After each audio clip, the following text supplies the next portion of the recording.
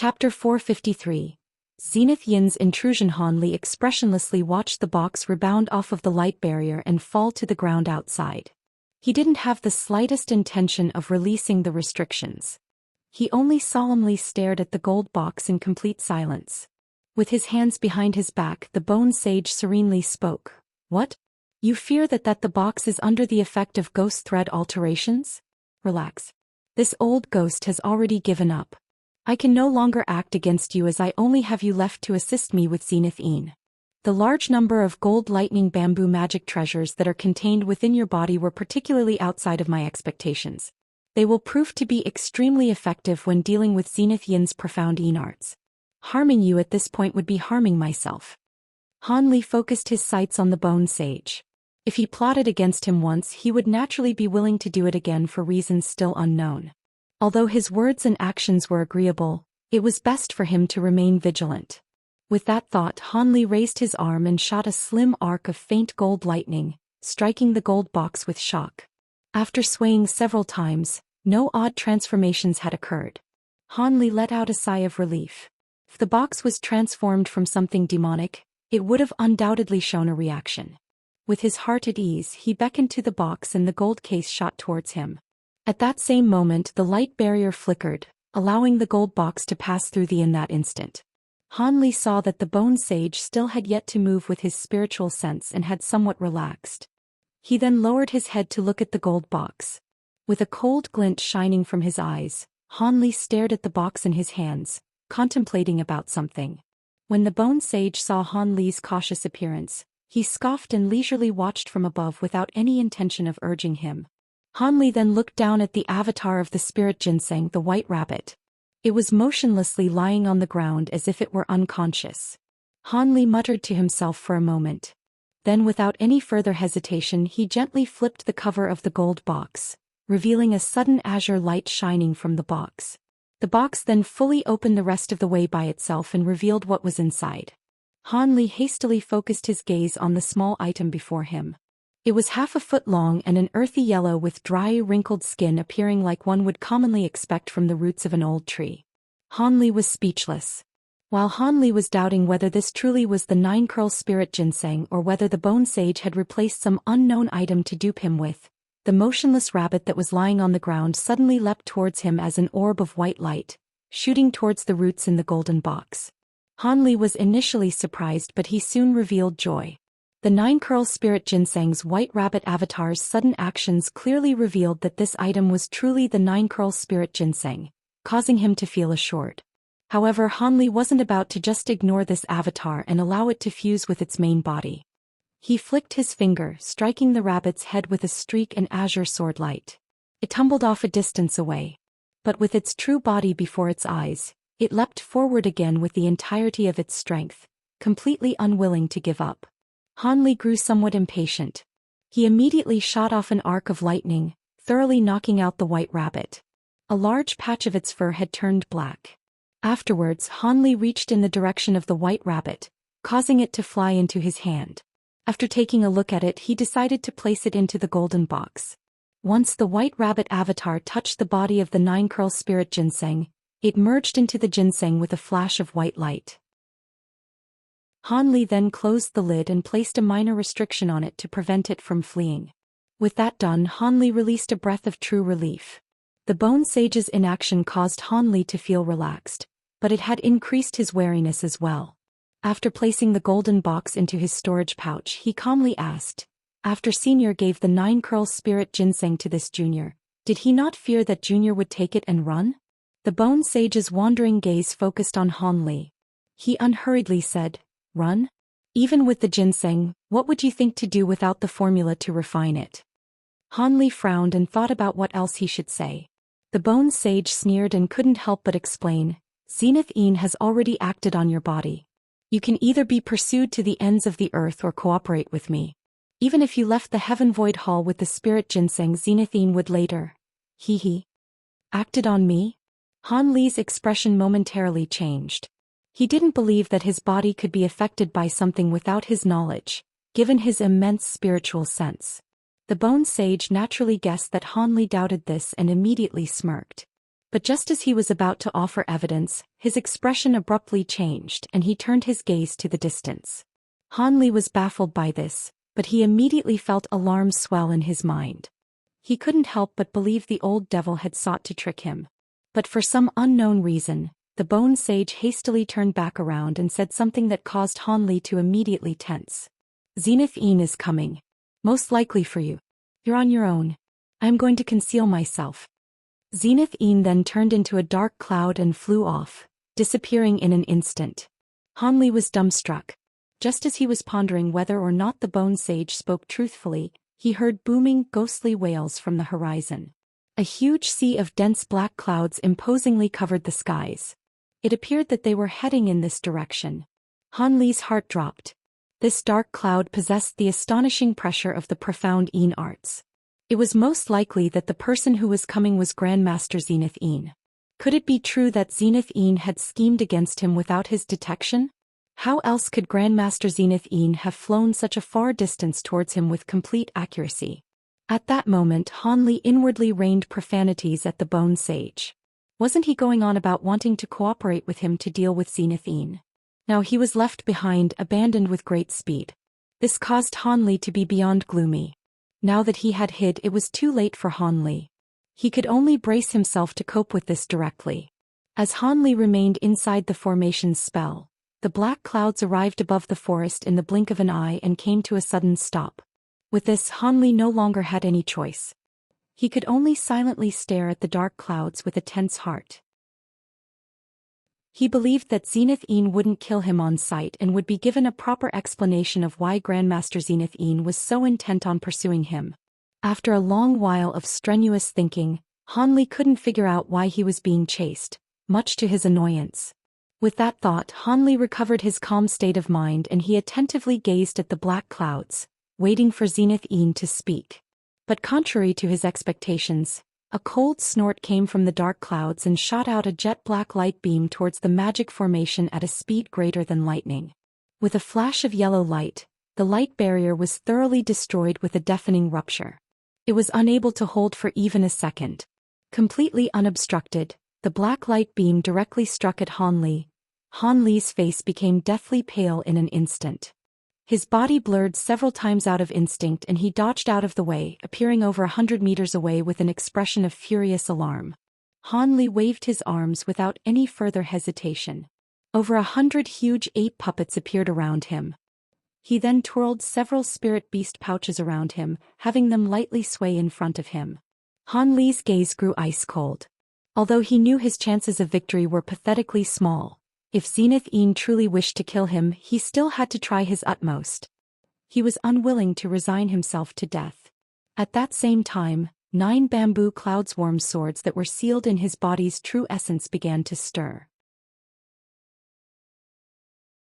Chapter 454. Enticement. The expansive black clouds appeared to be reacting to Han Li's hostile vigilance. They started to quickly swiveled and started pulling back at the center of the clouds with a grand flourish of devilish chi. Han Li's heart trembled. Just as he was about to impatiently order his puppets to attack, he heard the bone sage's cold voice in his ear. "Youngster, don't attack him. He is merely giving you a show of his strength. He doesn't wish to truly kill you. Let's see what my traitorous disciples wants from you before you do anything else." The bone sage's voice transmission surprised Han Li, giving him a sudden realization. He then forcefully suppressed the restlessness in his heart and asked, "Great Senior Zenith, for what reason has Senior come to find this junior?" Han Li's voice was gloomy and serene, possessing neither arrogance nor humbleness. "You're still calm despite receiving my attack. Seems you are quite courageous." Grandmaster Zenith answer was besides the point. Han Li was unsure whether his words were that of praise or contempt. As a nascent soul cultivator, if Senior wishes to exterminate Junior, my courage wouldn't make a difference. Han Li unconsciously frowned and replied with a calm expression. He felt slightly more at ease, knowing that the bone sage was hiding not far away. If he were to act together with the old devil who knew the weakness of the profound Yin arts, it would be possible to fight against Zenith. Naturally, that would require the bone sage to assist him, which was something Han Li couldn't guarantee. As a result, he didn't possess the slightest intention of angering the bone sage. At that moment the black clouds eventually billowed away and flashed several times. Whoosh! The clouds disappeared to reveal a middle-aged man and a short, thin and ugly youth, Zenith and Wuxia. You are Han Li, a rogue cultivator from Heavenly Star City? The middle-aged man looked at Han Li with interest. That's correct. I am Han Li, although it seems Senior already knows this. Han Li revealed a bitter smile and spoke with a tone of helplessness. Don't be anxious, I'm not here to look for trouble. It's not about that matter with the exquisite sound sect either. The previous attack was merely because I felt that formation spell was in the way, so I sought to break it. Zenith spoke with an indifferent smile. What was in the way? Did you not merely wish to intimidate me with your immense strength? Han Li thought, completely aware of the truth. But contrarily, he respectfully asked, then Senior is here for? As Han Li clearly understood that Zenith was waiting for him to ask that, he could only hold his nose and play along. Zenith chuckled upon hearing Han Li's question. After closely examining Han Li, he was able to sense his inward restlessness. Do you recognize what this is? Zenith raised his hand, revealing a dense white ball. Without giving him a chance to clearly see what it was, he lightly tossed it towards Han Li. Han Li revealed slight confusion. When the item flew in front of him, he caught it with his sleeve and carefully brought it before his eyes. The item wasn't large and was badly damaged, but Han Li recognized it at a glance. It was a small amount of the pure white threads from the bloodjade spiders. Han Li blankly stared at it, baffled at why Zenith had given this to him. But after some thought he immediately recalled the battle that had occurred with the Hidden Fiend sect. When he was trying to escape the entrapment, he had used the bloodjade spiders to deal with a demon corpse that was blocking his path. That should have been when Zenith had acquired this object. Why is he asking about this item now? Han Li's expression slightly changed as suspicions began to come to mind.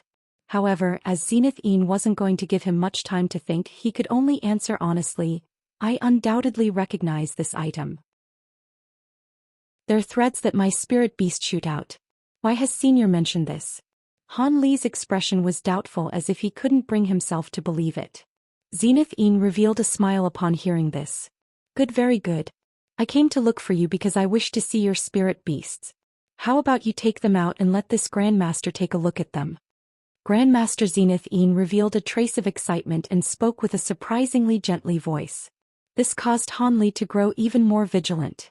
This was because Han Li had caught a trace of well-concealed greed contained in his smile. It was only revealed for an instant before it faded away. Showing such an expression at the mention of his bloodjade spiders wasn't a good omen by any means. Although he felt even more restless underneath Grandmaster Zenith gaze, Han Li could only hesitantly force himself to agree. Well, no point in dragging this out. Han Li gloomily thought. He then raised his arm and lightly patted the spirit beast pouch at his waist. A white light then flew out and landed in front of Han Li. The light faded away to reveal a white spider the size of a millstone, fiercely observing its surroundings. When Zenith saw the bloodjade spider, he continuously stared at it as if it were an extremely precious treasure. His expression gradually became happier. Great. It truly is a bloodjade spider. Hee. After a long while, Grandmaster Zenith broke into wild laughter as he faced the sky, causing the nearby air to tremble. Han Li's expression involuntarily changed. The cultivation of a nascent soul cultivator was truly profound. However, Han Li soon wore a cautious expression. He knew that Zenith was about to mention the true heart of the problem. But before Grandmaster Zenith could speak, the Bone Sage's apprehensive voice was transmitted to Han Li's ear. How did you get that bloodjade spider? Why haven't you told me about this? The Bone Sage's voice was filled with regret and furious alarm. Why would I have told you that I possessed it? Han Li grew sullen. But he immediately calmed his mind and had second thoughts. Since the Bone Sage was also moved by it, it seems the bloodjade spider possessed a great mystery. Would the appearance of this unknown matter prove to be a benefit or detriment to him? As Han Li was inwardly mulling this over, the Bone Sage urgently sent him another voice transmission. That traitorous disciple Zenith will definitely invite you to go with him into the inner halls. Do not hesitate to go with him. I will be secretly following after you and provide assistance. Perhaps sensing that Han Li's tone was unsettled, the Bone Sage's voice became much more gentle. When Han Li heard this, his heart became even more uneasy, contrary to the Bone Sage's intentions. He faintly felt that he was about to be dragged into a great maelstrom where he would meet a terrible death if he weren't careful. As these suspicions stirred in Han Li's mind, Zenith eventually spoke as the Bone Sage had predicted. Han Li, do you wish to go to the inner halls? If you do, I will bring you through safely. Zenith's voice was amiable and his words were filled with great enticement. Go to the inner halls? Han Li was astonished. It was a place that was said to be too dangerous for a core formation cultivator, but the treasures that it contained were far more precious than in other areas of the Heaven Void Hall. But after Han Li came to know of the particulars of that place, he had decided not to go. He was even more averse to braving the dangers of the inner hall now that he had just acquired the 9-curl spirit ginseng, an item that greatly helped when congealing a nascent soul. Zenith Yin's offer to safely bring him through the inner halls, and the Bone Sage's exhortations for him to agree were met with complete disdain and distrust from Han Li. He only had one life after all. After a moment more of pondering, Han Li declined with a forced smile. To this junior, the inner halls are truly out of reach. Junior will be satisfied with passing only 2 trials. As such, Junior will forego going to the inner halls. His luck isn't that good. Grandmaster Zenith Yin's expression sank and his eyes became stern. At his side, Wuchou loudly rebuked him with a scowl. Han Li, my ancestor didn't chase after you for your offenses during that previous matter. Now you use excuses to refuse his kind offer to bring you into the inner halls. Could it be that you hold our Zenith Island in contempt? Although Grandmaster Zenith didn't stop Wuchou, he wore a displeased expression and looked at Wuchou with a cold gaze. Han Li grew silent once more. He again heard the Bone Sage exhort him to agree, causing even more distrust to swell in his heart. I won't go. Although I do not know why Island Lord Wu plans on bringing me into the inner halls, it definitely won't be a matter of only broadening my experiences. It would be better for me to use my time to look for treasures in safer areas. Han Li spoke with an indifferent expression. Chapter 455. Another surprise. Humph. Do you truly believe that you get to decide whether or not you go? If you don't go with us, this young lord will kill you here. Did you truly believe that our Zenith Island wouldn't dare to act due to the words of the Star Palace enforcers? Wu Chao's small eyes ominously glinted. Although Wu Chou had been previously warned by Grandmaster Zenith he still attempted to threateningly pressure Han Li. Wu Chou felt Han Li was truly displeasing to the eye. The malice he felt towards Han Li was nearly innate, born from no particular reason. Han Li found this feeling mutual. That recent outburst was merely met with an indifferent glance. Paying no further heed to Wu Chou, he spoke to Grandmaster Zenith For a reason unknown to me, Senior requires this junior's spirit beast. But this junior is also well aware that if a spirit beast's master dies, their spirit beasts are incapable of recognizing another master.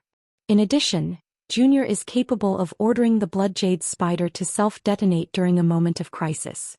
Surely, Senior doesn't wish to see that. Han Li clearly understood that Wu Chou was merely playing the part of a paper tiger. As such, Han Li was unwilling to tango with Wu Chou and decided to speak with the true authority, Grandmaster Zenith However, this action by Han Li caused Wu Chou to fly into a rage from the humiliation. After a hostile expression appeared on his face, he spewed a slew of profanities at Han Li. But he was soon stopped by a wave from Zenith Good, I am fond of juniors with courage and understanding. Since this island lord requires your Blood Jade Spider, I naturally won't drag you along without payment. Once we arrive in the inner halls, I will. Just as Zenith was about to list his conditions, his expression suddenly grew sullen and he stopped speaking. He turned his head around to fiercely stare in a certain direction with a malicious look on his face. Let this Grandmaster have a look at you, eavesdropper. Grandmaster Zenith Yin's voice was shrill and full of killing intent. He appeared extremely angry. Han Li felt alarmed. He immediately thought that the Bone Sage had been discovered and was unconsciously pondering about how he should deal with this situation. However, Han Li was surprised to hear an aged voice. Old Pao Wu, there is no need to be so angry. I merely encountered you by coincidence. Don't tell me you're going to attack? 100 meters away in the air floated a Confucian-robed old man covered in an azure glowing light. It was someone Grandmaster Zenith was quite familiar with. Layman Qing Yi. Fellow Daoist Qing. You followed me.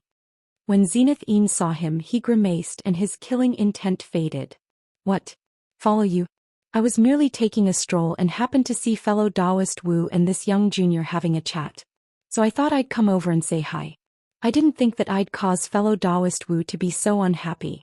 Sigh, had I known earlier, I definitely wouldn't have acted so rashly. The Confucian-robed old man dryly laughed and spoke with a completely unconcerned tone. He soon grew unconcerned with keeping up his own pretenses and turned his gaze from the pale Zenith to the bloodjade spider. This is a bloodjade spider? It is a truly rare spirit beast. From the analysis of earlier cultivators, this is one of the spirit beasts that are most likely capable of acquiring the Heaven Void Cauldron.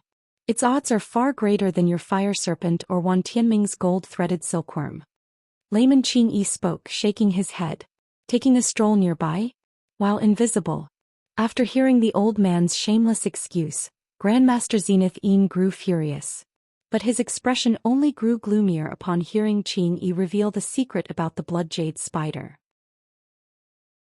After turning his gaze away from the bloodjade spiders, the Confucian-robed scholar examined Han Li several times before saying, "So this is the junior that old Pal Wu was concerned with earlier. This old man is also quite fond of guiding courageous and insightful youngsters. I am quite interested in taking him in as my disciple. How about it? I've never taken in a disciple before." Zenith paled after hearing this. Take Junior in a disciple? Han Li blinked several times. He didn't know whether he should be excited or cynical. Zenith Yin's expression was icy, and threads of black qi began to surge from his body. He spoke each of his words forcefully while staring at the old man. "Fellow Daoist Qing, what are you planning?" "Hee. I was only joking. Old pal Zenith doesn't need to be so nervous. If I were to truly take this youngster as a disciple, I fear fellow Daoist would attack me without restraint. However, if Hu Manzi were to know of this bloodjade spider, would he back down?" The old man chuckled.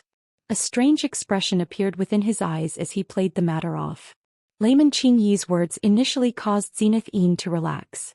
But upon hearing him mention Manhuzi, he started to feel a strong headache. Zenith had originally planned to keep the bloodjade spider a secret and manipulate the others into driving the righteous Dao cultivators away from the inner halls or have both sides suffer a mutual defeat. He would then use the fire serpent to put on a display of being incapable of acquiring the treasure while secretly using Han Li's bloodjade spider to secure it. He alone would acquire the Heaven Void Cauldron. As for his previous promises, he had never intended on keeping them in the first place. But he didn't expect in the slightest that his meticulous plan would be thrown into disarray by this old cunning fox. He was uncertain about whether or not he could kill him to shut him up. And even if he were confident, he couldn't easily act and weaken his own side prematurely. After all, he still had the righteous Dao cultivators to contend with. Zenith Yin's face twitched when the old man mentioned Manhuzi. He had previously experienced just how fearsome Manhuzi's heaven-bearing devil arts were. Even with his newly acquired minor mastery of his heaven-wide corpse fire, he didn't hold any confidence in facing that man. If by chance that man were to use the pretext of taking in that youngster as a disciple, then he would insist on taking the lion's share of the treasure. He wouldn't have any way to prevent it. Unless, seeing that he was no longer able to preserve the secret of the bloodjade spiders, Zenith started to think of how he wouldn't suffer a smaller portion of the treasures. At that moment, his heart stirred and he looked at the old man with an odd expression, faintly guessing the meaning behind his previous words. The Confucian-robed old man faintly smiled in response to his odd expression and transmitted a message to his ear. Zenith Yin's expression started to ceaselessly fluctuate. The old man's voice transmission was short and he quickly resumed speaking out loud. "How about this proposal?" Without taking much time to think, Zenith gloomily said, "Fine, I accept." The old man revealed a pleased expression and said, "Good, this is how it should be." He then glanced at Han Li and unhurriedly said, "Now between the two of us, who do you think is more suitable to become his master?" After muttering to himself, Zenith said, "Naturally he will decide who will become his master. That would be a bit more fair." The old man blankly stared for a moment before revealing a strange expression. But after some conde ration he nodded his head in agreement. When Zenith saw this he wore a seldom-seen smile. He then turned towards Han Li and indifferently said, "You must have already heard our chat. Your bloodjade spider is something that we require in our treasure hunt, something that we cannot declone under any circumstance. If you believe I won't kill you because you are the master of the spirit beast, then you are gravely mistaken. This Grandmaster happens to know of a convenient method to refine spirit corpses. If worst comes to worst, I will kill the bloodjade spider and refine it into a demon corpse. Since the bloodjade spider's cultivation will greatly suffer from this, I won't do this unless I am forced. If you are afraid of any disadvantages that will result from being involved, then you can become either of our disciples and receive our protection. Also, you will acquire a portion of the treasure should we be successful in acquiring it. As you appear to be a smart fellow, you should know what to do." Zenith calmly laid out both the carrot and the stick, causing Han Li's expression to change. In fact, Han Li was inwardly cursing without end. Ever since the Confucian-robed old man had arrived, Han Li felt ill at ease as if the situation had taken a turn for the worse. He had originally wished for the two eccentrics to fight amongst themselves, allowing him to slip away in the ensuing chaos. But he didn't expect for the cunning old foxes to reach an agreement after only a few words. Now Han Li reckoned there wasn't the slightest chance that the Bone Sage would appear to help him. As for using the bloodjade spider as a threat, it seemed it wouldn't have any effect. He reckoned that if he were to truly order the bloodjade spider to self-detonate, Zenith would rush to refine them. But as his life was hanging by only this thread, he couldn't afford to damn himself by angering these nascent soul cultivators. It seemed that if he didn't agree he would only be met with death. Chapter 456. Becoming Zenith Yin's disciple. Just as Han Li thought about saying something, he suddenly heard a voice transmission from Layman Qingyi. "Han Li, this old man hasn't accepted a disciple in his entire life and doesn't have much longer to live. If you were to become my disciple, then my legacy, magic treasures and all else will be inherited by you. You aren't going to come across such good fortune elsewhere." Layman Qingyi's voice was full of allure. Han Li understood that his words were certain to be overstated, but he couldn't help but feel tempted. Before he could even think it over, he heard Zenith Yin's gloomy voice. "Youngster, regardless of what this eccentric had promised you, I want to remind you that this eccentric is a rogue cultivator, one who treads the solitary path. Apart from a desolate island, he has few other possessions. Even if you were to inherit everything from him, it won't amount to much. However, my Zenithine island is different. Not only are there many cultivators, but it also possesses grand influence. As my own personal disciple, you will hold an unimaginable amount of influence on the island. Regardless of whether it's beautiful pear cultivation servants or precious pill and tool ingredients, this Grandmaster will allow you to select them. I also saw that you were walking quite close to the exquisite sound sex fairy violet spirit. If you have any interest in her, it can be handled. So long as you pledge to be my disciple, I will personally bring her to Zenith Island to become your furnace cauldron. These incentives should be much to your satisfaction." Zenith was very direct, listing off many conditions in a torrent. However, this wasn't the end. The Bone Sage's voice soon entered his ear. "Youngster Han, take my traitorous disciple as a master. That way we can look for a favorable opportunity to kill him. Don't forget, I am the only person who knows the pill formula for the refinement of the 9-curl spirit ginseng. You had best do as I suggest, otherwise—" The Bone Sage's words were filled with an obvious threat. Han Li inwardly rolled his eyes. Each of them had ulterior motives and he would suffer greatly if he wasn't careful. In his own mind, if he truly wanted to take a master, then he would naturally pick the Confucian-robed old man. Although he wouldn't receive many great benefits, he wouldn't become entangled with a hideous mess of relations. It would be far more peaceful and he wouldn't be involved with any more quarrels. As for Zenith Yin's medicine pills, beautiful women and techniques, Han Li wasn't particularly interested. The talk regarding fairy violet spirit interested him even less. But with the Bone Sage's voice transmission, Han Li had to carefully reconsider. Solidifying a nascent soul was his next objective on the path to immortality. Although it was still quite some time away, the pill recipe was still something that he had to acquire. With that thought, Han Li lowered his head and started muttering to himself, pondering over what was to be gained or lost. Han Li's expression changed several times over a short period of time before he raised his head. His next words were music to Zenith Yin's ears and to the disappointment of the Confucian-robed old man. This one has long heard of Zenith Yin Island's great reputation. Junior wishes to receive a few pointers from Senior Wu. Good choice, Han Li. This Grandmaster will first accept you as an in-name disciple. When we later return to Zenith Yin Island, I will conduct a ceremony for you to become an official disciple.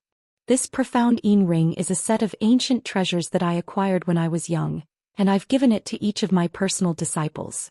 Since it is both a keepsake and a protective treasure, be sure to properly take care of it. Zenith Yin understood the value of striking when the iron was hot. He immediately took a dark gray ring off his hand and handed it over to Han Li. Han Li accepted it with slight surprise and carefully looked at it. The ring was just about as large as one would expect, but it was etched with a few mysterious talisman characters that released pale blue light. One could tell that it was unordinary at a glance. As Han Li felt joy, he heard the Bone Sage scoff. Profound Yin ring? It seems my traitorous disciple has cleanly eliminated any traces of my existence. This was obviously an ancient treasure that I had bestowed upon him, the Yin Yang ring. He actually changed its name. Humph. Don't grow too excited. Although this Yin ring can protect your body and repel attacks, the Yang ring that he possesses can be used to restrain you. If you attempt to use it when you deal with him, you will only be meeting your own doom. When Han Li heard this, he didn't reveal any peculiarities as he respectfully paid thanks to Zenith Yin. However, he couldn't help but inwardly sigh. With such a deep and cunning schemer as Zenith Yin by his side, he must be exceedingly vigilant. Else he would suffer a terrible fate. He now hoped that the Bone Sage truly had a method to kill Zenith Yin. Otherwise, he'd have to later join Zenith Yin Island and obediently become eccentric Zenith Yin's disciple. Besides, even if Han Li did want to become a genuine, obedient disciple, Zenith Yin might not be sincere in receiving him. Whether or not Zenith Yin would become hostile after all was done, was yet another matter to be concerned with. Faithfully following after Zenith Yin was not an option. As of now, he could only improvise as events unfolded, since he didn't have the strength to do otherwise. Although Han Li was well aware that the cultivation world was where the weak were prey for the strong, he hadn't felt such helplessness since he was at Foundation establishment. He had previously found himself in perilous circumstances many times before, but he was able to use the entirety of his strength to overcome the odds. But if he were to now confront a nascent soul cultivator, he wouldn't stand the slightest chance. This all caused him to wonder whether he was born under cursed stars. However, this was a passing thought. He merely thought to follow after the Bone Sage and investigate the secrets of the map fragment from curiosity. Just how did he land himself into the eyes of nascent soul cultivators? Han Li slightly regretted his choice. Suppressing the deep grievances that couldn't be revealed, he forced himself to act excited and happy. Upon seeing Han Li wear the profound Yin ring and respectfully thank him, Zenith Yin was quite satisfied. After discussing a few things with the old man, he had Han Li follow behind him. The day was nearly over. If they didn't hurry over to the canyon, they would be eternally trapped here. As such, Han Li retrieved his bloodjade spider before flying across the horizon with the others.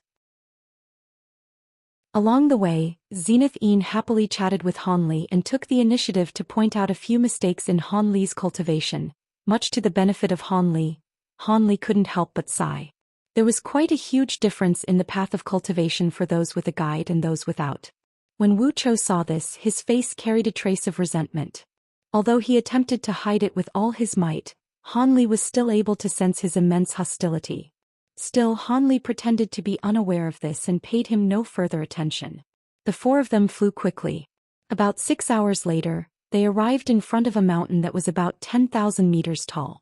This extremely steep mountain was made of black and gray stones. The mountain was cleanly split at its center in a supernaturally fine manner. It was even split through the mountain's foundation, producing a huge natural canyon. But what was even more strange was the twinkling blue and red light that separated the center of the mountain into two. It appeared truly otherworldly from a distance. Currently, over 30 differently dressed cultivators sat at the entrance of the canyon in silent meditation. Their expressions were solemn as if they were waiting for something. Zenith Yin and the other three slowly descended at the center of the group. Han Li swept his gaze over them, and discovered that the black-robed Yuan Yao was also among them. When Yuan Yao saw Han Li accompanying the nascent soul cultivators of the Devil Dao, she revealed amazement. When Han Li turned his gaze towards her, she flusteredly turned her head away, not daring to meet his gaze. Han Li was slightly surprised and faintly realized something. He then wordlessly turned his sights elsewhere. He didn't see Fairy Violet Spirit or that youthful male cultivator. It seems they returned to the pavilion without any intention of undergoing the paths of ice and fire. Although the meditating cultivators appeared solemn, they were calm and composed, each possessing an unordinary bearing. In terms of cultivation, a majority of them were superior to Han Li's. Although he didn't know how many of them possessed late core formation cultivation, he could tell that a majority of them held mid-core formation cultivation. As for those that possessed early core formation cultivation like Han Li and Yuan Yao, there were only 7 of them. However, all of them were collected and appeared full of confidence. After Han Li finished his observations, he slightly frowned. There were no other nascent soul cultivators present apart from Zenith Yin and Layman Qingyi. Seeing this, Zenith Yin found a good area and sat down. Wuxia naturally followed and sat down beside him. Han Li, come rest beside your master. Zenith Yin spoke, assuming the role of Han Li's gentle master. Han Li didn't wish to approach the eccentric, but under Zenith Yin's gaze he could only force himself to comply and sit beside him. Chapter 457. Heavenbearing Devil Arts. Just as Han Li sat down, he heard a sonic boom from the distant sky. Wan Tianming and the other 2 nascent soul righteous Dao cultivators appeared and descended onto the ground. When they spotted Zenith Yin and Layman Qingyi, they sneered and gathered at another location. They were whispering to each other, discussing some secret matters. When Zenith Yin saw this, he snorted and soon closed his eyes shortly after. It was impossible for Han Li to be as calm as Zenith Yin.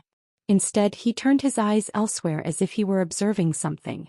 However, if someone were to attentively examine Han Li, one would find that his gaze was unfocused and that he was completely inattentive.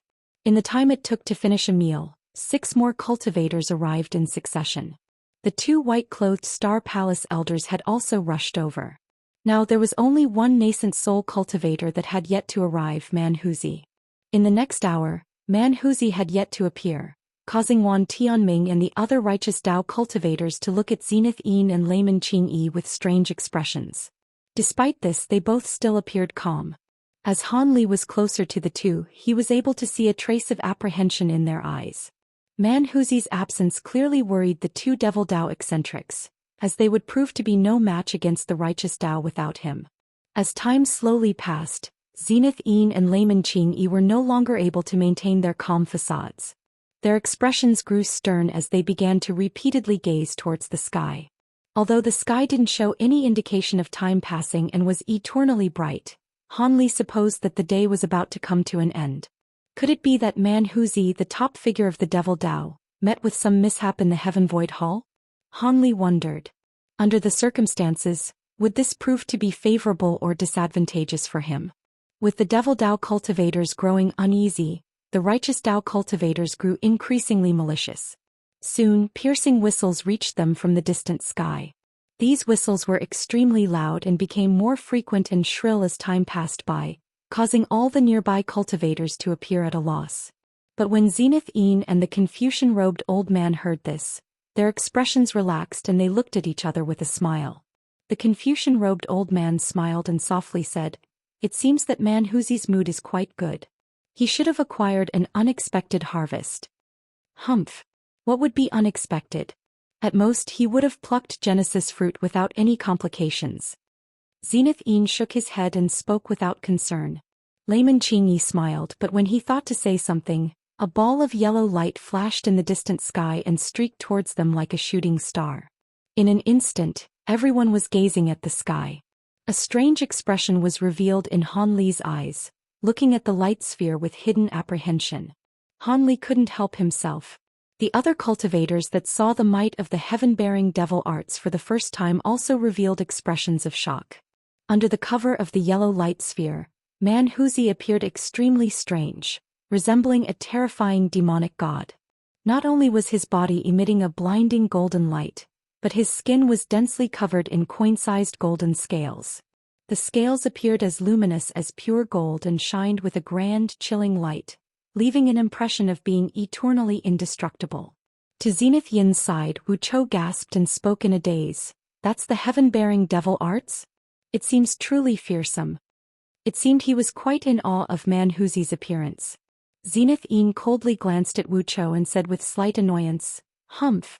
It's merely a tortoise's shell. When I have refined the profound Yin arts to perfection realm, they will be no weaker than the Heavenbearing devil art." This suddenly caused Wuchou to recall that his own ancestor was on bad terms with Manhuzi. Wasn't his praise of Manhuzi deliberately provoking Zenith Yin? He then repeatedly praised his master with an embarrassed appearance before keeping silent. In the sky, Manhuzi swept his gaze past them and immediately caught sight of Zenith Yin and the others. He dropped down towards them, causing the nearby ground to tremble upon landing. After landing, Manhuzi's scales retracted from his body, and his golden light gradually faded away. It seems Brother Man had a very successful harvest. Why else would you be so happy? The Confucian-robed old man cupped his hand towards him with a beaming smile. Manhuzi's excitement disappeared upon hearing the old man's question. He answered without hesitation, "Hee. I've made a few gains. I killed an ice-striped toad near the Genesis fruit tree.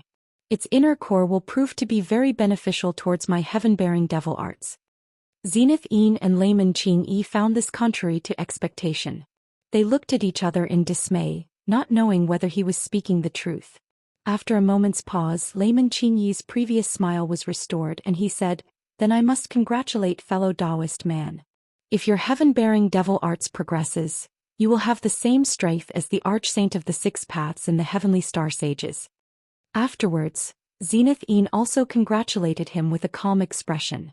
Manhuzi chuckled and was about to say something, but he appeared slightly baffled when his eyes fell on Han Li. He remained slightly baffled before his eyes strangely glinted and released a trace of astonishing pressure. Bearing the brunt of this pressure, Han Li instantly felt his body tense, incapable of moving as if each of his limbs were being weighed down by 1,000 kilograms. But what was most shocking to Han Li was the feeling of Manhuzi's icy gaze seeing past both his mind and body. Han Li's complexion became deathly pale, and he reacted by circulating the Great Development technique. After a moment, his mind stabilized, returning a bit of blood to his face and restoring control of his body back to normal. Manhuzi couldn't help but be astonished. He soon revealed a trace of pleasant surprise, but when he thought to do something else, Zenith Yin blurred and appeared in front of Han Li. Zenith Yin offsetted Manhuzi's imposing pressure and calmly asked, "Brother Man, what are you doing? Why are you bullying my junior disciple?" "Junior disciple?" Manhuzi blankly stared for a moment before appearing gloomy. After disdainfully glancing at Wuchou, he bluntly said, "Zenith Yin, are you making fun of me? Apart from that youngster Wuchou, what other disciples did you bring to the Heaven Void Hall?" He appeared as if he planned to attack if he were to be corrected. Manhuzi, you misunderstand.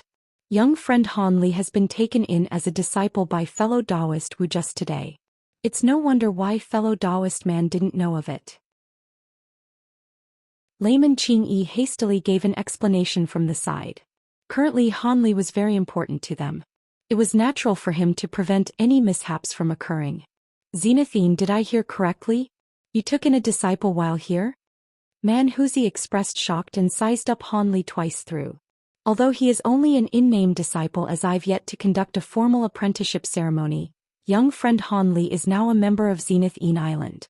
I hope Brother Man won't treat me too harshly." Zenith Yin spoke with a slight smile.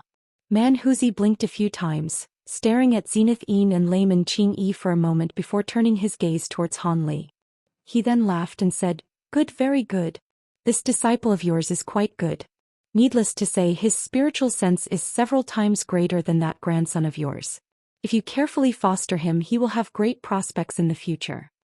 Great prospects indeed. That last sentence of his seemed to possess a deeper meaning. Zenith Yin and Layman Qingyi were at a complete loss and looked at each other in confusion. Zenith Yin frowned and slowly asked, "What does Brother Man mean?" "There is no meaning. Your in-name disciple is quite good. Are you interested in giving him to me?" I feel like this youngster is quite suitable for cultivating my heaven-bearing devil arts. Manhuzi spoke without care, but those words greatly frightened his fellow Devil Dao cultivators. Layman Qingyi hastily changed the subject. Brother Man must be joking. Young friend Han has already become a disciple of Zenith Yin. How can he be so casually changed? Manhuzi grimly laughed and stroked his beard. He suddenly spoke with a cold tone. Hee. If you aren't willing, then let's forget about it. To tell the truth, accepting a disciple is far too troublesome for me. However, why did fellow Daoist Qing grow so anxious for a disciple of Zenithine Island? Could it be that this youngster has something that can't be revealed? After this was said, the old man's expression momentarily changed before calmly glancing at Zenith Yin. Zenith Yin's expression slightly changed. After a moment of silence, he calmly said, Brother Man, since you have doubts, I won't conceal anything. My junior disciple will prove quite useful during our treasure hunt in the inner halls. I hope you will forgive him if he has offended you. Zenith Yin's words caused Han Li to be extremely annoyed. When could he have possibly offended Manhuzi?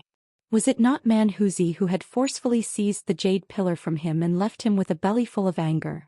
Naturally, Han Li didn't dare to say this, and the words remained in his mind. With a wave of his arm, Manhuzi lazily said, Offend? I don't even recognize this youngster. There was no offense. I merely saw that his cultivation technique was quite interesting and I wanted to test it. But how can a core formation cultivator be useful in the inner halls? Are you duping me? Zenith Yin frowned and hesitated for a moment. Afterwards he gave Layman Qingyi an indicative glance. Layman Qingyi faintly smiled and sent Manhuzi a sound transmission. Seeing the two's secretive manners, Manhuzi revealed slight disdain. But after he heard the transmission, his expression suddenly changed and he looked at Han Li in shock. Manhuzi then asked the old man a few questions with sound transmissions and came to a sudden realization, revealing an icy expression. Manhuzi narrowed his eyes and stared at Zenith Yin with a sharp gaze. He said in an imposing manner, Zenith Yin, I was wondering why you would inexplicably take in a disciple. So it turned out you. Humph. You sure came up with a good plan. There is no need to be so angry, brother man. If you came across a similar matter, perhaps you would have used a similar method. In addition, we've revealed the matter to you and have no intention of monopolizing the harvest. We'll be relying on brother man in the coming treasure hunt. Zenith Yin calmly said. After a moment of thought, Manhuzi's expression grew calm and he said, If I don't take action, Wan Tianming and his group of hypocrites wouldn't give you a chance to take the treasure. So let's get the business out the way first. If you get the treasure, how are we splitting it? How about we split the treasure into 4? Including young friend Han, each person will get a share. Layman Qingyi had long considered this question and immediately answered. This answer caused Manhuzi to become angry. With a derisive expression he said, Qingyi, do you really think I'm so easily swindled? Do you really think that you'll be able to handle Wan Tianming when the time comes? And you actually want to split it evenly amongst us? The old man sighed and responded with a chuckle, Don't be angry, brother man. It's true that my thoughts aren't entirely fair. How does brother man feel it should be decided? Manhuzi spoke with a serious expression, I don't care how much you all receive, I require half of the treasure. After all, Wan Tianming alone is more than enough to deal with the both of you. If I'm going to take him on, then it is only fair that I get half. Manhuzi's words weren't surprising to Zenith Yin and the old man. They had clearly expected him to make large demands. Zenith Yin unhurriedly said, An entire half? Brother man's appetite is truly great. But don't forget that without my junior disciple's assistance, our odds of acquiring the treasure are pathetically low. My disciple also requires a share. Humph. A core formation cultivator also gets a share among us? Manhuzi disdainfully glanced at Han Li. Han Li's expression stirred for a moment before calming down. Hee. If he were only a rogue cultivator, he obviously wouldn't be entitled to a share of the Heaven Void Cauldron's treasures. But since he is my disciple, he will get one. Zenith Yin was unwilling to back down. A stern expression appeared on Manhuzi's face. Just as he thought to say something, the old man rushed to propose a compromise. There is no need to fight. How about this? When we acquire the treasure, we'll split the treasure into 5. 2 shares will go to Brother Man and the other 3 will go to the rest of us. Surely that is fair? Manhuzi blankly stared for a moment, before stroking his beard in silence. Zenith immediately declared his position with a heavy voice. I find these conditions acceptable. What do you think, Brother Man? Fine. Although I am still not satisfied, it is better than the previous proposal. Manhuzi wrinkled his brow and spoke with an annoyed tone. He had already figured out that Zenith and the old man had joined hands, and that the proposed conditions were likely their bottom line. As such, he was unable to pressure them too strongly. As the Devil Dao eccentrics were discussing how to split their not yet acquired treasures, Wan Tianming and the righteous Dao cultivators were also having a secret discussion about the treasures. Sect Master Wan, how certain are you that your gold-threaded silkworm will be able to take out the Heaven Void Cauldron? There have been many experts in the past that thought to acquire this treasure, but not one of them were successful. I fear we will also be unsuccessful. Daoist priest Tian Wuzi spoke with worry. Wan Tianming calmly said, be at ease. While my gold-threaded silkwork doesn't have high odds, we did acquire the sky azure flower. So long as I feed it to the silkworm when we acquire the treasure and overexert it, we will have at least a 4% chance of success. That can already be considered high. This humble Daoist also knows of this. I merely felt ill at ease when thinking of this matter. I am ashamed. It seems my own cultivation is lacking and my mind must be further polished. Tian Wuzi spoke with slight embarrassment. Wan Tianming chuckled. I am also deeply worried that those 2 old freaks, the heavenly star sages, would acquire the treasures of the heaven void. It only human nature as we are mere cultivators. We aren't desireless like true immortals. The old farmer then said, however, Sect Master One had better keep watch on those Devil Dao cultivators. They are secretly talking about something.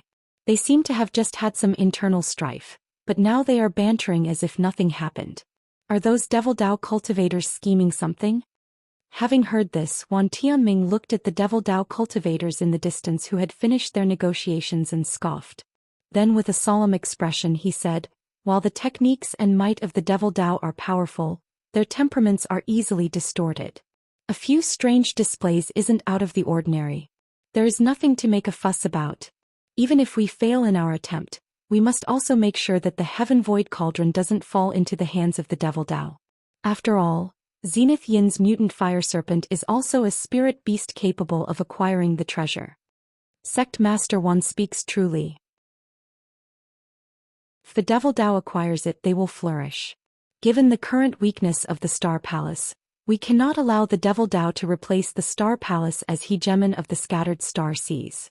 Tian Wuzi repeatedly nodded his head. Wan Tianming was very pleased and thought to say something more when the blue-red light from the huge mountain suddenly flourished. The walls near the entrance to the canyon started to tremendously shake, splitting open 2 separate passageways. It seemed that they lead into the canyon. A meter-tall stone slab emerged at each of the entrances with the words, Path of Profound Crystal, and Path of Molten Rock, in ancient characters. Suddenly, the cultivators closest to the entrances hurriedly took a step forward. Those that approached the entrance to the Path of Molten Rock grew light-headed and felt their mouths dry from the gust of scorching heat that flew past them. As for those near the entrance to the Path of Profound Crystal, it continuously emitted a white ice-cold aura. The faint whistling of harsh winds caused one's heart to grow cold. Upon seeing the paths appear, Zenith stood with roused spirits.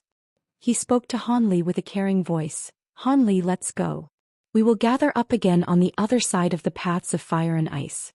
Although I am incapable of personally bringing you through them, I will give you a treasure to resist either the cold or heat depending on what path you choose. When Hanli was traversing the ghost mist, he had been informed about the paths of fire and ice by Fairy Violet's spirit. He knew that after setting foot in the passage he would be teleported to a predetermined area in the canyon. There was very little chance that he would be teleported together with others as had been reaffirmed by Zenith.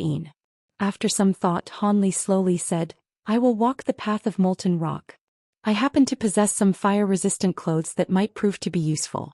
Zenith took out a deep blue jade pendant from his storage pouch without hesitation and handed it over to Hanli. Alright, take good care of this. With this item, you should have no problems passing through the trial given your cultivation. When Manhuzi saw this, he insincerely smiled and said, This is truly unexpected. Such a miserly person as Zenith actually showed a moment of generosity. Isn't that your white rhino emblem? Chapter 459. Trek. Zenith didn't grow angry, instead replying with a roll of his eyes and a chuckle. My junior disciple's cultivation is too shallow. As his master, it is only natural that I look after him. Although the white rhino emblem could be considered precious, I plan on taking the path of profound ice, so this item will be useless to me. If I am not mistaken, Brother Man also has a glacial ice pearl. Why not lend it to my disciple? Surely fellow Daoist doesn't wish for my junior disciple to encounter any mishaps before he enters the inner halls. Humph. I cannot allow that youngster to easily die before the Heaven Void Cauldron is secured. I acquired this glacial ice pearl from a glacial carp during my early years. How lucky for you, youngster. With that said, Manhuzi took out a thumb-sized misty white pearl and tossed it at Han Li. Han Li felt joyful and gave many words of thanks after receiving the item. Although he knew these treasures were only given to him because of his blood jade spider, they would allow him to go through the path of molten rock safely. It was exactly what he had wanted. Although the glacial ice pearl shone with white light similar to the white rhino emblem, it was far colder to the touch, causing his hand to tremble from its penetrating chill. He hastily placed it in his storage pouch as it appeared to be the more valuable of the two. When Layman Qingyi saw this, he chuckled and entered the path of profound ice with a blur. When the other cultivators saw this, they started to successively enter the canyons that they had previously chosen. After only a short moment, a majority of the cultivators had already entered the canyons. Zenith glanced at Han Li and amiably said, Han Li, how about you set off? We'll meet again at the end in a few days. Han Li saw no reason to disagree and headed towards the path of molten rock. As he was walking forward, he swept his gaze around with a calm expression, resulting in a feeling of anxiousness. That old Devilbane sage still hasn't appeared. Could it be that he had changed his mind and slipped away by himself? Han Li couldn't help but assume the worst. After all, human hearts were unpredictable. He could have changed his might after seeing the great might of Zenith. If the Bone Sage truly abandoned him, Han Li would bluntly use the Bone Sage's information as a bargaining chip with Zenith to guarantee his life. An ominous glint shone from Han Li's eyes as he thought this. This movement had caught the attention of others. While Han Li felt slight regret at this, the Bone Sage's voice had suddenly entered his ear. Don't glance around. I am concealed nearby and have yet to reveal myself. Do your best. I will meet you again after the path of ice and fire is cleared. Han Li felt some relief after recovering from his surprise and walked towards the passage with large steps. Hot winds blew past Han Li just as he stepped into the passage, causing him to feel a scorching heat on his body. Han Li frowned and attentively looked forward. The passage was 6 meters wide and couldn't be considered very tall. However, the way forward was glowing with blinding red light, placing apprehension in the hearts of those that see it. Han Li licked his dried lips and glared at it for a moment before moving forward. Each step he took felt as if the temperature was rising. After 30 steps, Han Li was no longer capable of moving forward. The hot winds that occasionally blew past him and the already hot temperatures of his surroundings caused his body to feel pain. After a moment of hesitation, Han Li covered his body in the water attribute barrier. The deep blue brilliance immediately alleviated the scorching heat. He then patted his storage pouch and a streak of blue light flew out into his hand, the fire-repulsing robes. Han Li immediately donned robes without much thought and suddenly felt a chill from his body. With roused spirits, Han Li continued forward. After a dozen steps, he saw a sudden flash of light. A wall of red light was blocking his path. After glancing at the wall of light, he walked in head first. He could hear footsteps echoing from behind him. He had no interest in meeting with other cultivators. After a series of dizzying fluctuations from within the blinding red light, the disappeared heat reappeared in a vicious, overbearing counterattack. His blue light barrier was unable to endure and started flickering as if it were about to collapse. Having yet to recover from his dizziness, Han Li grew greatly frightened and hastily circulated spiritual power throughout his body. After stabilizing his barrier, he examined his surroundings. He saw scarlet-red stone, yellow soil, plants that emitted red light and a blurry, deep red sky. Everything was tainted with the color of fire. Even while protected by his barrier and the fire-repulsing robes, he could clearly feel the scorching air. Han Li took a deep breath with a sullen expression. Under these temperatures he would only be able to endure for 5 hours. He had thought he wouldn't have to make use of any treasures and could easily make it through. But according to what Fairy Violet Spirit had said in the second trial, the path of fire and ice, cultivators couldn't fly and could only slowly tread forward on foot. As such, those that were teleported farther away would have to spend several days of restless walking before arriving at the end of the canyon. This wasn't something that could be done while relying solely on one's cultivation. It would require the use of treasures that blocked the respective elements of each path. In addition, the path wasn't the sole danger that the cultivators encountered on the path. The canyon gathered demon spirits of their respective elements, which were the greatest hindrance in the trial. During each occurrence of this trial, about half of the resulting deaths were caused by these demon spirits. In addition to this, there may be cultivators lying in ambush along the path, aiming to rob the treasures of others. This was something that had always occurred.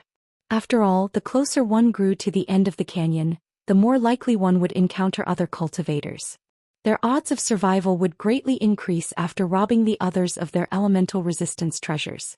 Odds were that a few cultivators that found it too difficult to continue would attack without any hesitation. Han Li stood in his original place without movement, examining his surroundings with narrow eyes and pondering over the information he had. After the time it took to finish a cup of tea, Han Li's expression stirred. He then took out the white rhino emblem and hung it at his waist. He then replaced his blue light barrier with the jade emblem's white light.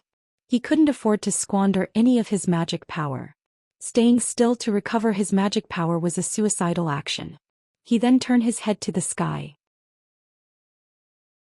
After identifying the direction of the blurry red sun with great difficulty, he set off without any further delay. Apart from a pile of rocks and a strange, perfectly straight tree, he didn't see anything else on the path as he slowly staggered onward. After a short moment of walking through the searing air, Han Li encountered a large patch of vegetation blocking his path that glowed with a strange, fiery light. Han Li frowned after looking at the strange plants and immediately shot a ball of glowing blue water towards it. Upon impact, the ball of water sizzled and turned to steam. Han Li's expression slightly changed. He looked to the side of the plants but saw no other way past the strange vegetation. After some hesitation, Han Li gritted his teeth and tried stepping through it. Upon walking through, Han Li came to know the fearsomeness of the path of molten rock. Wild plants? These were closer to swords of flame. Their incredible sharpness and heat caused him no small amount of pain. Although he didn't suffer much damage due to the protection of the white rhino emblem and fire-repulsing robes, he still felt continuous stabs of pain from below his thigh as he painstakingly forced himself through. After walking through only 10 meters, Han Li was forced to redeploy his water attribute light barrier. Although this would quickly consume his magic power, it allowed Han Li to quickly escape from the blistering underbrush. Making full use of his shifting smoke steps, he turned into a blue ghost that occasionally appeared within the dazzling red light. With each appearance it had grown farther away. Bu Wu was a cultivator with earth and fire spiritual roots. He managed to acquire his current cultivation in less 300 years, resulting in resounding fame in the local sea territories. Those that were close to him even thought that he was among those that had the highest chance to ascend to the nascent soul stage in the next 100 years. Bu Wu greatly enjoyed the admirations and praise of others along with their envious gazes. However, Bu Wu clearly understood his own circumstances. Were it not for the ancient essence split pill that he had found in the stomach of a grade 4 demon beast he had slain while traveling, he would likely still be lingering at the Foundation establishment stage. That medicine pill had caused him to feel the sweetness of ancient spirit medicines, saving him 100 years of bitter cultivation. As such, he had made plans for this journey to Heavenvoid Hall and had purchased a fire dragon worm at great price. He planned to brave the inner halls during a moment of distraction and use the worm to acquire the top-grade mysterious treasure renowned throughout the scattered star seas, the Heavenvoid Cauldron. With the many treasures contained in the Heavenvoid Cauldron and the rumored Heavenmend pill, breaking through to nascent soul stage would only be a step away. Chapter 460. The path of life and death. When Busuu entered the Heaven Void Hall and saw so many nascent soul eccentrics appear, he felt as if he had been drenched in cold water. Any nascent soul cultivator that arrived here would naturally go hunt for treasures in the inner halls. The Heaven Void Cauldron was certain to be the most important among them. Although nascent soul cultivators had also attended previous openings of the Heaven Void Hall, there would only be about 4 of them. But now there were actually 8 nascent soul cultivators, causing his hopes to grow very faint. But since he had already arrived, he was unwilling to cowardly return. As such, he entered the path of molten rock, holding a slight sliver of hope that it would prove to be as smooth as it had been with the ghost mist. To tell the truth, he did hold some fear towards the ghost mist and a later trial, the fantastical boundary of illusion. However, he didn't hold much regard for the path of ice and fire and never doubted whether or not he could pass it. This was because he cultivated a cultivation art well known amongst the scattered star seas, the Tranquil Yang art. This cultivation art had forcefully inserted itself among the top 10 mental cultivation arts among fire cultivation techniques. He had lost count of how many enemies he had exterminated, turning them entirely to ash with his Tranquil Yang true fire. As such, he held complete confidence towards treading the path of molten rock and resisting the heat with complete ease. Naturally, given his many years of cultivation, he wouldn't arrogantly think of treading the path of molten rock without any hesitation. He had also prepared 2 fire protection magic tools, but it wasn't that he didn't want to prepare more. It was just that purchasing the fire dragon worm had left him nearly destitute. With the assistance of 2 magic tools and his Tranquil Yang art, he felt that he would be able to traverse the path of molten rock without problem. But now, Busuu felt a deep regret churning in his guts. After a short time on the path, he unexpectedly discovered that despite the wondrous fire-resistant effects of his Tranquil Yang arts, he was forced to continuously use his Tranquil Yang arts at full strength in order to resist the scorching heat that surrounded him. His original thought of ignoring this hostile environment was impossible as his magic power was being depleted far faster than he had anticipated.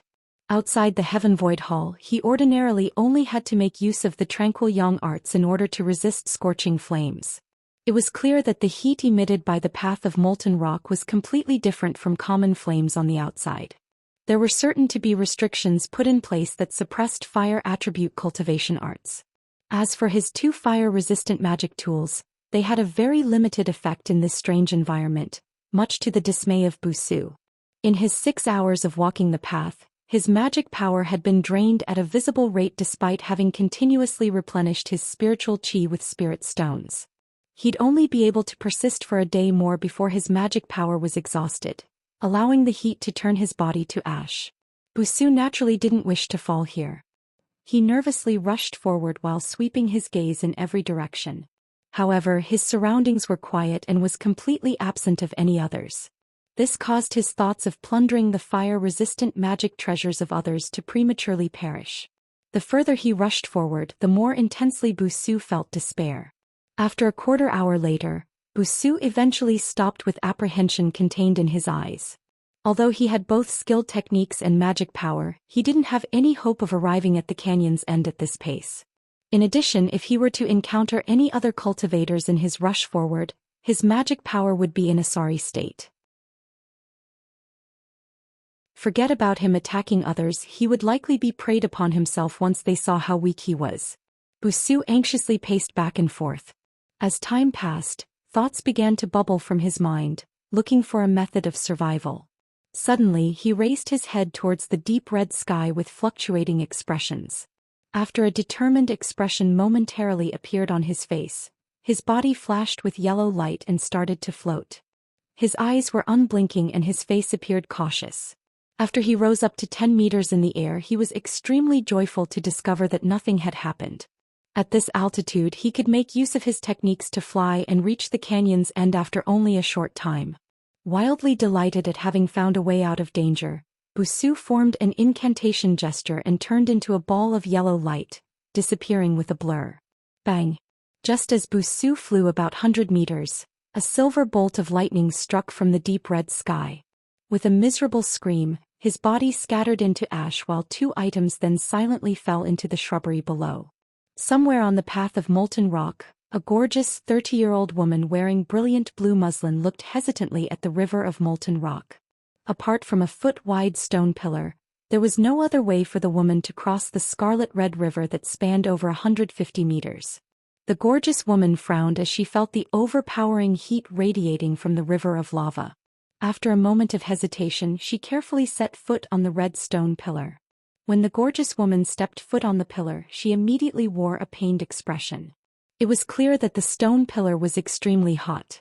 Even with the protection of the blue muslin, she still felt quite a bit of pain. However, this woman was someone who possessed unwavering determination. After gritting her teeth, she slowly walked forward on the stone pillar cautiously. At the start it went quite smoothly. She ended up walking through about halfway unscathed. But as she approached the pillar's center, she suddenly heard rumblings in the distance. The gorgeous woman was stunned and she couldn't help but turn her head in the direction of the river upstream. Her face then became deathly pale and panic-stricken. A violent maelstrom rushed down the river and transformed into a huge gray dragon. With bared fangs and claws, it arrived in front of the stone pillar in an instant and wrapped around the female cultivator who had just taken flight. Then with a shriek of despair, the female cultivator disappeared without a trace. A short moment later, a sparkling blue item sunk to the bottom of the lava. Near an icy mountain on the path of profound crystal, a middle-aged man was back-to-back with an old man as they faced over 10 crystal beasts. Red and white radiance flashed in every direction, but the battle soon came to an end. The crystal beasts stayed for a moment more before dispersing in different directions, leaving behind 2 badly damaged corpses. At another location on the path of profound crystal, Zenith was leisurely taking a walk along the path of ice. His body was sparkling with black light and didn't possess the slightest trace of cold. While the crystal beasts would occasionally unburrow from the snow and attempt to ambush Zenith, they would be easily split in two with a flash of black light. Afterwards, he would then continue on his way as if nothing had happened. On a hill, Han Li blankly stared ahead of him with a trace of hesitation. After rushing through the fiery overgrowth by making full use of the shifting smoke steps, he had returned to his original speed. After all, the shifting smoke steps put too much strain on his body. Even with the resilient body of a core formation cultivator, he couldn't persist in using it for long. Naturally, he could make use of it far longer than when he was at Foundation establishment. After this, he encountered an extremely dangerous swamp of lava. In fact, it appeared more like a pit of lava. Even a person of resilient mind such as Han Li felt cold sweat line his back. Were it not for the protection provided by the glacial ice bead that Manhuzi had given him, he would have suffered blistering skin and roasted flesh, had he managed to survive it. As for the series of strange trees and 3 flame spirits he later encountered, they forced Han Li to expend a bit of effort before he could safely continue on his way. But now Han Li was left stunned by something he had never seen before, an endless black desert with black sand and dunes. This strange scene caused Han Li to feel uneasy and unwilling to walk into it. However, taking an alternative route was impossible. The expanse of black desert was far too large. If he wanted to make a detour, it would take at least 2 days. According to the accounts of cultivators that came before him, this trial must be cleared within 5 days. Else, the transportation formation would be sealed, leaving the rest to die. As for Han Li, he reckoned that he had only managed to reach the center of the canyon. He didn't have the time to waste even if he didn't want to brave this danger. Who knew what monsters laid in wait beneath the black sands? Han Li tightly creased his brow and gazed at the scene before him, pondering about what strange dangers laid hidden within. At that moment Han Li's heart stirred, and he disappeared with a blur. Sounds soon came from behind where he originally was.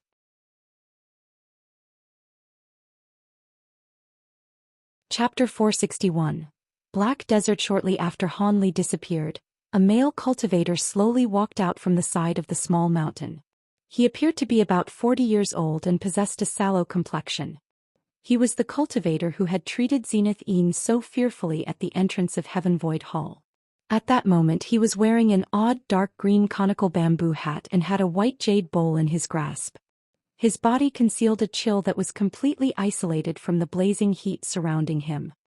He climbed to the mountaintop and surveyed his surroundings with great vigilance as if he were looking for something. But after seeing that there was nothing, his expression only grew increasingly cautious. He thought he had spotted a silhouette blur when he gazed at the mountain from afar. But after finding no traces of the person on the mountain, he became even more vigilant. After coldly sweeping his gaze past his surroundings once more, he wordlessly inserted 2 of his fingers into the jade bowl and brushed it upward.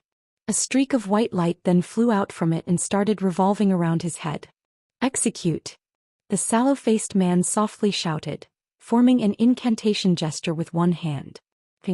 The white light trembled for a moment before suddenly bursting into specks as wondrous as starlight scattered from a goddess.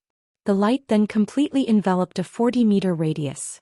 The red land was enveloped in layers of frost upon touching the white light, but nothing abnormal had appeared within it. A trace of doubt appeared on the man's face. After a moment of thought, he didn't seem to care anymore, believing that he had been mistaken. After putting the matter to the back of his head, he then looked at the black desert with a grave face. "This place is truly strange," the man muttered to himself as he looked at the black desert with a strange gaze. He seemed somewhat hesitant to depart. But after a short moment of consideration, he flung his sleeve and shot a streak of red light towards the ground. The light faded away to reveal a small red fox. The man flicked his finger, sending a green medicine pill into the small beast's mouth. The small beast swallowed the pill and expressed great pleasure. "Go!" The sallow-faced cultivator bluntly commanded the small beast, pointing towards the direction of the black desert. The small beast immediately rushed down the hill at an extraordinary speed, turning into a red streak of light along the way. After a short moment, the small fox-like beast had arrived 100 meters deep into the black desert. It was still unscathed even after running around in a large circle. Nothing strange had occurred. It seemed that apart from the color of the black desert, there was nothing out of the ordinary. The sallow-faced man revealed an expression of surprise. This was clearly not what he had expected. He had prepared himself for the loss of his red fox beast. As it was but a common grade 1 spirit beast, he would feel no heartache at all. It didn't have any notable abilities apart from its nimble movements and exceptional sense of smell. He tensely frowned and rigidly stared at the small beast as it ran around the desert in circles before whistling towards it. It then ran over and flew back into his sleeve. Afterwards, the man gazed at the black desert in silence with a wavering expression. But with only a short moment of hesitation, he started to descend the hill and carefully walked towards the black desert. Unknown to him, shortly after he walked down the small hill, Han Li's silhouette reappeared at the hilltop in a series of fluctuating blurs. Although the sallow-faced man used a technique to search a wide area, Han Li was easily able to evade his attack and revealed no trace of himself by using both the nameless chi restraining technique and the shifting smoke steps. Although the man was a mid-core formation cultivator, Han Li was very confident that a sudden strike of his 9 bamboo cloudswarm swords would instantly slay him, had he drawn closer. Han Li had been quite hesitant about whether or not he should kill him. While his 2 treasures were quite valuable, Han Li chose to have him act as a forward scout. But when the sallow-faced man had the small beast explore the black desert to no results, Han Li completely renounced his plan of attacking him. As the greatest dangers were unknown, it'd be better to let him guide the way. Han Li didn't believe that the black desert was completely devoid of danger. With the white rhino emblem and glacial ice pearl leaving him unfettered by the heat, he didn't feel an urgent need to seize those fire-resistance treasures. The sallow-faced man didn't perceive Han Li was behind him in the slightest and continued onward into the strange black desert. 3 meters, 6 meters. The man's expression grew increasingly tense as he tread deeper into the black desert. He had already activated his bamboo hat and enveloped his body in a layer of dense green light. After the man walked through the desert for about a kilometer without problem, his expression slightly relaxed and he felt great relief. It is commonly said that once one headed this deeply into an area, any dangers it possessed should have already appeared. Han Li gazed at the man's silhouette from a distance away with a strange expression. Could it be that he had guessed incorrectly? The black desert was merely frightening and didn't actually possess any dangers at all? Had he known this was the case, he definitely would have ambushed and robbed the man of his 2 treasures. Han Li felt regret. But soon a startling and abrupt change occurred in the distance. The black sand around the sallow-faced cultivator suddenly floated up and surrounded him without a sound. The sand then released a dim black light that appeared rather strange. As the man was rich with experience, he instantly reacted by raising his jade bowl towards the sky. A vast white light scattered from the bowl, adding another layer of defense upon his green barrier. At that moment, the black sand turned into countless winged black insects and charged at the shocked man from every direction. The man bellowed. With a flourish of white light, he was then surrounded with palm-sized shields of ice. They then hurriedly rotated to form a white hurricane around him. He had now clearly made out the true appearance of the insects, winged ants. Their numbers were astonishing, with no less than 10,000 insects surrounding him. The sallow-faced cultivator's mind quickly churned, trying his utmost to recall the specific breed and weakness of these winged ants. But before he could finish thinking, the black swarm of ants knocked against his ice shield hurricane. Clangs rang out in quick succession as the shields repelled the winged ants several meters back. When the man saw this, he couldn't help but feel slight relief. But a short moment later, his heart froze.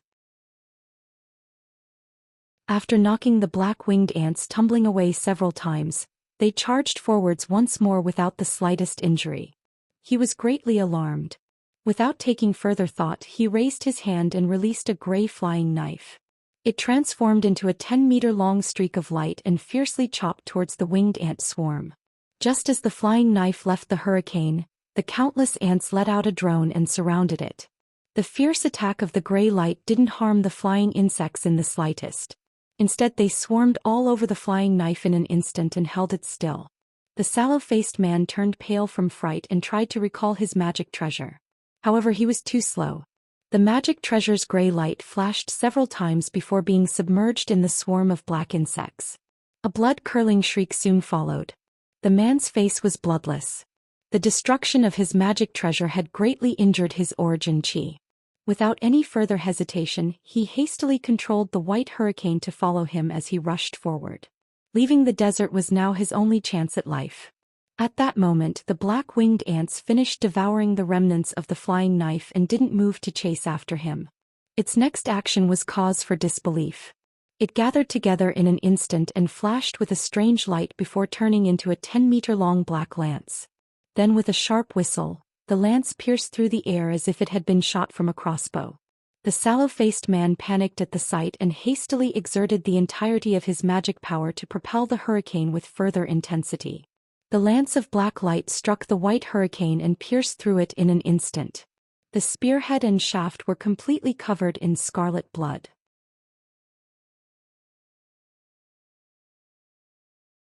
Chapter 462.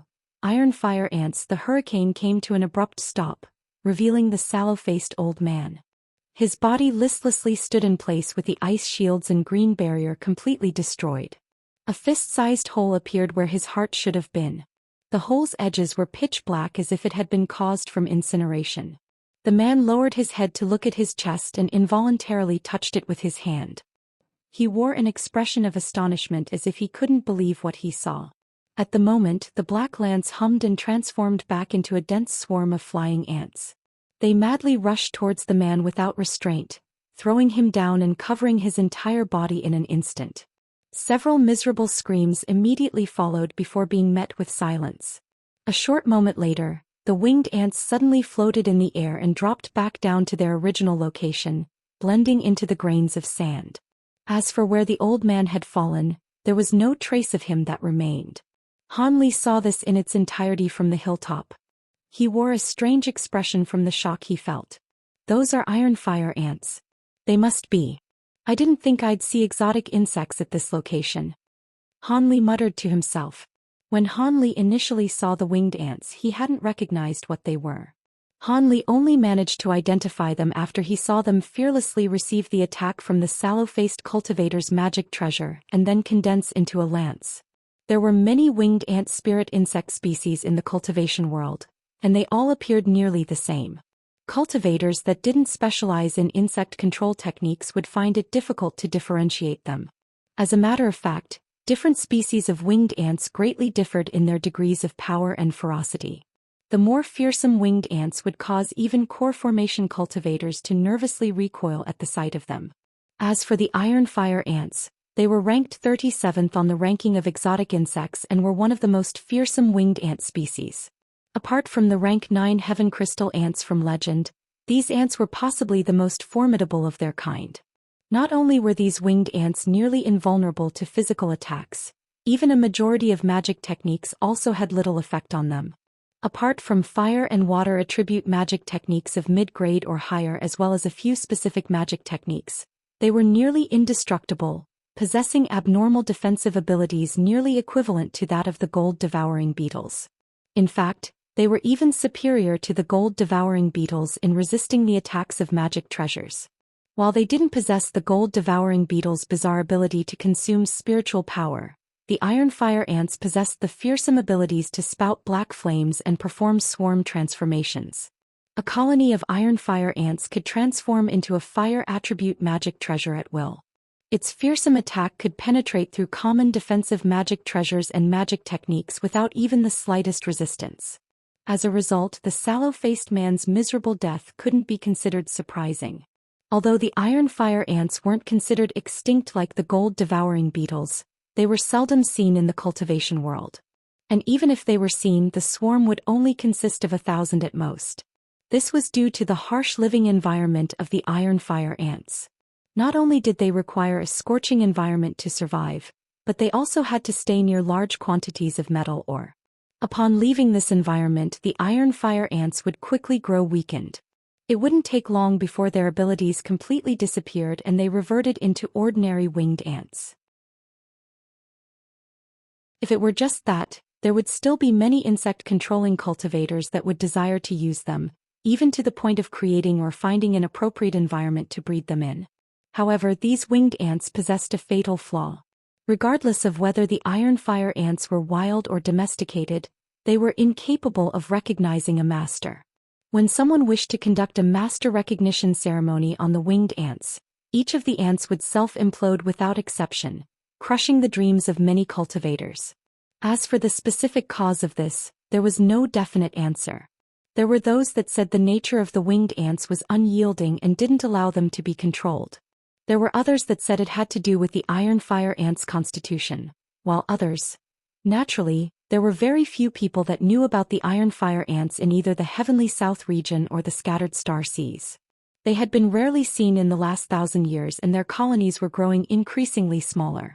They were considered to be nearly extinct. At that moment, Hanli was looking at the Black Desert while lost in thought. It seemed that the Black Desert was a natural trap for the Ironfire ants. Although Hanli didn't know how many colonies the desert contained, judging from how the sallow-faced cultivator encountered one after walking just 1 kilometer, they couldn't be few in number. It was quite possible that colonies of Ironfire ants numbering in the hundreds of thousands existed in the desert as well. With that thought, Hanli felt a chill run down his back. He then swept his spiritual sense through his storage pouch, counting over a dozen mid-grade ice and fire attribute talismans. They should be enough to deal with 3 Ironfire ant colonies similarly sized to what he had seen before. However, Hanli would have to be delusional to believe that these talismans were enough to carry him through the desert. When Hanli set his sights on the several spirit beast pouches of gold-devouring beetles, his heart stirred. He pondered whether or not the gold-devouring beetles would be exceptionally effective in dealing with the Ironfire ants. After all, the gold-devouring beetles were higher ranked than the Ironfire ants, and from the appearance of their shell, they haven't yet evolved to the rumored black gold stage. They should be half-matured like his gold-devouring beetles. As such, it would be acceptable for him to test them against one another. Barely able to suppress his increasing excitement, Hanli pondered for a moment more before deciding that there was no problem in testing his gold-devouring beetles against the Ironfire ants he had just seen. Even if his gold-devouring beetles weren't able to deal with them, he still had a few mid-grade talismans he could use to defend himself and safely withdraw from the desert. Hanli's expression grew cold as he rushed down the hilltop, heading straight into the Black Desert. After a short moment, Hanli had arrived at the edge of the desert. He gazed at the black sand beneath him and narrowed his eyes. He then grabbed a fistful of sand and brought it close to his eye. Hanli soon snorted. With a sudden flash of yellow light from his hand, he tightly closed his grip and squeezed. As a result, most of the sand remained uncrushed. Han Li smirked and slowly muttered to himself, "This isn't black sand. It's actually grains of iron ore." But to spread such a dense amount of ore across such a large desert, the master of Heaven Void Hall was truly an extraordinary person. After flinging away the sand in his hand, he stood up and frowned. He then lightly patted the white rhino emblem at his waist, enveloping him in a layer of white light. Because he was earlier evading the sallow-faced cultivator, he was forced to disable it and endure the heat by using his cultivation alone. But now that he was so close to the desert, the overwhelming heat had caused him to be temporarily lightheaded. Alarmed, Han Li quickly reactivated the white rhino pendant. This was not the time to be concerned with saving magic power. Without any further hesitation, Han Li looked at the area containing the colony of Ironfire ants and carefully walked over. The black desert was extremely painful to walk on. The sand was scorching hot and the air itself felt as if it were on fire. Even with the white rhino emblem and the fire-repelling robes, Han Li still felt suffocated. It felt even hotter than the small path of lava he went through the day before. After walking over 100 meters, Han Li sighed and patted his storage pouch, taking out a soft pearl in his hand. Without any delay, he poured a bit of spiritual power into it. Cold air immediately released from the pearl in a flash of white light. Han Li suddenly felt himself surrounded by a chill. With roused spirits, Han Li quickened his pace. As the simultaneous use of both the white rhino emblem and the glacial ice pearl greatly increased his magic power consumption, he needed to pass through the desert as quickly as he could. When Han Li was about 200 meters away from the location of the Ironfire ants, he stopped and carefully examined where they would be. A short moment later, Han Li shook his head. The concealed Ironfire ants were extremely difficult to differentiate from the black sand. It was even difficult to see them with his spiritual sense. The ant colony's spiritual chi fluctuations were extremely faint, presumably because they were innately skilled at restraining their chi. It seemed that using his spiritual sense to spot the winged ants from a distance wouldn't do. He'd have to try using his gold-devouring beetles.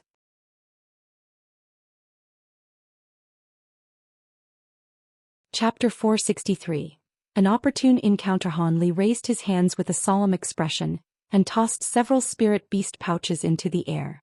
As they floated in the air, he formed his hands into an incantation gesture, causing the pouches to open and release countless gold-devouring beetles. They formed a cloud of shining gold and silver shimmers in the air. In regards to numbers, the gold-devouring beetles were far fewer to the recently seen colony of Ironfire ants. With his confidence strengthened from looking at the gold-silver insect swarm, he pointed to the ground not far away and softly shouted, "Go!" With a buzz, the glittering cloud flew forward, moving to descend and blanket the ground. But before they touched the ground, a black cloud of ants suddenly rose to meet the swarm of gold-devouring beetles. In the instant that the two sides clashed, huge streams of dark flames suddenly spouted out from the black ant colony, violently enveloping the gold-devouring beetles in black radiance. It was clear the ant colony had realized the gold-devouring beetles were fearsome and rushed to strike first by using their innate flames. Were it another breed of insects, the strange flames would have burnt a majority of them at the very least. But not only were the gold-devouring beetles completely unscathed by the black flames themselves were cleanly devoured. Once the flames were gone, the beetles charged forward with a buzz. The two insect swarms fiercely clashed, interweaving colors of black, silver, and gold. After only a moment of tearing away at each other, countless dead insects began to successively fall to the ground with piercing screeches. A vast majority of them were black, with only a sparse few being gold and silver. In just a short moment, the gold-devouring beetles had achieved an overwhelming victory, exterminating a majority of the ants. The Ironfire ants also sensed that things were far from good.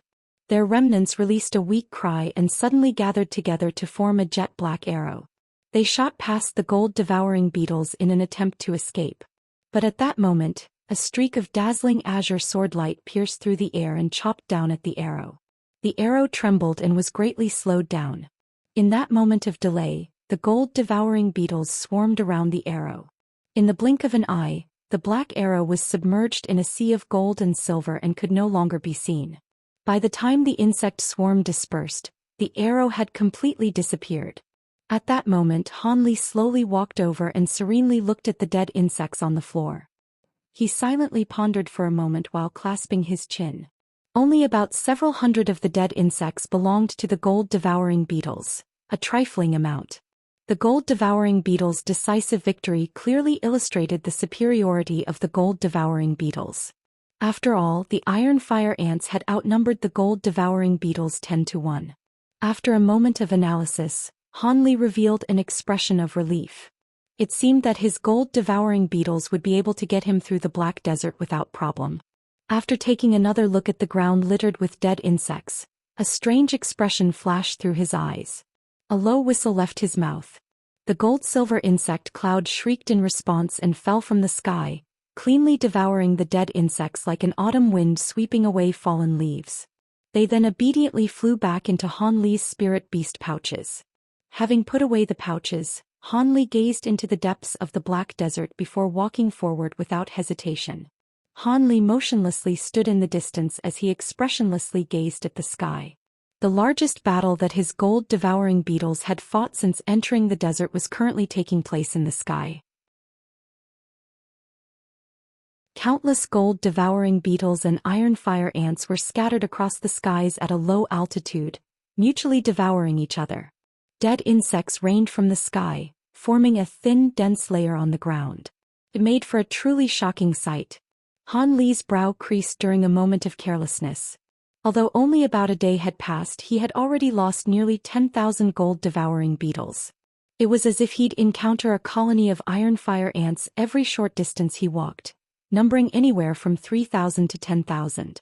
But now he'd encountered a tremendously large Ironfire ant colony that numbered at around 50,000. He reckoned that this battle would result in the deaths of at least 8,000 of his gold-devouring beetles. It was no surprise that Hanli felt regretful. The gold-devouring beetles took a long period of time to breed. Who knew when he'd be able to next replenish their numbers?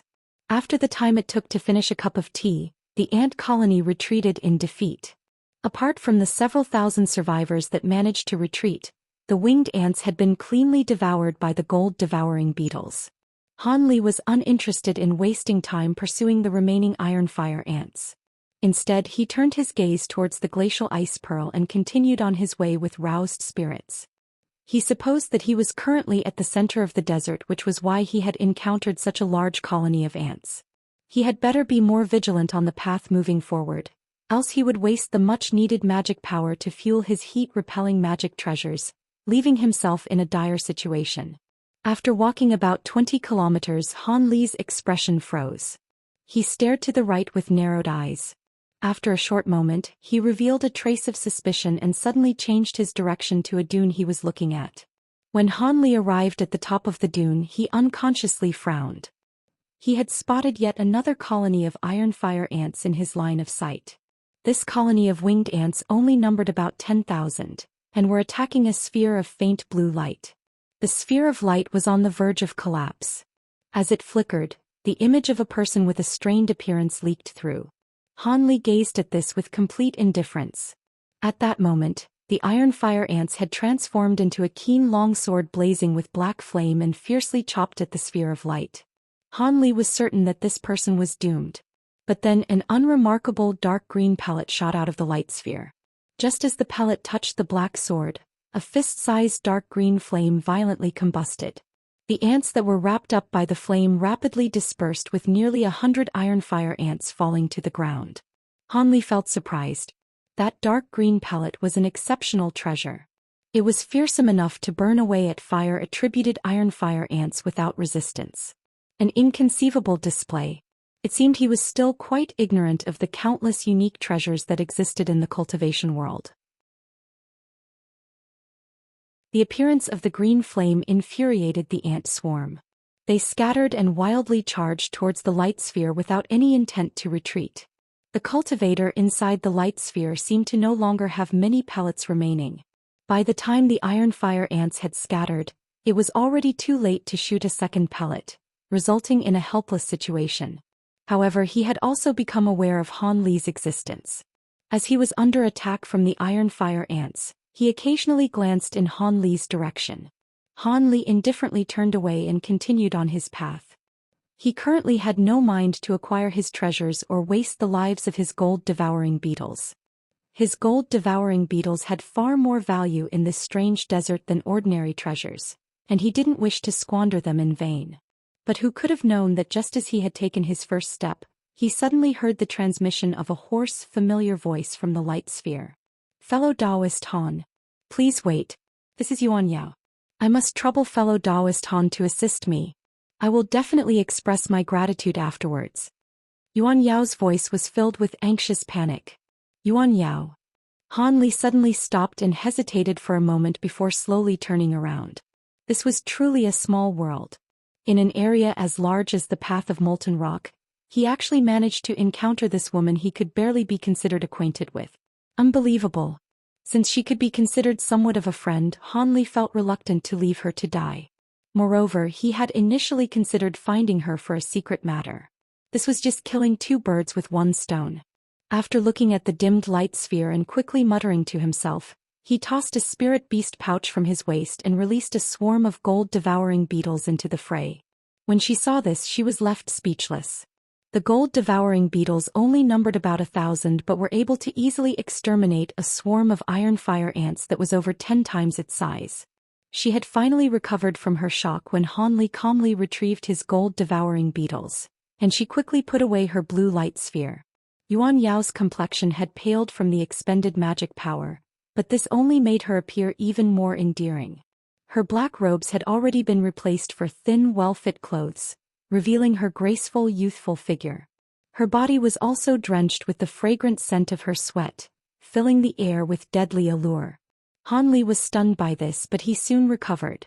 Yuan Yao saluted Han Li with a beaming smile and spoke with a charming voice.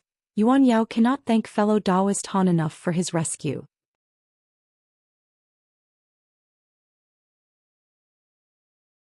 Chapter 464. Weeping Soul Pearl. Han Li glanced at her and calmly said, "It was but a minor effort. Now that fellow Daoist Yuan is out of danger, I will be taking my leave." He then turned around and walked away without any intent to stay. Still shaken from her near-death encounter, Yuan Yao turned pale at this and was incapable of staying reserved. She hastily said, "Brother Han, I still haven't expressed my thanks for saving my life." The gorgeous woman's delicate appearance tugged at the hearts of those who saw it. However, Han Li didn't turn around and merely gave an indifferent response. "I don't need your thanks. I merely assisted you for a moment and cannot help you the entire way through. Do your best, Lady Yuan." After this was said, Han Li was already 40 meters away, walking at a breakneck speed. This only caused Yuan Yao's pale face to become even more panicked. She no longer possessed the strength to resist the scorching heat, let alone any more Ironfire ants she may encounter. She was unable to give up as Han Li held the string that her life hung upon. But as a result, her charming pleas were completely ignored as Han Li further walked away. She revealed apprehension at Han Li's indifferent response and could only say what Han Li expected to hear. She gritted her teeth and said, "Please wait. So long as fellow Daoist Han is willing to protect me on this path, I will bestow a grand treasure to you. Your magic power won't be used in vain." "A grand treasure?" Han Li stayed still, revealing slight hesitation. Seeing that Han Li appeared interested, she didn't dare to be negligent. "I still have many green flame blasts that I am willing to give fellow Daoist." "That was the green pellet that you had used a moment ago? It is quite the uncommon item." Han Li slowly turned around with an expression of deep consideration. Since he had acted to save the woman, he naturally didn't intend on truly abandoning her. Besides, he had saved her with another reason in mind. His previous act was merely taking one step back so he could take 2 steps forward. Now that this woman took the initiative to request his aid, his objective was fulfilled. He reckoned that if he were to demand greater concessions, she could only begrudgingly accept. This beautiful woman clearly understood this. Regardless of whether it was for paying Han Li for his previous rescue or his continued protection, Yuan Yao had no choice but to continue with a helpless expression. "The green flame blasts are firebombs secretly refined by the Devil Dao's pure Yang sect. Not only does each one require a great quantity of rare resources to refine, but it also consumes a great amount of time. Their might is equivalent to a nascent soul cultivator's Yang essence flame. I still have 3 of them and will give them to you." The woman's expression grew more determined as she spoke. She extended her snow-white hand to reveal 3 pellets shining with a gentle green light. At that moment Han Li unhurriedly walked back over and glanced at the 3 pellets. He calmly said, "These green flame blasts truly are an exceptional treasure, but it isn't enough for me to take such a large risk. Bringing you through this path will double my magic power consumption at the very least. Does fellow Daoist Yuan truly think this is worth that level of danger?" Han Li's words faintly concealed a trace of mockery. Yuan Yao's beautiful expression fluctuated for a long while before settling on a charming smile. "Brother Han, please don't hesitate to state your conditions. This young woman doesn't wish to continue speaking in circles. Could it be that fellow Daoist wishes for me to give my heart to you?" Yuan Yao turned her hips and puffed up her soft chest, showing off their exceptional plumpness. Her bright eyes were filled with a peculiar haze that was beyond flirtatious. Han Li was somewhat stunned by the woman's gorgeous beauty. But he soon narrowed his eyes and sized up her dainty, well-rounded body. The woman blushed at his unrestrained gaze. Her beautiful eyes became increasingly bright and captivating, as if capable of enrapturing the deepest depths of a man's heart. Han Li stroked his chin and calmly spoke with a radiant gaze. As expected, Yuan Yao's full use of her charming technique along with her beautiful appearance is without match. However, since it has no effect on me, fellow Daoist had best save her magic power for survival instead.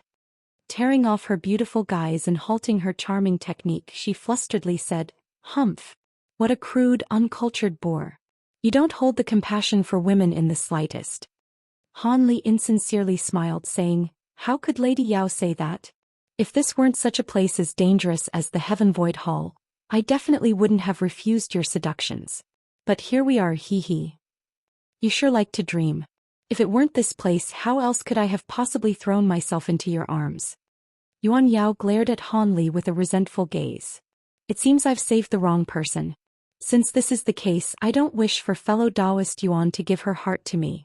And there is also no need to express your thanks for my rescue. I'll be taking me leave."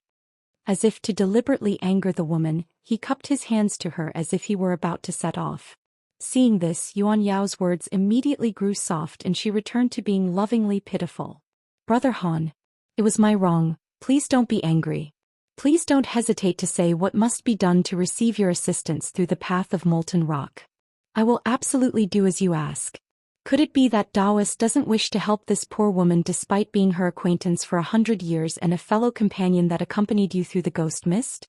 As for treasure, apart from these green flame blasts, I have no other treasures to give you." Although Han Li was wearing a mysterious smile, he inwardly felt astonished. Yuan Yao was a truly fickle person, standing tall one second and submitting the next. From her currently powerless pleads, her recent mature flirtatious charms, to her proud, elegant impression from the very beginning, all of them had given Han Li a distinct, unique impression. How truly strange. As this woman was capable of cultivating to core formation stage from chi condensation stage in only 100 years, she was by no means ordinary. With this thought, Han Li started to mutter himself. Yuan Yao revealed a hopeful expression as she nervously stared at him. After a short moment, he looked up and spoke with seemingly great reluctance. "Since Lady Yuan is an acquaintance I had met over 100 years ago, I would appear truly heartless if I do not protect you. However, I was never someone to work for free. If fellow Daoist Yuan Yao wishes for me to take her through the path of molten rock, then how about she gives me the Weeping Soul Beast? I am extremely interested in the beast's soul absorption abilities." After walking around so many pretenses and plots, Han Li finally stated what he wanted from the woman from the very start. With this strange beast, he'd be more confident in working together with the old ghost bone sage. From what he had seen, this Weeping Soul Beast was by no means weak.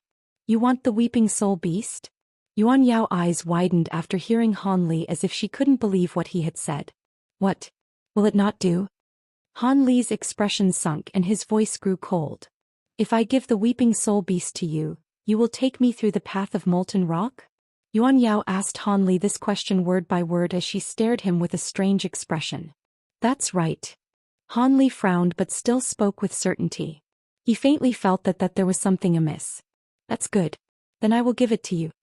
After Han Li confirmed this, he immediately took a spirit beast pouch at her waist and gave it to Han Li without the slightest hesitation. Han Li blinked with a nervous heart. Why was it that it appeared that she was so impatient to give the Weeping Soul Beast to him? Could it be that there is something wrong with the Weeping Soul Beast? After thinking for a moment, he calmly took the spirit beast pouch into his hand. He swept his spiritual sense inside to see the Weeping Soul Beast soundly asleep. Han Li nodded his head and put the spirit beast pouch at his waist. Just as he thought to say something, Yuan Yao opened her mouth and spat out a dark gray pearl into her palm. This is the Weeping Soul Pearl. It is the item used to control the Weeping Soul Beast.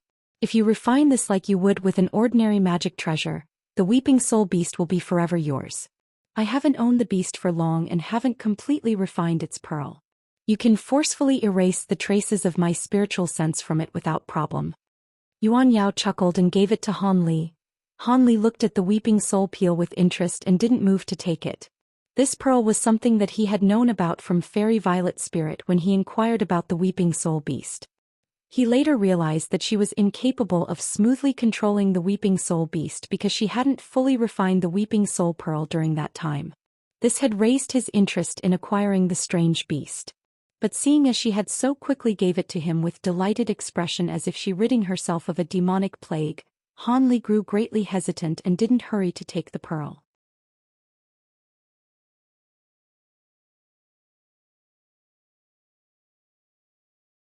Chapter 465. Surging Undercurrents. Yuan Yao's luminous eyes stirred. She chuckled and said, "What? Does Brother Han not want this animal? Or does he fear that I've given him a false Weeping Soul Pearl?" Her voice concealed a teasing tone. Han Li didn't immediately reply and examined the pearl for a moment before saying, "I can tell it is legitimate from its ghost aura. However, I do not know much about the Weeping Soul Beast. Could it that my body would suffer from refining the pearl?" After Han Li said this, he rigidly stared into Yuan Yao's beautiful eyes. "How could that be? If there was ever such a problem, I wouldn't have personally refined it. However, refining the pearl makes oneself feel unwell. So long as one bears with it, there is no problem." Yuan Yao had a calm expression and spoke with an uncaring tone. "Feel unwell?" Han Li wrinkled his brow and stared at the woman for a moment before turning his gaze towards the pearl. He was sure that she hadn't been entirely truthful, but he couldn't make it out as of now. After muttering to himself for a moment, he decided to take the pearl and put it away for later research. If it were truly harmful, he just wouldn't refine the pearl. So long as he had the pearl, he would be able to control the Weeping Soul Beast all the same. After putting away the Weeping Soul Pearl, he calmly said, "Let's go. I will do my utmost to protect Lady Yuan for the rest of the way. But let's get the ugly talk out of the way first. If I come across a danger that fully occupies my attention, fellow Daoist Yuan had best flee by herself." He then touched the glacial ice pearl that floated above his head, causing it to suddenly envelope them with chilled air. "Of course, I understand what would happen if we were to truly encounter such a circumstance. However, I am quite confident that with Brother Han's gold and silver beetles, the odds of such a situation occurring is quite small."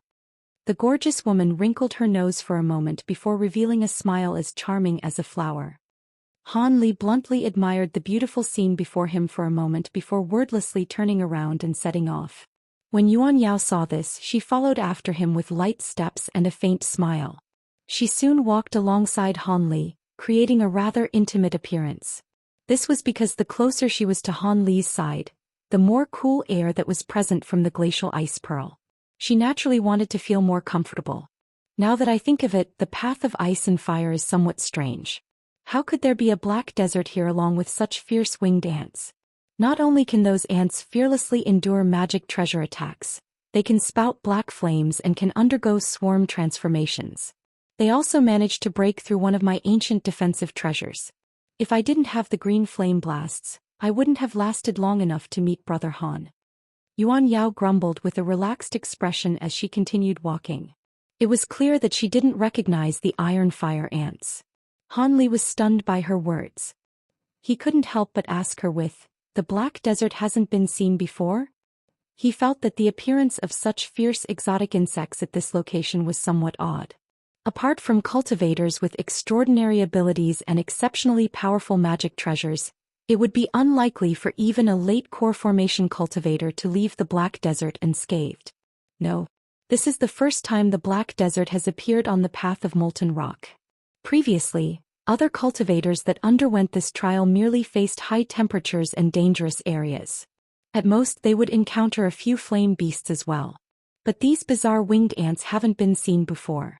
Had it been known that such ferocious winged ants existed on the path of molten rock, far fewer cultivators would have been willing to brave it.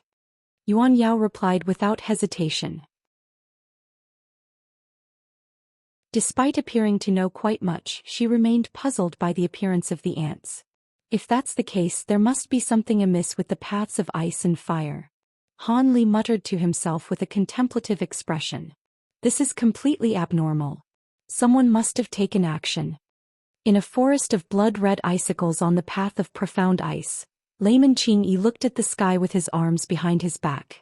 Countless floating inch-large spheres of azure lights revolved around him, separating him from a dense swarm of several hundred silver beasts that surrounded him. These small beasts strongly resembled mice. Not only was their fur sparkling with silver light, but they also had a small, delicate horn on their heads.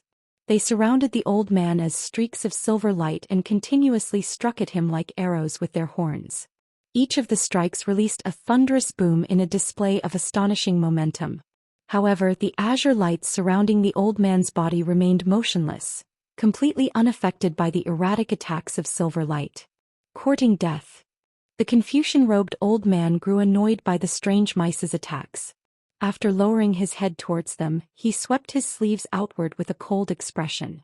A burst of azure light immediately spread out, illuminating an area of 40 meters in blinding brilliance. After a short moment, the azure light faded away to reveal a ground filled with the corpses of the small, silver-furred beasts. Their bodies were densely pricked by thin azure needles that shone with a cold blue light. Layman Qingyi's expression was unchanged.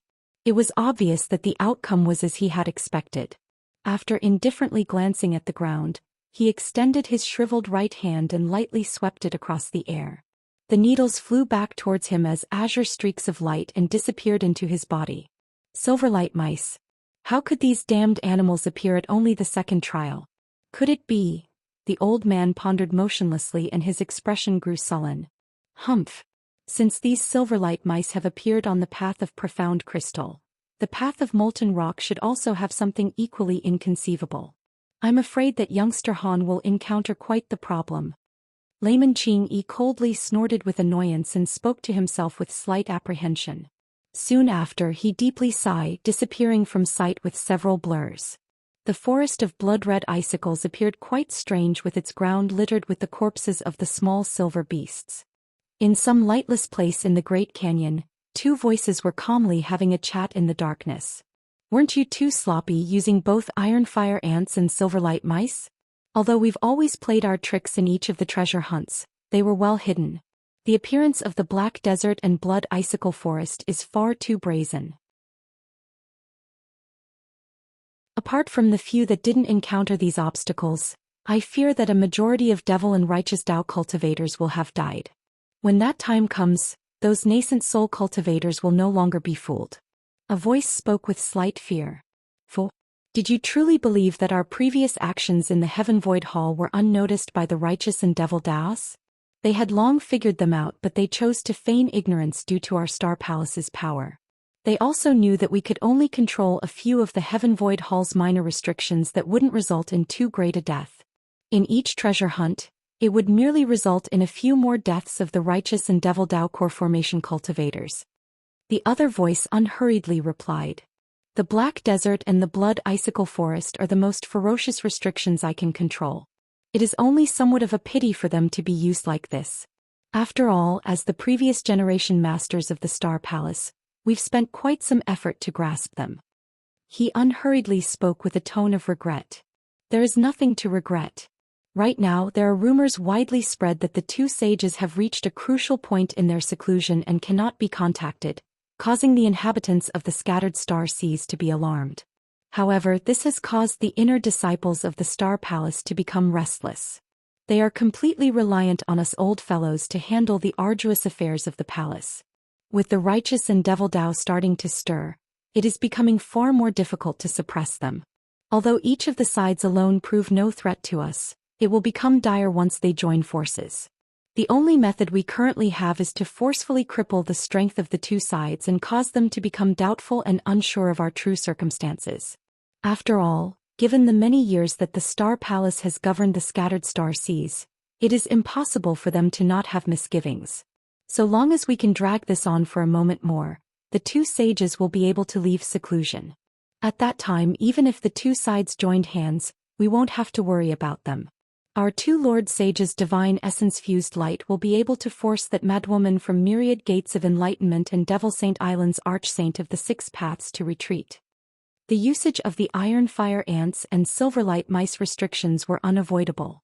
Apart from these two restrictions, none of the others are nearly as destructive against core formation cultivators. They all lack the proper fierceness to admonish them and reflect our unyielding attitude. As for your fears of the two sides using this as a pretext to act, they are groundless. Those among the dead aren't their own personal disciples, and they are our opposition in the contest for the Heaven Void Cauldron. What we've done isn't enough for them to act. At most they'll be inwardly seething. The cold voice sneered as he gave his long explanation. The first voice remained silent as if approving of the other's judgments.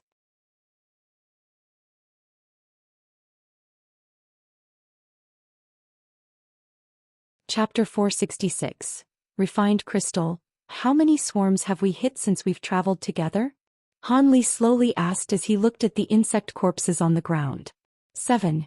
Although we've encountered many ant swarms, we haven't encountered any that numbered in the 10,000s. Standing at Han Li's side, Yuan Yao obediently replied. They'd already traveled together for half a day. Han Li frowned at hearing the number and his expression grew sullen as if he had worries on his mind. After some thought, he swept his arm towards his gold-devouring beetles that had finished consuming the corpses. They followed his command, transforming into a cloud of sparkling light as they flew back into his floating spirit beast pouches. Han Li then calmly put them away. What? Fellow Daoist Han appears unhappy? We've already crossed through the center of the desert, the most dangerous area. The path out should prove to be much safer. Yuan Yao blinked upon seeing Han Li's expression and spoke with slight confusion. Safer? Do you really believe so? Han Li glanced at Yuan Yao and sneered. Could it be that there are still more dangers ahead? Yuan Yao unconsciously frowned and spoke without confidence. With an indifferent expression, Han Li said, I don't know if there are more dangers ahead, but I am certain of something. We will be quite lucky to not encounter any ant swarms that don't have any late-stage ants. As of now, we've yet to encounter any megacolonies that contain late-grade ants. We have to be more careful on the way out. If we don't encounter any mishaps after half a day more of walking, we should be truly safe. Yuan Yao's complexion turned white, but after a short moment she feigned indifference. She forced a smile and said, Aren't you being paranoid? I hope that is the case. Han Li didn't continue speaking despite knowing that the late-stage ants existed among the Ironfire ants. Although the strength of late-stage ants are ordinary, their astonishing intelligence would be certain to prove more than troublesome. Due to their previous conversation, they remained completely silent for the next 4 hours. However, something strange had occurred. They hadn't encountered a single ant colony on their path. Yuan Yao had become conscious that something was amiss, and her face revealed a trace of unease. But when they mindlessly climbed up a tall sand dune, they saw an astonishing scene ahead of them. Yuan Yao wore a terrified expression. Her red lips moved several times but no words came out. While Han Li's expression was a bit more calm, he was still quite alarmed. In the sand ahead of them was a solidarity pillar of ice with a height of about 100 meters. The ice pillar was extremely cold. Not only did it flicker with faint white light, it also contained a black giant of the same height. The giant appeared hideous. It had wide, glaring eyes and a smooth, shiny bald head, and was frozen inside the pillar of ice. How strange. After staring at it for a moment, Han Li immediately swept his eyes past the nearby sand. The nearby ground was filled with holes of all sizes as if a great battle had been fought there. A strange expression stirred from Han Li's eyes as they fell upon the giant once more. But when Han Li gazed at one of the giant's eyes, he couldn't help but shout in surprise. Did fellow Daoist Han discover something? Yuan Yao couldn't help but turn her head and ask after hearing Han Li. Han Li slightly smiled in response. He then narrowed his eyes and released his spiritual sense. After confirming that nothing was concealed in the nearby area, he bluntly walked down the sand dune and towards the pillar of ice in large strides. Humph! Yuan Yao sulked and expressed discontent at Han Li's attempt to remain mysterious, but she still followed him. After all, she'd have to waste magic power to resist the high temperatures if she left the range of Han Li's glacial ice pearl. Winged ants. When Han Li arrived about 40 meters away from the pillar of ice, Yuan Yao spoke with astonishment. At her current distance, she was finally able to clearly see the giant's true appearance, a formation of countless black-winged ants. From a distance it could be passed off as genuine, a truly inconceivable affair.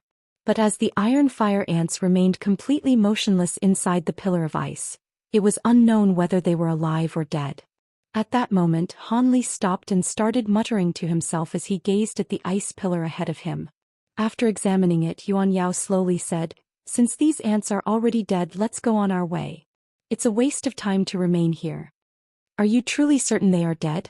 They still could be alive." Han Li felt doubtful. How could they still be alive? Yuan Yao glanced at Han Li with astonishment and spoke with disbelief. The Myriad Gates of Enlightenment has an ancient treasure named the Profound Yellow Mirror. Have you not heard of it? So long as the treasure reflects on something living, they will grow still from terror and become trapped in a pillar of icy crystal. After several days, the crystal ice pillar will eventually disappear. I've never heard of it before. Han Li's honest answer left the woman wide-eyed and somewhat speechless. Han Li circled the huge ice pillar several more times before speaking with a pensive expression. "According to what you've said, these insects were disposed of by Wan Tianming. If it wasn't him, then who? What are you thinking? Apart from time itself, this crystal ice cannot be broken by ordinary magic treasures. Otherwise, the Profound Yellow Mirror wouldn't have such a famous name." Yuan Yao glanced at Han Li as if she had guessed what he was thinking and smiled. After Han Li heard this, he calmly glanced at her. He then moved his hands at his waist and tossed out all of his spirit beast pouches. A huge cloud of gold-devouring beetles then suddenly appeared in the air. "Go!" Han Li bluntly pointed at the ice crystal pillar. The gold-silver beetle cloud suddenly descended upon it and densely covered the pillar's peak in an instant. "You still intend on having your beetles consume the winged ants' remains? Your beetles may be ferocious, but they can't chew through." Yuan Yao's sentence remained half-finished. This was because the giant that was trapped by the crystal ice pillar was quickly being cut down at an amazing speed. In the blink of an eye, the giant's head had disappeared from view. Yuan Yao's small mouth gaped open and didn't close until a while later. Under the woman's astonished gaze, the gold-devouring beetles had completely devoured the huge pillar of crystal ice alongside the giant trapped within. All that remained was an egg-sized crystal ball that mysteriously shined with black light. Han Li smiled upon seeing it appear and walked several steps forward before bending down to pick it up. This item was called a refined crystal. It was a rare material that was formed in the abdomen by beings that had frequent meals of or that remained undigested. Although the cultivators that knew of its existence were a sparse few, Han Li had read a rumor of it from an ancient book and was unsure of its validity. But when he saw the pearl contained within the Ironfire ant giant's eye, he suddenly recalled this and his heart began to stir. He didn't expect that he would truly acquire the refined crystal. It was a peak supplementary material for strengthening magic tools. So long as this material was joined together with a magic treasure, not only would its might increase, but the resilience of the magic treasure's body would immediately strengthen to a point of disbelief. After that point, it would be hard to imagine anything that could break it. It was also unknown whether Wan Tianming had not known about this item or had overlooked it from negligence. Either way, it had benefited Han Li. So long as he took the time to refine it into his bamboo cloudsworm swords, their strength would surely increase by another level. While Yuan Yao didn't know about the refined crystal, she knew it was certain to be a good item from Han Li's happy expression. However, she had tactfully remained silent about things that had little to do with her. The two continued on their way in silence. In an extremely crude stone hall with an area of about 200 meters and a height of about 30 meters was a transportation formation. Apart from the transportation formation at the center, each of the walls had a huge stone gate about 10 meters tall. At the moment, each of the gates was sealed as tightly as a prison cell. There were also about 100 mismatched stone tables and chairs. These stone chairs were sparsely occupied by 6 cultivators with various expressions. Grandmaster Zenith Yin, Layman Qing Yi and Wan Tianming were the only nascent soul cultivators present. The other cultivators were late core formation cultivators, none of whom could be considered weak. Each of their expressions were sullen, and they possessed no interest in talking. The stone hall's atmosphere was beyond stifling. Grandmaster Zenith Yin was particularly dreadful with his ashen complexion. He stared at the transportation formation as his eyes continuously flickered with ominous glints.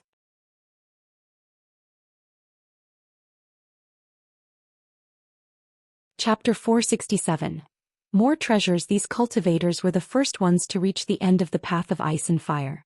While the Black Desert and Blood Icicle Forest naturally proved to be no threat to the nascent soul cultivators, the late core formation cultivators suffered quite badly to escape them.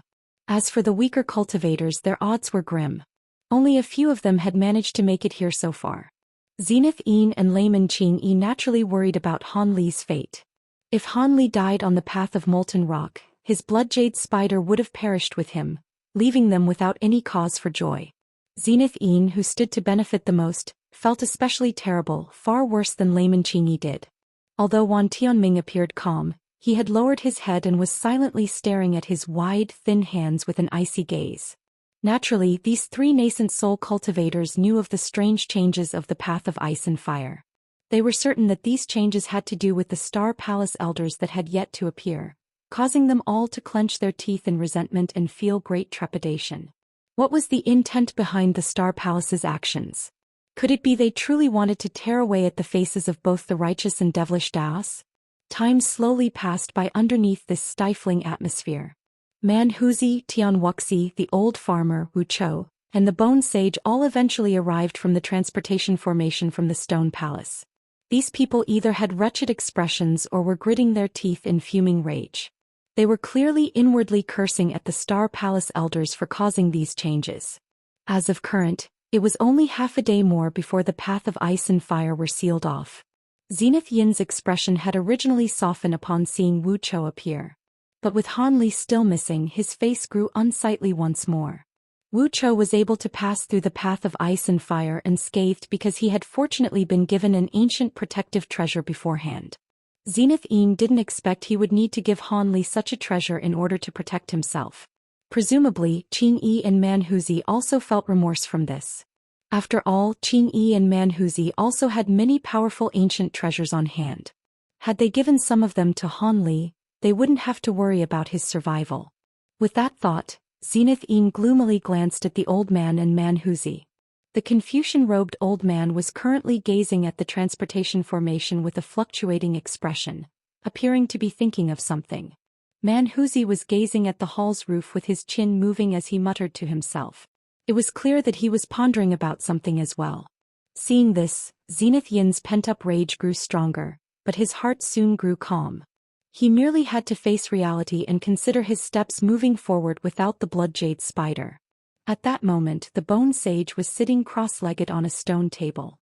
His eyes were half open, appearing as if he were in the middle of refining qi. Although he was slightly surprised by Han Li's absence, it made sense.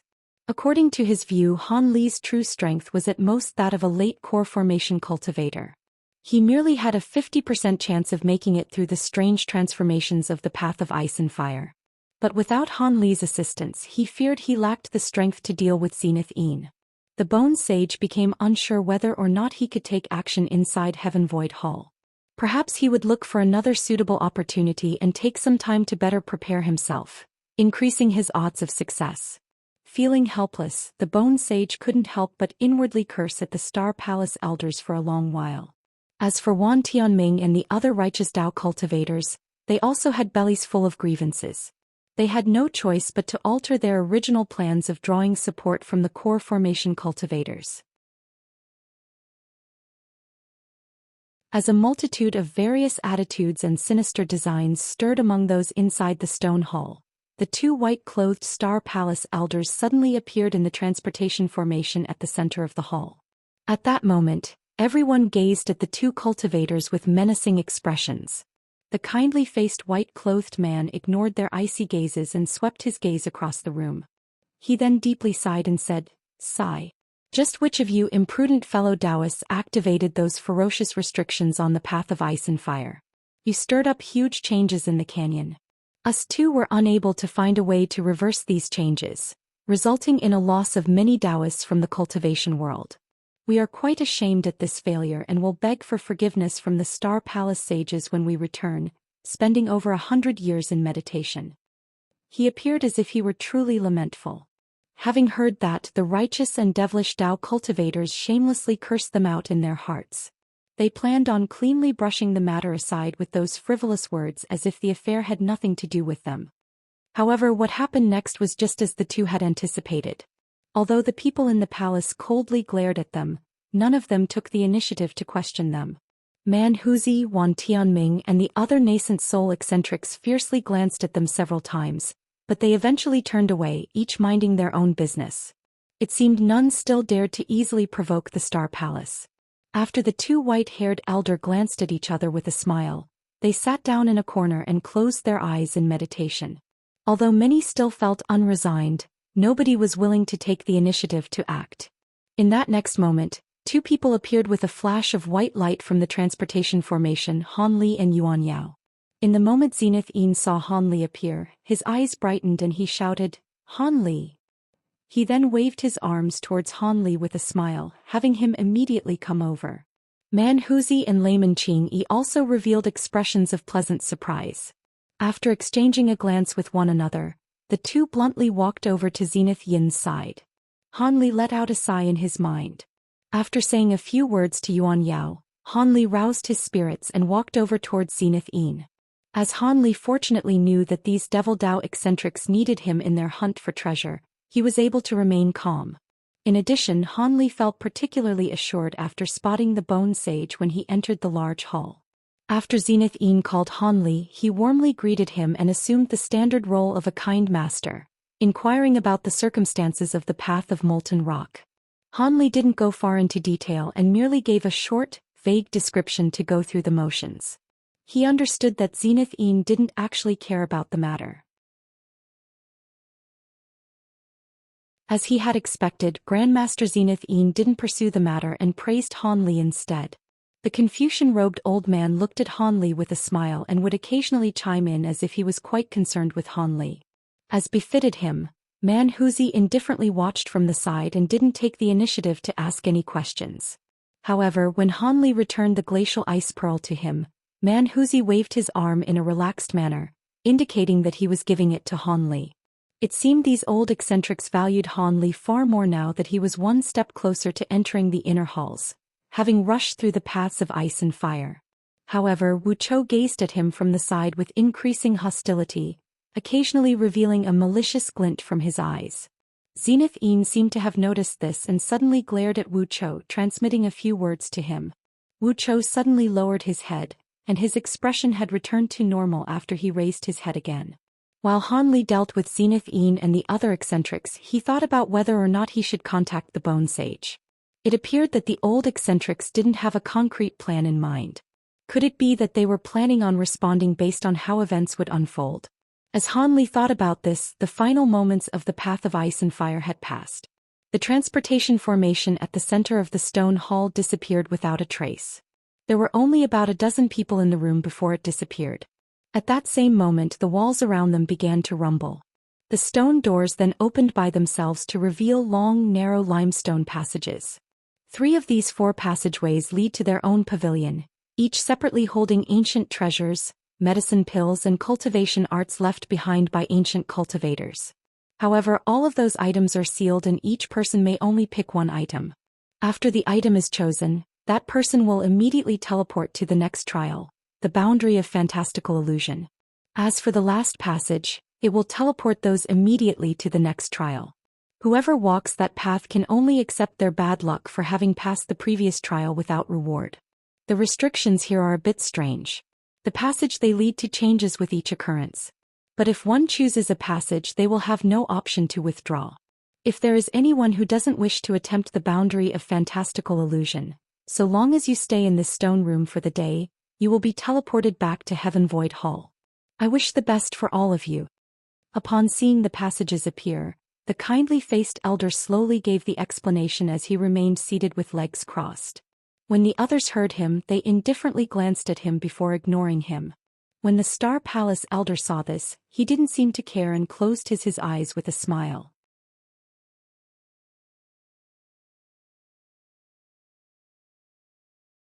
Chapter 468. Treasure Light Pavilion. The cultivators that managed to arrive here were all unwilling to return empty-handed after having braved those previous dangers. As such, there wasn't much discussion to be had. A few of them even walked towards the stone passageways without a word. After a short moment they silently disappeared into the passageways. One by one they gradually left the room. After seeing Wan Tianming's party enter a passage, the Devil Dao eccentrics coldly glanced at each other and displayed no haste to enter a passageway. As for Grandmaster Zenith, he coldly looked at the two white-clothed elders that were still sitting in meditation. After some hesitation he pulled out a sparkling bright bracelet made of 4 thumb-sized beads that released faint azure light. This is the Matron Screen Pearl. It possesses the wondrous effects of steadying the mind and protecting the soul. With these beads, you will be able to keep your mind clear, even if the dangers of the boundary of fantastical illusion increased by several-fold.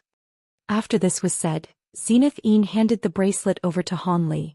Hanli was delighted and accepted the bracelet while repeatedly saying thanks. He had long since heard of the renowned Matron Screen Pearls.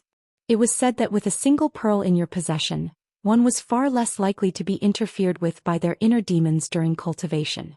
Hanli found it truly surprising for Zenith to magnanimously give him a bracelet that strung these 4 of these grand treasures in order for him to make it through the last trial.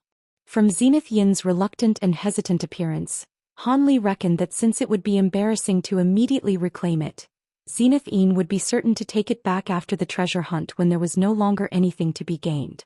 However, there were many sinister designs lurking inside Heavenvoid Hall. Even a nascent soul cultivator such as Grandmaster Zenith was being secretly plotted against by the Bone Sage. Hanli had strong doubts about whether or not his in-name master would be able to leave Heavenvoid Hall alive. Hanli wore the bracelet in front of Zenith and carefully examined it. The Matron Screen Pearls appeared to be made of wood and gold, yet they weren't. They also carried a heavy fragrance similar to that of sandalwood. When one smelled it, their mind grew clear and their spirits were roused. As expected, it was outstanding. It is reasonable to say that these Matron Screen Pearls should be enough to keep you safe. But to make sure of your safety, young friend Han should carry this as well. This is a treasure talisman that I refined from my Night Azure Needle, but its power is several times stronger than common magic treasures. Please use it to protect yourself. The Confucian-robed old man took out an azure talisman and handed it over to Hanli with a smile. A treasure talisman of the Night Azure Needle?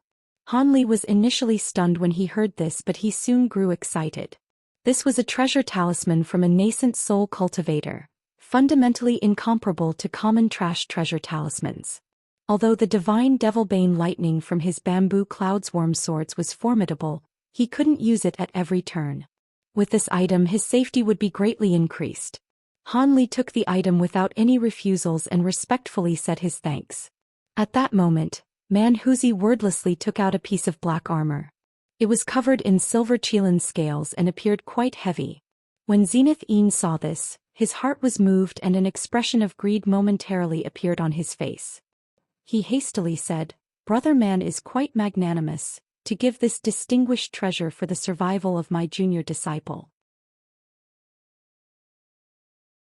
I, his master and my junior disciple heavily thank you." Manhuzi glanced at Hanli and said with a malicious expression, "I acquired this treasured armor over 100 years ago, and it still proves useful to me. But as my heaven-bearing devil arts have already reached the great success stage, I'll lend this item to the youngster for protection. When the time comes, you had better not disappoint me or else, Hanli was incapable of keeping his calm appearance after hearing him. Zenith appeared disappointed for a second when he heard the armor was only being lended, but he soon wore a smile, saying, "Good. With these treasures, my junior disciple will surely remain safe regardless of what dangers he encounters. Let us go take our treasures. The passageways won't remain open forever." Manhuzi and Layman Qingyi had no objections to this, but they didn't move to leave.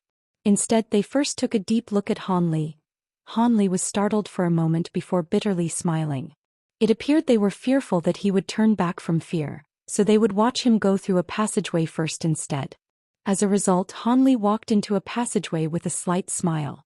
Soon after, the three Devil Dao cultivators looked at each other with a smile, each walking into one of the three other passageways. When the two white-clothed old men were the only ones remaining in the stone hall, the harsh-faced old man slowly spoke without opening his eyes. "Don't you think the Devil Dao cultivators' actions are a bit strange?" His tone felt slightly sinister. The kindly-faced old man frowned and agreed. "Although those old eccentrics used methods to interfere with our prying, it appeared from their expressions that they heavily value that early core formation cultivator youngster. Moreover, they even gave him several items for protection." After this exchange, silence resumed. The harsh-faced old man asked with a grave expression, "What do you think? The only things those old eccentrics value are benefits. And the only thing that would move them so would be the Heaven Void Cauldron in the inner halls. That core formation youngster should be able to assist them in seizing the treasure." The kindly-faced old man hesitantly replied. Had Han Li heard them, he would have been speechless. These two were truly cunning.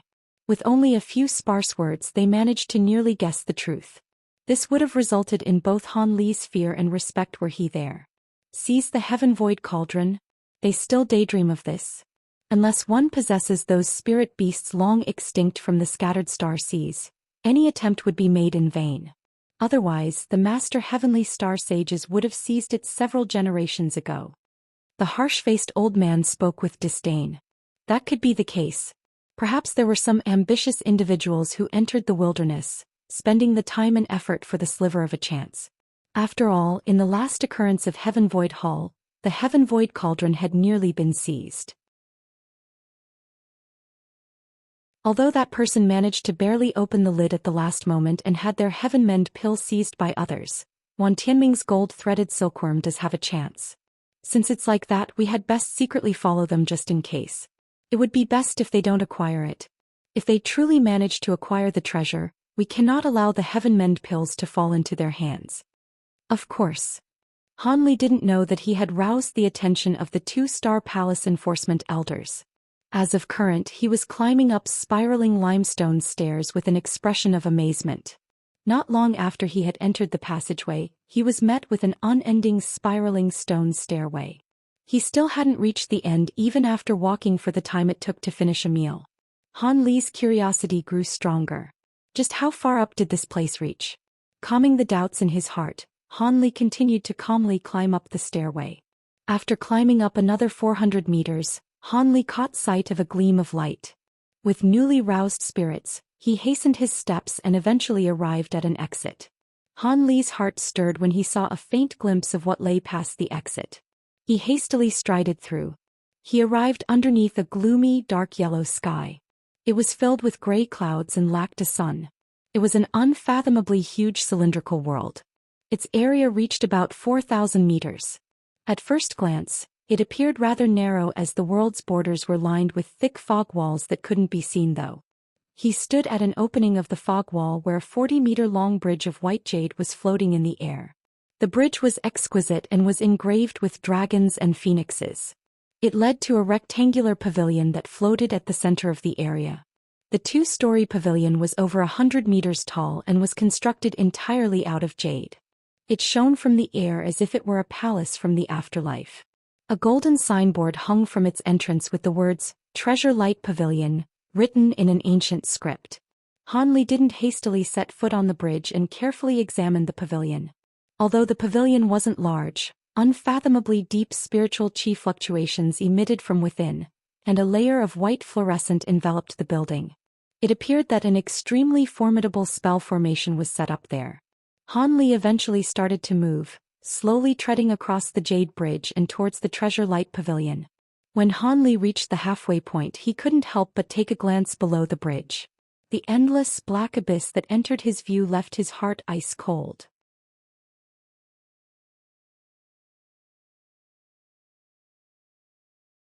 Chapter 469. Acquiring treasure. While Han Li was normally steadfast, this sight caused his mind to sway, leaving him in a daze. After forcing himself to look deeper and ignore his feelings of discomfort, he turned away without gaining anything. Despite having immense spiritual sense, he was unable to figure out anything about the abyss. Afterwards, Han Li continued on his way without hesitation. Once he grew closer to the pavilion, its true size was revealed, appearing at least 4 times as large as common buildings. Its entrance was an arched door that was 6 meters tall and was covered in a screen of yellow light. After Han Li arrived at the front, he examined the light screen and tilted his head in thought. With a flash of azure light, his hand was covered in sword light. He lightly touched the light screen with his finger. The light screen rippled, but it allowed the sword light in without the slightest resistance. Han Li felt slightly surprised by this. He then withdrew the azure sword light and inserted his arm into the yellow light. It felt slightly cold, as if his arm were surrounded by water. Without any further hesitation, Han Li stepped forward, disappearing into the light barrier. But after he entered the arched doors, Han Li stood in place with a look of astonishment. He saw rows of round white jade tables about 1 meter tall, each of differing sizes. Their surfaces were covered in flickering light barriers of all colors, as if they were concealing something underneath. Han Li's gaze focused, revealing a race of excitement. When Han Li first saw the words Treasure Light Pavilion, he had already guessed that he had come across great fortune. This pavilion most likely contained ancient treasures. However, it appeared that the pavilion was desolate. It seemed all the people that had arrived here either went to the 2nd floor or had already chosen an ancient treasure and moved on. With that thought, Han Li examined the jade tables. As he had expected, there were jade tables that lacked both an item and the light barrier. And the stairs to the 2nd floor? Han Li was slightly puzzled. He swept his gaze all around and couldn't find it. After looking around several times with great interest, Han Li spotted a particularly unusual jade table. This jade table was at the back of the 1st floor and appeared alone. It was extremely smooth and was engraved with profound, cryptic talisman markings. Han Li examined it several times and drew from his own knowledge of spell formations to conclude it was a simple transportation formation with peculiar shape. He then slowly walked past the rows of jade tables and gazed at the ancient treasures they contained. After looking at them, Han Li frowned. Aren't these ancient treasures a bit too lacking? After looking at several tens of jade tables, Han Li completely lost his interest. He stood in place, muttering to himself with crossed arms and a doubtful expression. The items on the jade tables were unworthy of the name of ancient treasures. They were all either spears or halberds of an ancient style. Although they all flashed with various colored ancient chi, Han Li clearly understood that these items were the near equivalent of flying swords and saber magic treasures that were used in the present. Their abilities wouldn't be particularly exceptional. Of course, they couldn't be said to be useless. But with the bamboo cloudswarm swords in his possession, the items on this floor held little interest to him. He wanted ancient treasures that had extraordinary abilities like his flower basket. Although he thought this, he forced himself to look through all the items on the floor in fear that he would miss something. As a result, Han Li sighed and walked to the transportation formation without further hesitation. He believed that the items of the 2nd floor should prove different. After placing several spirit stones on the transportation formation, Han Li arrived at a new location with a flash of white light. This was the 2nd floor of the Treasure Light Pavilion? Han Li looked ahead of him with squinted eyes and tight lips. The room wasn't large. Apart from a huge spherical light barrier in front of him, there was nothing else in the room. The light barrier was about 40 meters tall and floated about 3 meters above the center of the room, shining with a soft azure radiance. Several tens of different ancient treasure calmly floated within. There were scrolls, jade tiles, alm bowls and black banners, as well as many other items that Han Li hadn't seen before. There were no duplicate items to speak of. When Han Li saw this, he was delighted and knew he had come to the right place. However, these items were so openly on display. If they were so easily taken, they wouldn't still be there by the time he arrived. With that thought, Han Li slowly walked towards the sphere of light with his hands behind his back. After quickly circling around it several times, he stopped and opened his mouth, spitting out an inch-long azure sword. It spiraled above his head many times before it struck at the bottom of light barrier as a streak of azure light. Ping. A flicker of blue light sparked from where the sword light attempted to pierce the light barrier. The sword light was then immediately repelled, leaving no mark behind. Han Li wasn't particularly surprised by this. This merely displayed how valuable the ancient treasures were. With an excited expression, Han Li opened his mouth and spouted out 8 more small swords. The 9 swords released a long shriek above him and combined into a huge azure sword. Strike! Han Li softly shouted. The huge sword struck the light barrier with mountain-breaking momentum. Boom! In the instant the huge sword touched the barrier, a meter-large hole appeared.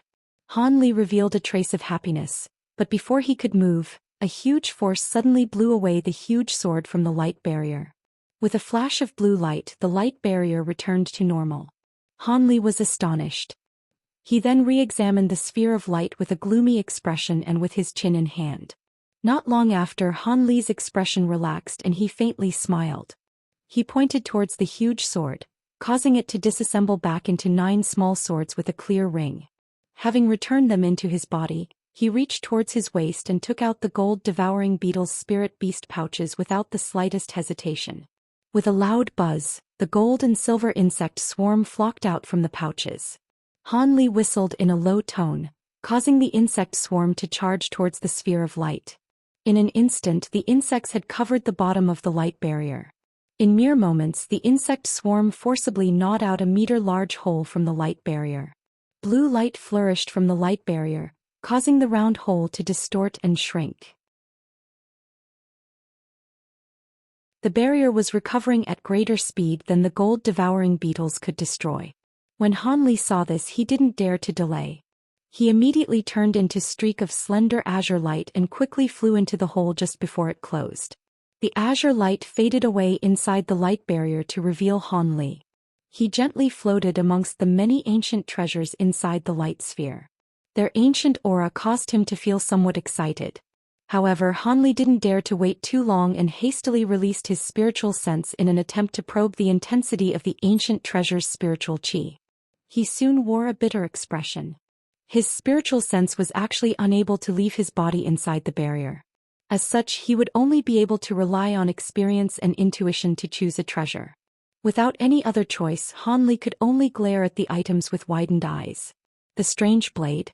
No, it was clearly an offensive ancient treasure. Those weren't rare. The command medallion?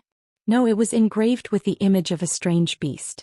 It should be the same as the scroll painting of the congealed young birds and contain the souls of spirit beasts. The snare drum? What's this? I can't make out its use. Let's forget about it. One by one, Han Li eliminated the ancient treasures he wouldn't choose. Eventually, Han Li narrowed his selection to 3 items. A gold oval mirror, a chain of 5 different colored copper bands and a wide dark red cloak. Han Li naturally had his own reasons for why he had picked them. Needless to say, for the golden mirror, mirrors-type magic treasures each possessed unique and remarkable abilities. Han Li didn't wish to pass on such a powerful treasure. As for the chain of 5 different colored copper bands, they simultaneously contained the 5 elements. Although he didn't know its ability, he knew it couldn't possibly be weak. And for the cloak.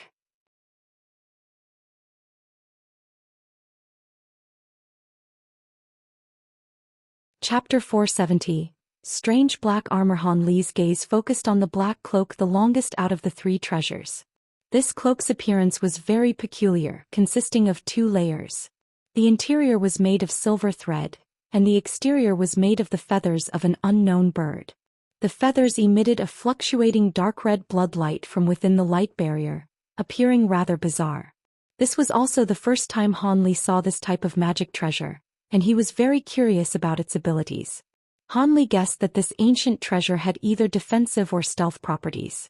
Both of these were something that Han Li direly needed if he wanted to survive the countless powerful enemies inside the inner hall. Han Li appeared hesitant as he gazed at the 3 magic treasures. As soon as he picked an item, he would be teleported out of the building. He had to pick carefully. It was reasonable to say that the golden mirror was the safest choice. Han Li was almost certain that it held significant power and would prove to provide an immediate and great increase to his strength. As for the odd 5-colored copper bands, they could prove to surprise him. Their synergistic properties and multicolored brilliance caused it to appear rather mysterious.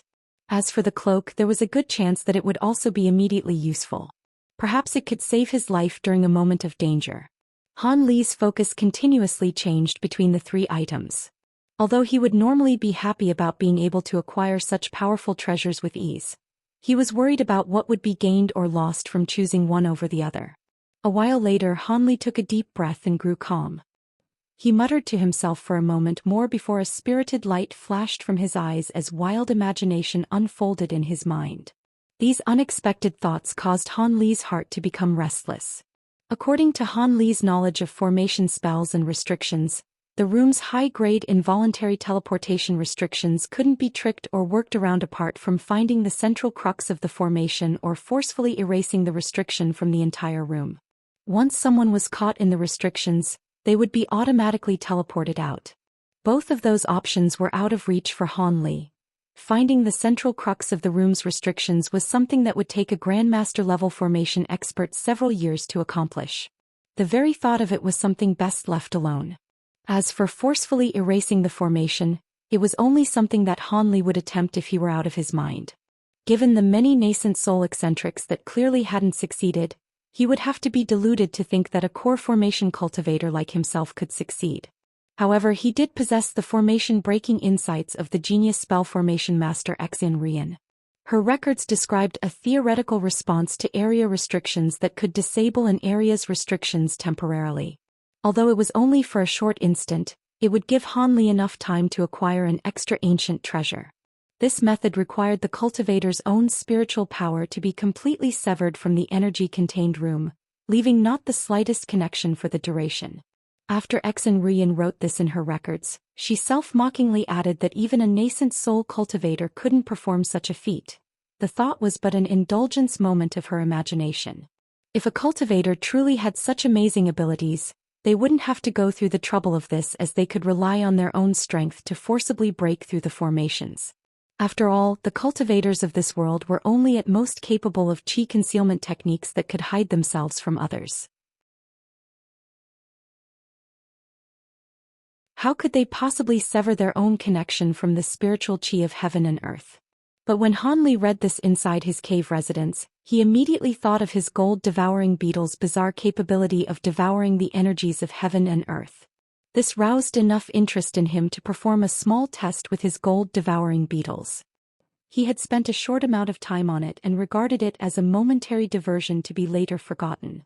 But now that he recalled all of this, Han Li couldn't suppress his burning excitement. After a moment of careful consideration, Han Li felt that this had a large chance of success. Even if it failed, he'd still be able to acquire one ancient treasure and would suffer no loss. With that thought, Han Li no longer hesitated. He waved his 2 arms and brought forth the spirit beast pouches on his body. Several tens of thousands of gold-devouring beetles flew off, transforming into a huge buzzing cloud of insects that spiraled around Han Li. Han Li paid no attention to the insect swarm and turned his gaze towards the 3 ancient treasures. After some more thought, he floated over to the dark red cloak with his insect swarm closely following after him. When Han Li was about 3 meters away from the cloak, Han Li felt a slight change in the surrounding spiritual chi. He hastily stopped and wore a solemn expression. His hands suddenly formed an incantation seal and used a series of whistles. The gold-devouring beetles that were surrounding Han Li suddenly became restless, and they charged towards Han Li like an arrow. In the blink of an eye, they were covering his entire body in dense folds, immersing him in a sea of silver. While Han Li was covered in the beetles, his whistles did not cease, but rather they became even sharper. Not long after, the beetles on his body started releasing soft cries, echoing Han Li's whistles. The beetles' cries gradually became louder until their mouths were gaping wide. Their continuous breaths appeared synchronized to a bizarre degree. At that moment, Han Li halted his whistling and became silent. An incredible scene followed. The cries of the insects crawling over Han Li's body diverged into high and low, gradually bringing forth specks of black light. As more flickering specks of light appeared, they grew larger. When they eventually touched, they fused together, becoming larger blots of black light. These black blots gradually grew larger and more numerous until they formed a large sphere. The black sphere appeared like a blooming chrysanthemum. The flower-like sphere slowly blossomed and unfolded as the black light underneath continuously grew larger, forming a profoundly black armor underneath. This impenetrable armor covered both Han Li and the beetles. The beetles' cries immediately disappeared with the appearance of the armor. Apart from pitch black, nothing else could be seen from the armor. It was unknown whether it was simply incapable of being seen or was completely void of color. See Vanta Black. In that very instant, Han Li began to move. A strange hand of jet black light moved to snatch the nearby cloak at the speed of lightning. At the same time, Han Li clumsily turned around and floated towards the 5 colored bands. In the same instant Han Li grabbed the cloak, he was surrounded in brilliant blue light. The countless rays of light swept over him, but after they touched the strange black armor, they immediately disappeared into the black light without a trace. However, this didn't cause the blue light to retract. Instead, it grew increasingly overbearing and attempted to violently suppress the black armor with all its strength, causing it to sway on the verge of collapse. Han Li was burning with impatience, but his movements still remained careful and smooth, for fear that he would disturb something else. Traveling a mere 20 meters, Han Li felt as if he had made a difficult trek for 2 hours before having finally arrived in front of the 5 colored copper bands. While forcefully suppressing his wild delight, Han Li swiftly grabbed the bands with his hand of black light. At nearly the same time his hand closed around the copper bands, Han Li's black armor was overwhelmed by the blue light, causing it to loudly shatter. The armor dissolved into little blots before completely disappearing. Before Han Li could even react, he was drawn into the blue light and the world changed around him, causing him to disappear without a trace. In a flash of blinding blue light, Han Li appeared in a small stone room. After swaying a few times, he managed to find his bearings and stand straight before carefully examining his surroundings. He immediately let out a sigh of relief. Fortunately, there wasn't a single person around. Otherwise, they would have caught the extremely abnormal sight of him being covered in layers of crawling beetles. Having finished pondering, Han Li whistled. In response, the gold-devouring beetles flew off of his body and into a sparkling gold-silver cloud above his head. Without paying them much mind, Han Li hastily looked at the 2 items in his hands. Although he had previously seen them many times, Han Li could not hold back the thrill from having the items in his hands. He gently stroked each of the 2 ancient treasures for a moment. The cloak was extremely light and emitted a bit of heat. As for the 5 copper bands, they were ice-cold to the touch. After admiring the 2 treasures for some time, his attention shifted to the stone room. It was completely empty apart from the transportation formation that brought him here and a rectangular passageway that appeared completely desolate. There was nothing else of interest in the room.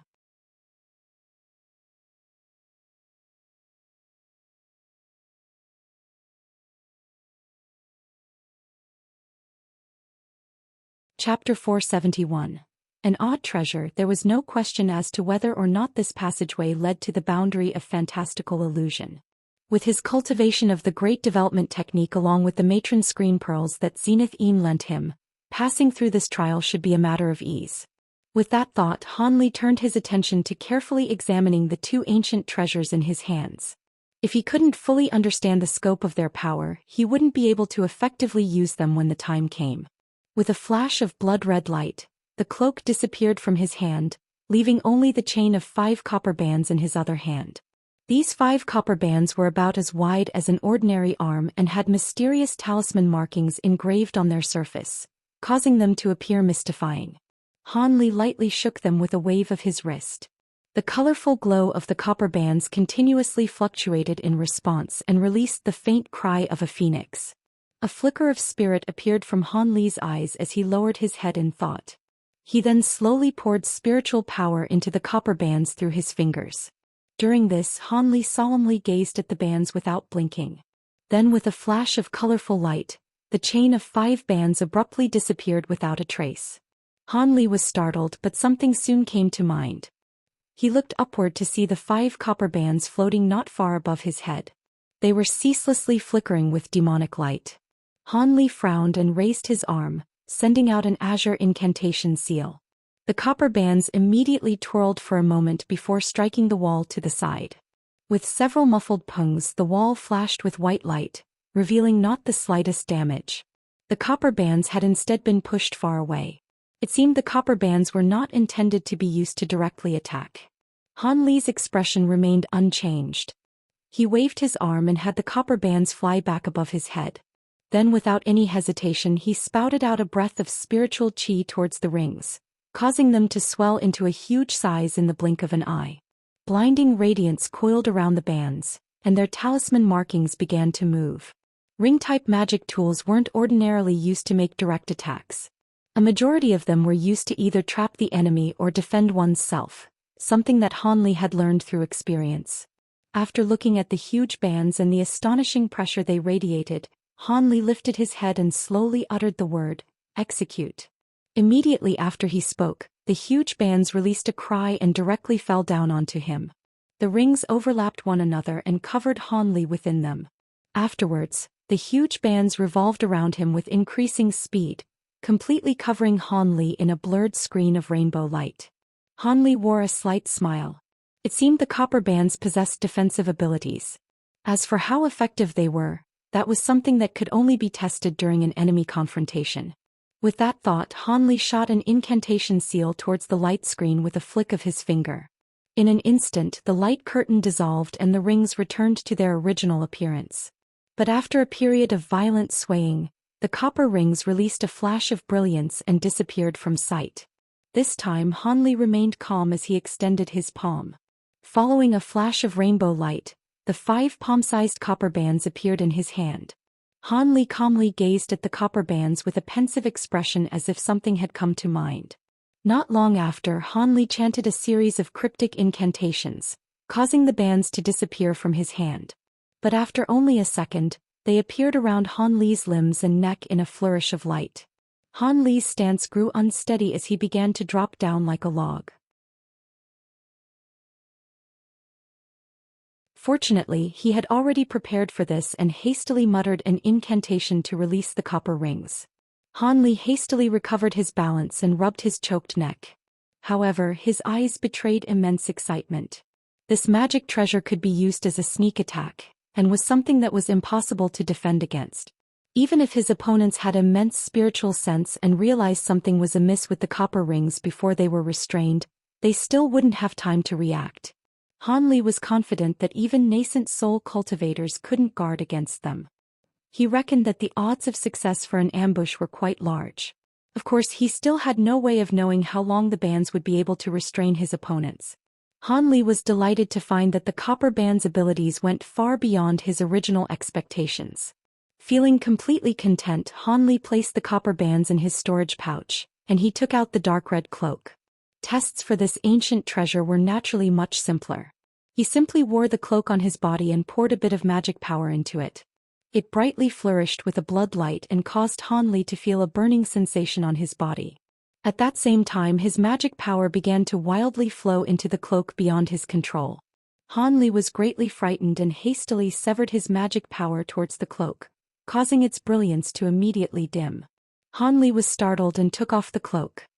He looked through it once more with squinted eyes. After a short moment, he donned it again and began to gradually pour spiritual power into the cape with great care. Once again, magic power began to rush out from his body, but this time Han Li was prepared and remained calm. Instead, he turned his eyes to the cloak and carefully examined it for any oddities. In that moment, the cloak's outer layer of feathers grew longer and blood red, covering Han Li in a dense barrier of blood light. After staring at it for a moment, Han Li waved his arms and slowly hovered off the ground. He then gazed around himself for a moment before disappearing without a trace. A series of muffled bangs soon followed, and a ball of blood light burst from the right wall. Han Li fell from the ruptured light and tumbled several times, nearly falling in a dignified manner suiting a cultivator of his stature onto his behind. His face was filled with shock. He hadn't even used its full strength and only utilized the most common flying technique. However, this had caused Han Li to abruptly crash into the wall, much to his dismay. With disbelief, Han Li attempted to use several other movement techniques, but the results were all the same. He would into a wall and end up disoriented without making any progress on controlling the cloak's abilities. It seemed this treasure allowed him to use this astonishing speed without any option of going slower. Han Li silently stood in place with complete astonishment. This cloak was far too bizarre. This was undoubtedly a top-grade life-preserving treasure given its light-like speed. Han Li was confident that even if a nascent soul cultivator were to chase him, they would lose his trail after only a short moment with this amazing treasure. But at the same time, this cloak had significant flaws. Not to mention the astonishing expenditure of magic power, its speed completely uncontrollable, much to Han Li's disappointment. It was clear that this top-grade ancient treasure was flawed and limited. Why else would it appear in the outer halls? But despite this item was still immensely useful in fleeing from enemies. Han Li put away the cloak with complicated feelings. He then lowered his head in bitter laughter before sitting cross-legged on the floor to refine chi. As the cloak had consumed quite a bit of magic power in such a short time, he couldn't afford to just walk out of the room in his current condition. Han Li rested for over half a day, and when he had nearly replenished his spent magic power, Han Li opened his eyes and stood up as he solemnly gazed into the passageway. With the bracelet of matron screen beads in one hand and his great development technique circulating throughout his body, he slowly walked into the passageway. Upon entering, Han Li discovered that the passageway was quite short. After turning a corner, he had arrived at its end. Light flashed before his eyes, fading away to reveal an outdoor corridor. The corridor was magnificent and refined, but at a glance, it appeared to be endless. It was unknown just how far it reached. White clouds and divine melodies flowed in from outside the corridor along with the faint image of a lustrous jade pavilion. When Han Li saw this, a faint sneer appeared on his face as he walked onto the promenade with long strides. Just as he set foot on it, Han Li circulated magic power throughout his body. According to what he knew, this one was like the other trials. Flying techniques could not be used and one could only travel by foot. Han Li wasn't bothered by this and intensely studied the air outside the corridor. The divine melodies became clearer after entering the corridor. Han Li attentively listened to the so-called divine melodies with a blank face. Not long after, he unconsciously wore a mocking expression on his face. Han Li walked without the slightest urgency as if he were taking a stroll in his own garden. However, the further he walked down the corridor, the more beautiful and clear the melodies became. At that same time, extremely graceful cranes began to appear from within the white clouds. Their elegant dancing along with the cries they unleashed were extremely impressive.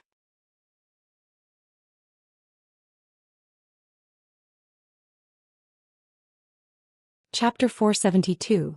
Black Palace in Illusory Realm. Han Li gave the cranes a mere glance before continuing along his way, paying no further attention to them. But as Han Li continued on his path, the divine melodies descending from the sky gradually increased in intensity. The white cranes that had been dancing in the air abruptly flew to both sides of the corridor and spread their wings with a long cry. A short moment later, amidst the divine melodies, the cranes spun several times before transforming into young women in palace dresses. These young women appeared to be only 18 years of age and were astoundingly beautiful and full of youthful vigor. They smiled towards Han Li with bright eyes that were filled with affection as if he were their beloved sweetheart, and then swung their slender waists with a flexibility that made them appear boneless. At that moment, the divine sounds changed, becoming soft and tender like the caress of a lover. The very air was filled with the sensation of passionate romance, unwillingly bringing forth emotion within even those who have long buried them deep within their hearts. When Han Li heard these new sounds, his expression changed for a moment before he immediately steeled his heart and continued on his way, pointedly ignoring the sweet nothings whispered by the young women. After walking about 100 meters, Han Li heard a sudden change in tone, causing the melodies to contain feelings of grief and sadness. The young women's expressions transformed with the melodies, and their dancing halted. Each of their faces held immense sadness as they gazed at Han Li with extreme grief, as if he were a heartbreaking ingrate. Anyone who gazed upon the women would feel immense heartache and compassionate affection. Interesting. Han Li smiled and walked from side to side, appreciating the saddened expressions of the young women as if he were watching an interesting play. Han Li clearly understood that since the boundary of fantastical illusion followed after the paths of ice and fire, there were certain to be more than these mere tricks. As expected, after seeing that this was unable to stop Han Li, the divine melodies shifted to subtly invoke lust. At that same moment, the young women aged by several years with a flash of light, each of them now appearing as curvaceous beauties in their prime. With flushed complexions, the peerless beauties' eyes fluttered with enticing passion as they took off their muslin dresses. Along with the seductive moans leaving their small red mouths and the demonic lust-provoking sounds being emitted by the sky, it was more than enough to drive any man mad with temptation. Han Li was stunned. But after circulating the great development technique once through his body, he immediately regained his calm. Even if a master of bewitchment techniques were to assault Han Li with full force as he was now, Han Li wouldn't be fazed in the slightest. In comparison to such an event, these crude illusions were beneath his notice. As Han Li walked through the 2 rows of gorgeous women, their actions became even more unrestrained. A few of them looked to Han Li with flirtatious glances as they pressed their hands against their chest. Others stroked their entire body as they shook their hips, along with other increasingly lewd acts. Han Li watched on with dazzled eyes and clicked his tongue. While he remained unfazed due to the protection of the great development technique, he still made sure to properly appreciate such a rare view. Following this, the women's appearances changed once more, transforming into all sorts of different types of beauties. There were dignified and scholarly noblewomen, fiery whores, pure-hearted maidens, and elegant and icy matrons, each with their own different bearings and mannerisms. The scene that was revealed was much like a gathering of all the peerless beauties of the mortal world. A faint smile hung on Han Li's face, but his gaze was ice-cold without the slightest hint of desire. After 2 hours at a relaxed pace, Han Li had finally arrived at the end of the corridor after taking his time and feasting the view. The corridor led to a black palace hall with a flat ceiling. The large gates and its walls were constructed entirely out of black bricks. The hall's gates appeared over 40 meters tall. As for the interior of the hall, it was pitch black, eliciting a feeling of mystery. At the same time that Han Li caught sight of the large black palace hall, the overbearing melodies from the sky and the seductive women suddenly disappeared. All that remained were the endless white clouds. The corridor's appearance had returned to how it was when he had just entered. Han Li didn't appear surprised and just turned his gaze towards the black hall, wearing a solemn expression. He unconsciously slowed his steps as he approached, but before he grew near, a dense bloody scent arrived before him. Han Li frowned and took another look at the palace hall. He discovered that the palace hall wasn't actually purely black, but rather, it contained an odd shade of red as if a layer of hot blood had been frozen over it, producing the wicked scent. Han Li stood in front of the gates with crossed arms and muttered to himself for a moment. Although he hadn't had someone explain the finer details of the boundary of fantastical illusion, the mere appearance of this hall made him certain that this place tested the darkest fears of a person's mind. This undoubtedly wouldn't be as easy as the corridor had been. Han Li fully understood that there were a few weaknesses present in his heart. He was neither fearless nor unyielding. Nor was he a sage so wise that he was disconnected from the world. At most he had been a clever and scheming mortal. It would be quite terrible if he saw something he was truly unable to endure and was forced to become still. It seemed that he would finally have to rely on the assistance from the matron's green beads to pass through this trial. With that thought, Han Li stroked the beads on his wrist and steeled his mind before walking into the large hall. It was beyond merely black. Just as Han Li walked into the palace hall, he experienced an immense feeling of discomfort. Han Li was unable to detect any restrictions but could only see about 10 meters ahead of him despite having his eyes wide open. He was also unable to extend his spiritual sense out from his body. The absence of light was accompanied by a complete lack of sound, producing a stillness capable of inspiring dread. Han Li unconsciously licked his lips and waved his hand, attempting to summon a ball of fire. But at the same instant the flame appeared, it was immediately extinguished. Han Li was lost in surprise for a moment before indignantly making another wave of his hand. This time he had summoned a moonlight stone from his storage pouch. But just like the flame, Its light immediately faded away after appearing, turning completely dull as if it were an ordinary stone. It was now that he realized the hall's restrictions must have the peculiar effect of absorbing light. With his hopes of producing light dashed, he leisurely walked forwards. But before he could even take a few steps, he suddenly heard sporadic and faint sobs of pain from the distance. It sounded as though they came from a young girl. Han Li wryly smiled and continued forward, ignoring the sound. However, the sobs erratically appeared from either close or far away, and they became increasingly sorrowful. The sobs seemed to be following him. Bah! These sounds had caused him to become distraught, and he couldn't help but unleash a shout that caused the nearby ground to tremble. The sobbing suddenly stopped. Han Li felt greatly relieved and quickened his pace, wanting to leave this hall as soon as possible. But after having only walked about 10 meters, the sobbing continued. This time, a white silhouette had appeared not far in front of Han Li. A young woman wearing mourning clothes was crouched down. The sorrowful sobs were apparently coming from her. Han Li's face froze upon seeing the white-clothed woman.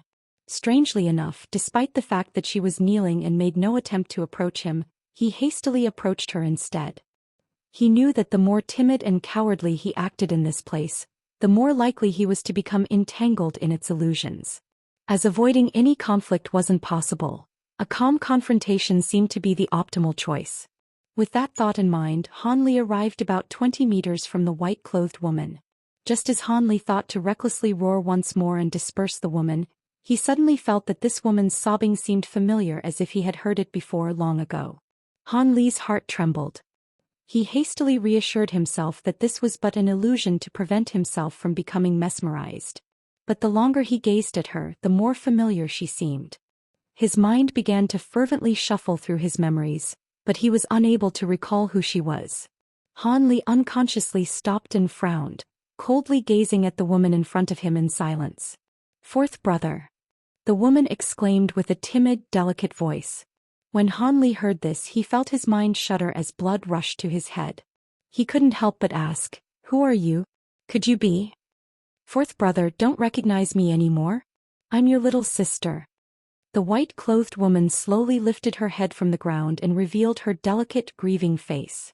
Her small nose, bright eyes, and delicate face were reminiscent of his shy little sister from before he left for the Seven Mysteries sect.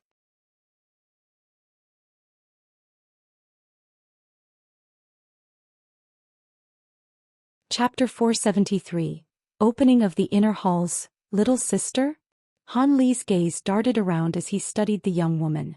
Her words and appearance had evoked something that he had long buried at the bottom of his heart. "Fourth brother, how did I get here?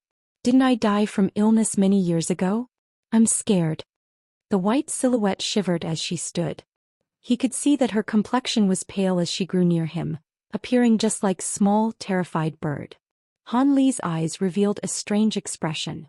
This young woman who resembled his little sister was just 2 steps away from him. Han Li's eyes suddenly revealed a cold glint and he raised his hand, silently shooting out a small azure sword.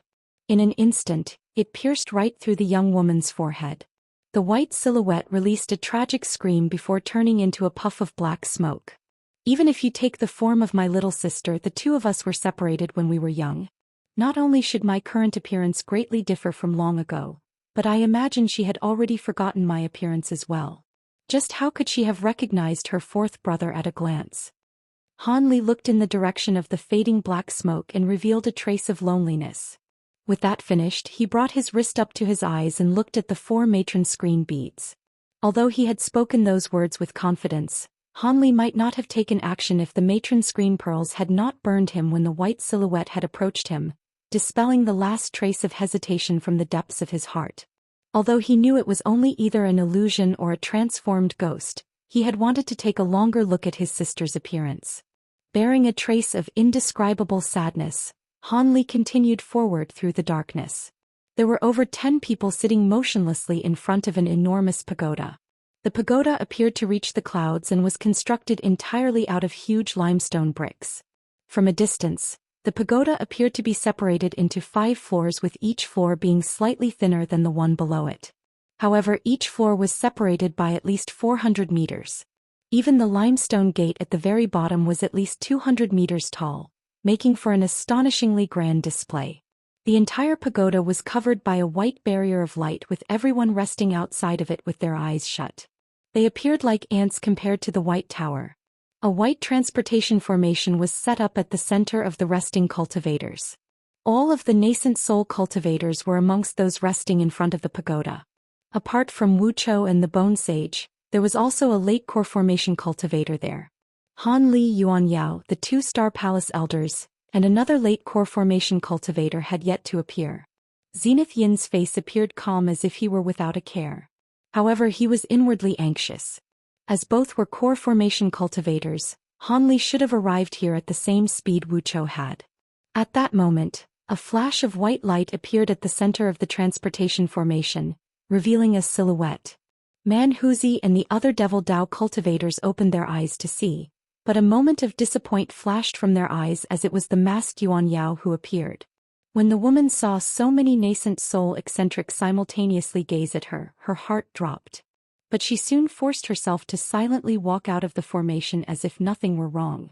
Coincidentally, just as the woman walked off the formation, it flashed once more to reveal Han Li. Zenith Yin unconsciously smiled with raised eyebrows. Manhuzi and Layman Qing Yi silently glanced at each other, expressing their relief. Just as Han Li appeared, he was surprised to find Yuan Yao in front of him. After glancing at her with a slight smile, he walked towards Grandmaster Zenith Yin and saluted before standing behind him. Zenith Yin was very pleased to see Han Li behave so dutifully to his revered master. He turned his head and nodded to Han Li without saying anything else. As expected, he wasn't about to embarrassingly raise the topic of having Han Li return the matron screen pearls to him here. Equivalently, Manhuzi didn't ask for his treasured armor back. It was as if these people had deliberately forgotten lending these treasures to Han Li. When Han Li appeared, he saw that the cultivators were all sitting still without any intention to move, as if they were waiting for something. At that moment, Han Li discovered the huge pagoda in front of him and was greatly amazed. So this is the inner halls. It's very different from what I had imagined. Han Li inwardly muttered. He then took a moment to shoot a stealthy glance at the Bone Sage. He was near the back, sitting in earnest meditation. He didn't appear to notice Han Li's gaze. The Bone Sage's voice suddenly arrived at Han Li's ear without warning. "Youngster, turn your sights elsewhere. Take care not to reveal me to my traitorous disciple. Rest assured, I've already made plans on how we will deal with Zenith Yin with complete confidence and success. However, the opportunity will only arise after you use the Blood Jade Spider to seize the Heaven Void Cauldron. I will act after that. Remember, do not send me any voice transmissions. We can't expose the act." Han Li's expression remained calm as he listened, and then turned his gaze elsewhere. There will be an opportunity after seizing the treasure? What does he mean? Could it be that this old devil also wishes to acquire the Heaven Void Cauldron? Han Li began to feel restless and suspicious. As the inner halls was just about to open, he became worried about how events would unfold after the treasure was obtained.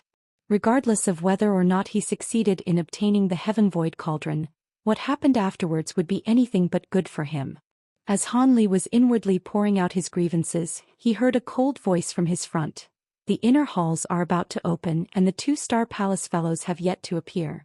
It seems they won't be muddying the waters. Wouldn't you agree, brother man? Wan Tianming, who sat at the center of the righteous Dao cultivators, opened his glistening eyes. Staring at Manhuzi with concealed emotion, he slowly spoke while emitting an astonishing pressure from his body. "Hee. What is old one impatient? Let's wait a bit. After all, those Star Palace fellows are rather crafty. Perhaps they will only appear when they expect us to have already fought amongst ourselves?" Manhuzi disdainfully smiled and lazily stroked his beard. When Wan Tianming heard this, he appeared somewhat pensive, but he soon nodded his head and shut his eyes once more as if approving of Manhuzi's words. 2 hours later, a series of violent tremors suddenly shook the ground. The huge stone doors to the inner halls slowly opened to reveal a limestone passage. Even at a distance, the passage appeared lofty and expansive. At the same moment the gates opened, the transportation formation at the center faded from a dim light to nothing.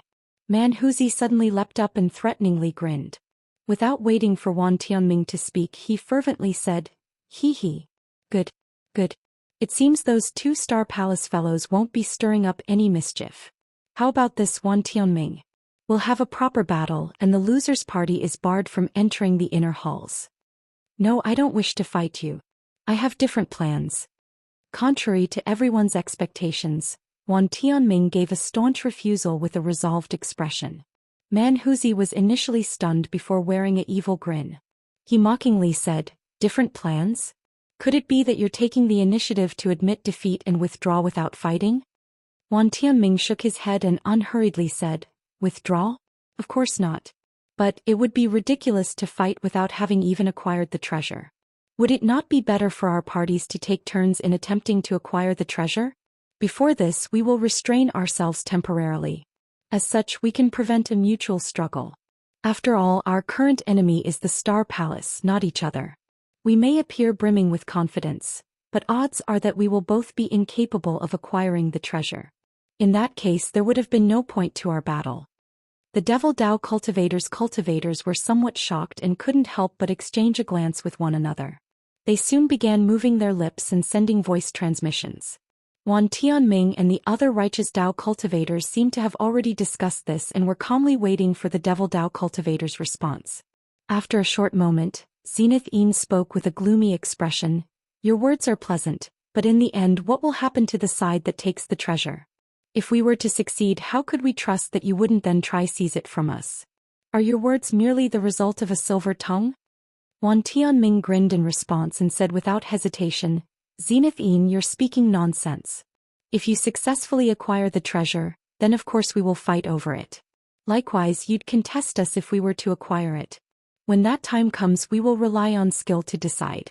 All in all, it's still better than potentially wasting our time fighting now."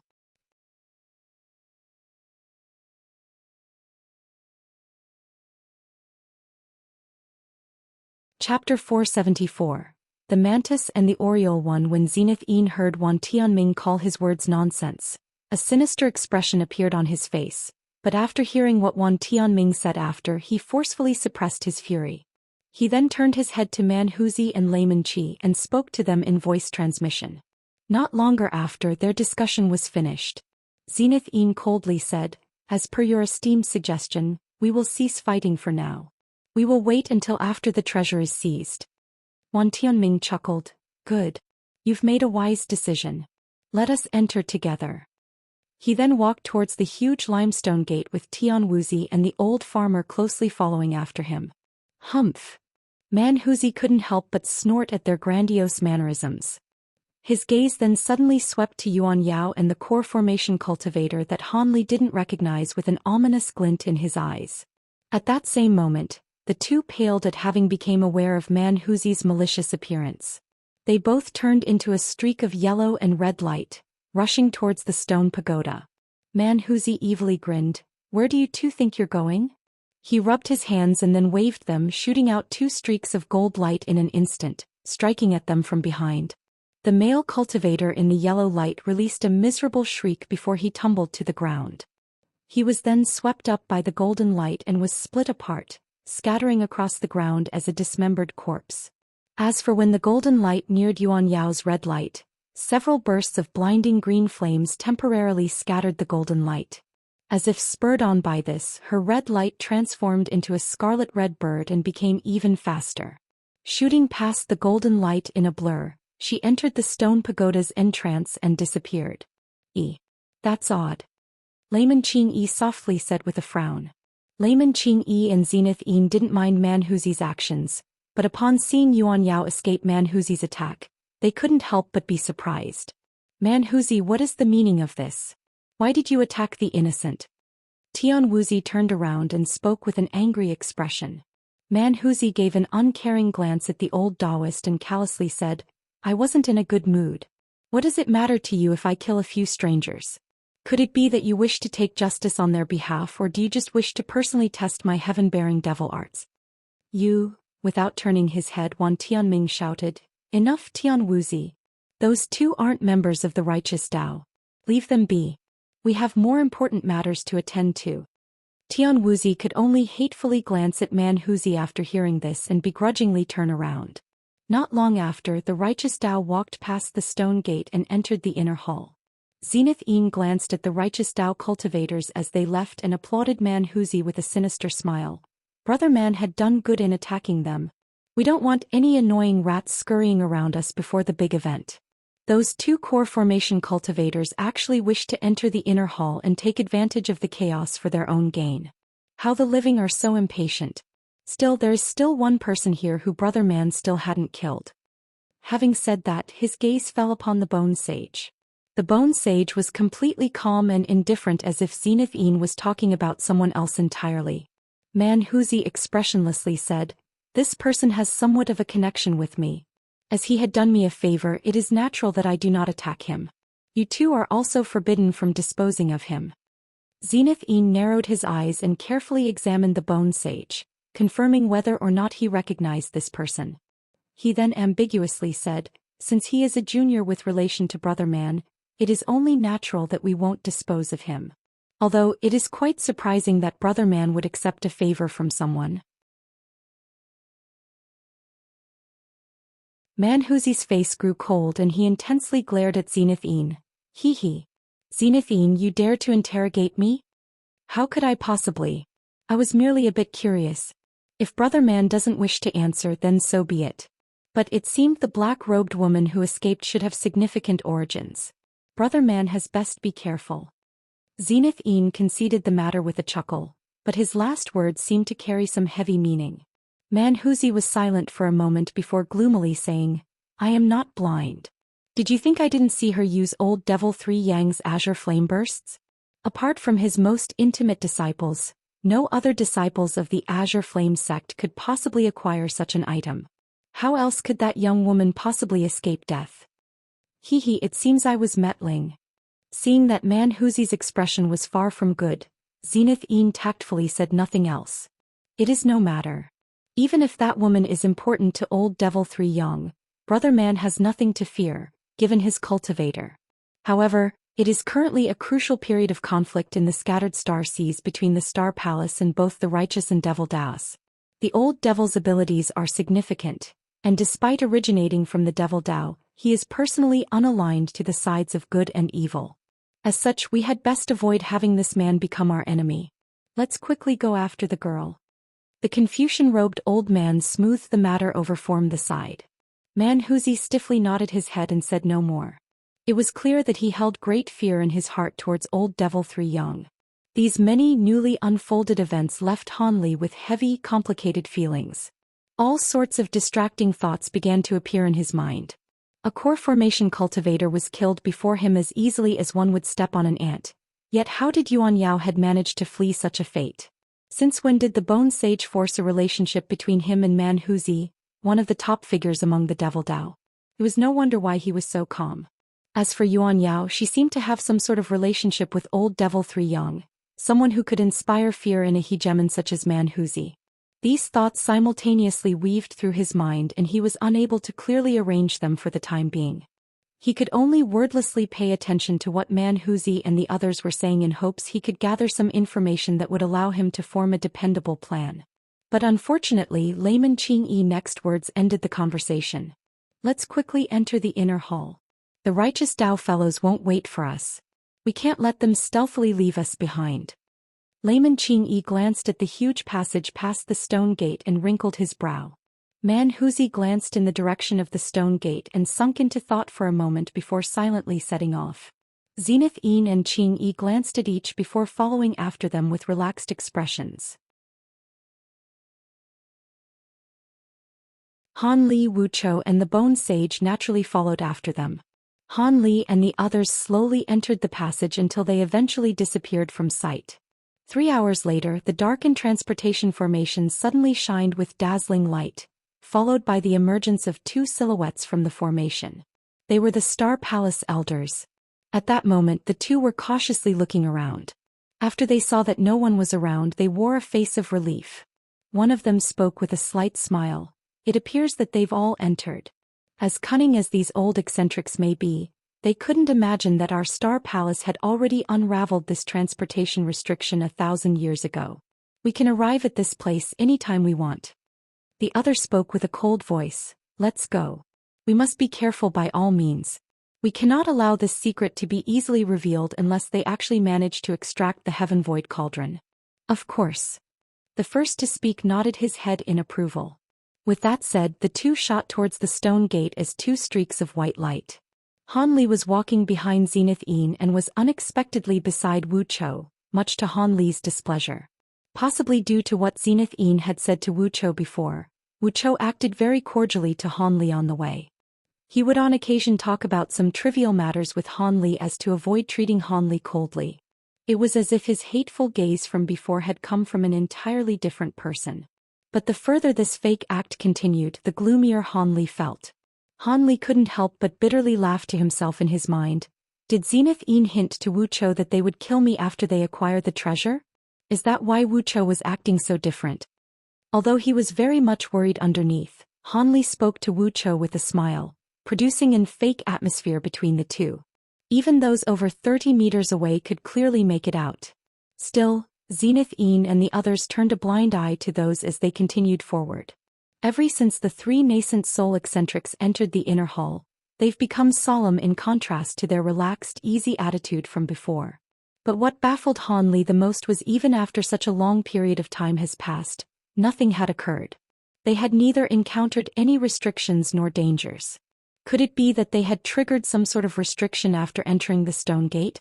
With that thought, Han Li couldn't help but further examine his surroundings. 1. Old Chinese idiom, the mantis stalks the cicada, unaware of the Oriole behind it.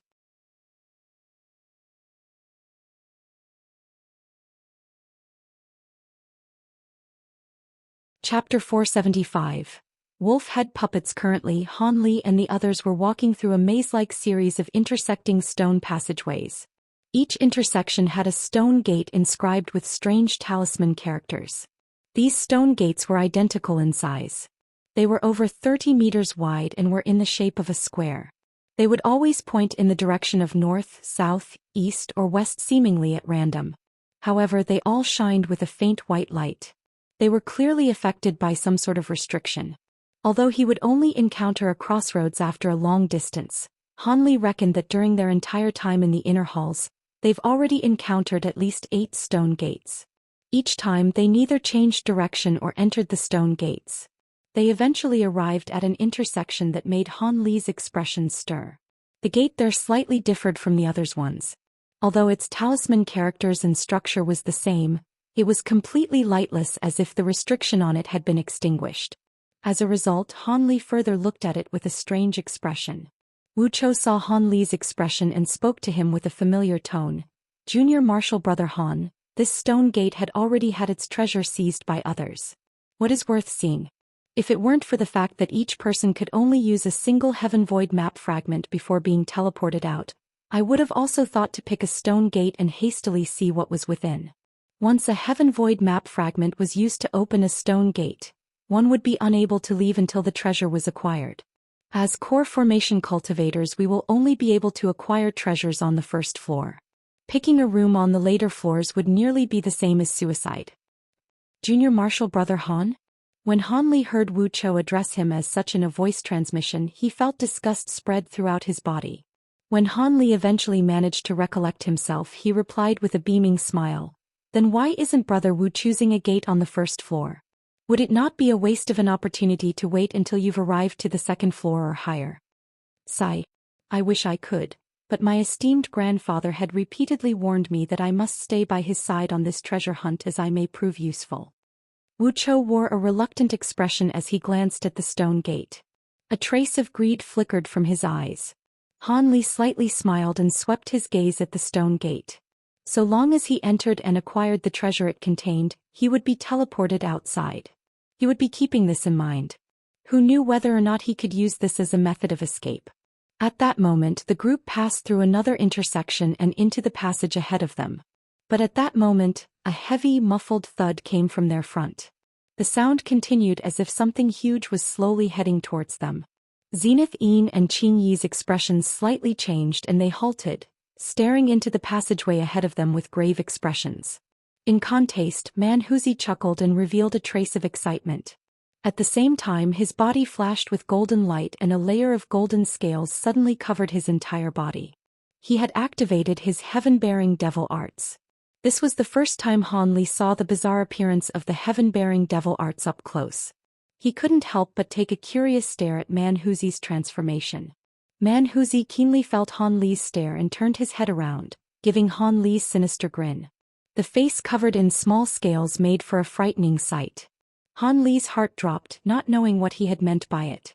But still he forced himself to return the smile. Fortunately, after Manhuzi smiled, he immediately turned his gaze back. The approaching thuds were now only about 100 meters away. But as the passage across from them was pitch black, Han Li wasn't able to see within it. There were still restrictions inside the inner hall that restrained a cultivator's spiritual sense. Still, Han Li noticed the cold glint from the old eccentric's eyes. It seemed they were able to see what it was. Without waiting for Zenith and Qing to act, Manhuzi deeply roared, flying into the passage as a streak of golden light. A series of loud impacts followed afterwards along with deafening clangs of metal. When Zenith and Qing saw this, they couldn't help but look each other in dismay. Han Li was at a loss when a huge rumble sounded out as if something had been cleanly split into fragments. Han Li's mind stirred and something came to mind. In the next moment, only the sounds of Manhuzi's wild, carefree laughter could be heard. Zenith seemed to have thought of something and couldn't help but laugh. Let's go. It is no longer a problem. We've already forgotten that we no longer have the same cultivation as we did 300 years ago. The guards on the first layer are no longer a threat to us. Qing chuckled with a relaxed expression. That's right. This old man had nearly forgotten this as well. The last time I came I had just entered Nascent Soul stage, and the guards had left far too deep an impression. It was good that Brother Man had taken care of it with his Heavenbearing devil arts. Else we would have spent too much effort on them. Afterwards the two began to take the lead with Han Li and Wu Chou closely following after them. The Bone Sage, who had originally been expressionless this entire time, wore a trace of disdain as he calmly followed them in the back. After walking about 30 meters, Han Li saw Manhuzi in front of them with his hands behind his back. He was standing on something that was shining with silver light. When Manhuzi saw Zenith he stretched his neck and indifferently said, "Not bad." This served quite well for a warm-up. The Heaven Void Hall this time around is truly interesting. However, it wasn't nearly as formidable as rumors had it. It was because of the incredible force of Brother Man's Heaven-bearing devil arts. Other cultivators used magic treasures in such a narrow area, so they had experienced a bit of trouble. Layman Qing said with a smile. When Manhuzi heard his flattery he chuckled but said no more. The golden scales on his body quickly faded away, and he indifferently took the way. It seemed the previous fight had left him unsatisfied. Zenith and Qing glanced at each other with a smile. Since Manhuzi was so willing to lead the way, they were more than willing to quietly follow after him. When they walked past the silver item, Han Li stopped and lowered his head to look at the item. A mechanical puppet. Han Li was astounded. It was indeed a puppet, but what grade of puppet was this to have not been instantly destroyed by a mid-nascent soul stage cultivator? Most of what was scattered across the ground were pieces of an unknown silver metal. Apart from this, there was a ruined half of a gold wolf's head, several pieces of jet black, thick and reflectionless blades, as well as an assortment of several other oddities. As the Bone Sage quickly passed him by, he indifferently said without turning his head, "Don't bother to look at them. While these items are certainly rare, they cannot be used to refine any magic treasures. Those long before have already tried." Han Li was surprised by this, but he continued to look at the ground as if he hadn't heard. His gaze fell upon sparkling dark green gem on the ground. Its extremely cold aura gave Han Li a remarkable impression. After muttering to himself for a moment, Han Li immediately placed these items into his storage pouch with a sweep of his hand before rejoining the others. Han Li's thoughts were quite simple. Even if these items were truly useless, he could learn a bit about the ancient cultivator's achievements in puppet techniques from the puppet's composition and refinement techniques. After all, the highest grade puppets in his Puppet Sutra were grade 4 puppets, equivalent to only late Foundation establishment cultivators at false core stage. It was a puppet he had seen before, the huge tiger that consumed an entire mid-grade spirit stone with a full-powered strike. The puppet with the golden wolf head was stronger than an early core formation cultivator.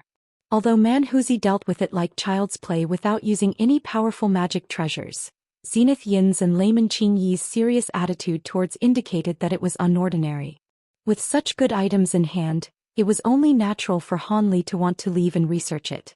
But as things stood, there would be no such opportunity for him to slip away a stone gate and escape with treasure as well. He understood all too well that despite walking ahead of him, the three nascent soul eccentrics were watching his every move through their spiritual sense. Wanting to stealthily slip away through a stone gate was merely wishful thinking. With Han Li's temperament, it felt somewhat intolerable to leave empty-handed from a treasure trove such as this. For now he could view these puppet fragments as a consolation prize from the inner halls. As for the treasures of the Heaven Void Cauldron, Han Li knew better than to have such fanciful expectations. 1. Chapter 229.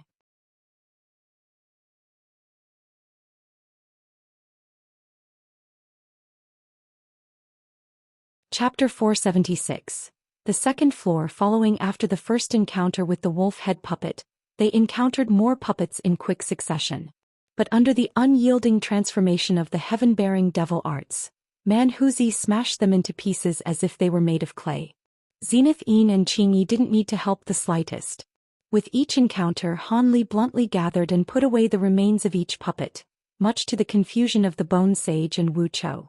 As for the nascent soul cultivators, they turned a blind eye to Han Li's actions. However, it was clear that they walked a path from Wan Tianming's party. When Han Li saw that the Devil Dao cultivators were still calm and unhurried, Han Li knew that these old devils probably had an approximation of where they were. But ever since they encountered the puppet guards, Zenith Yin and the others no longer continued straight ahead. They began to take turns. However, Han Li felt that there was something odd.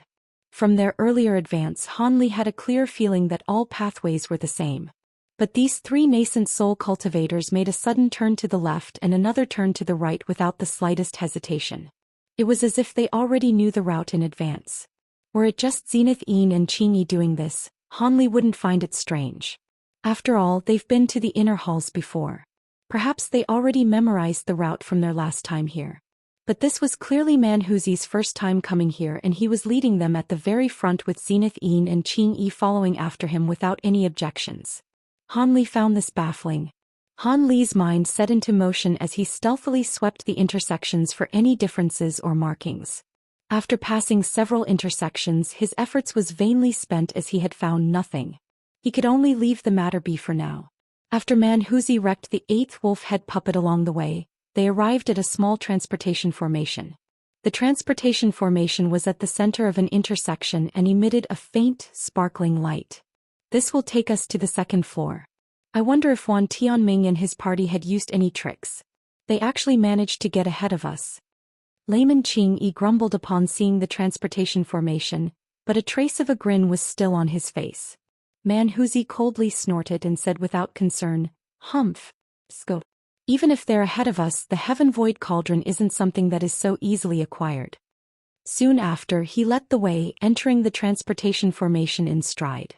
Layman Qingyi smiled at the sight. After Manhuzi entered, Zenith Yin and Layman Qingyi stood still. After taking a glance at each other, they heavily gazed at Han Li. Han Li felt his heart shiver. He had no choice but to enter the transportation formation under their supervision.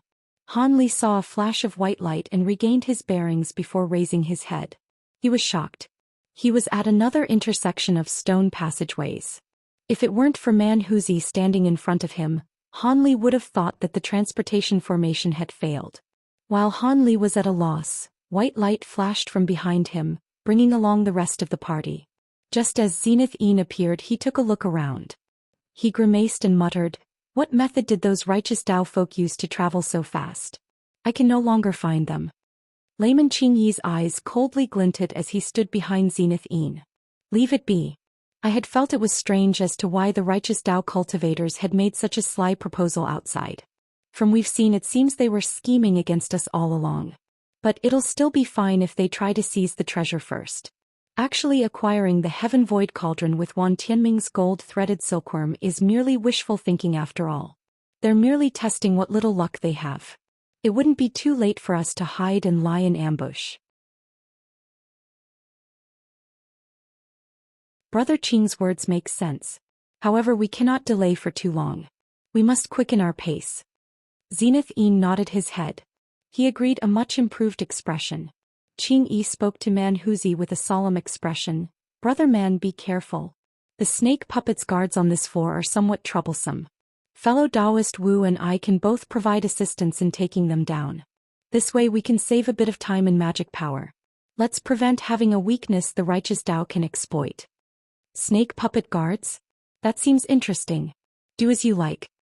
Man Huzi said with a careless tone. The party of Devil Dao cultivators then continued on their way. Not long after, Han Li discovered a difference between the first and second floor. The crossroads on the second floor were much smaller than the first floor. They were also farther apart, with a few fearsome traps and restrictions placed down along the way. Although these things didn't pose a threat to a nascent soul cultivator, they were undoubtedly deadly to core formation cultivators. Han Li felt a cold chill down his spine as he followed after the others.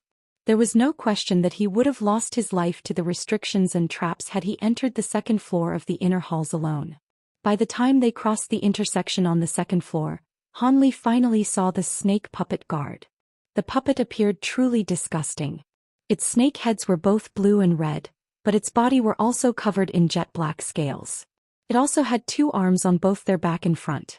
Its front 2 arms held green short spears, and its back 2 arms held glossy black whips with razor-sharp barbs that glowed the gray chi.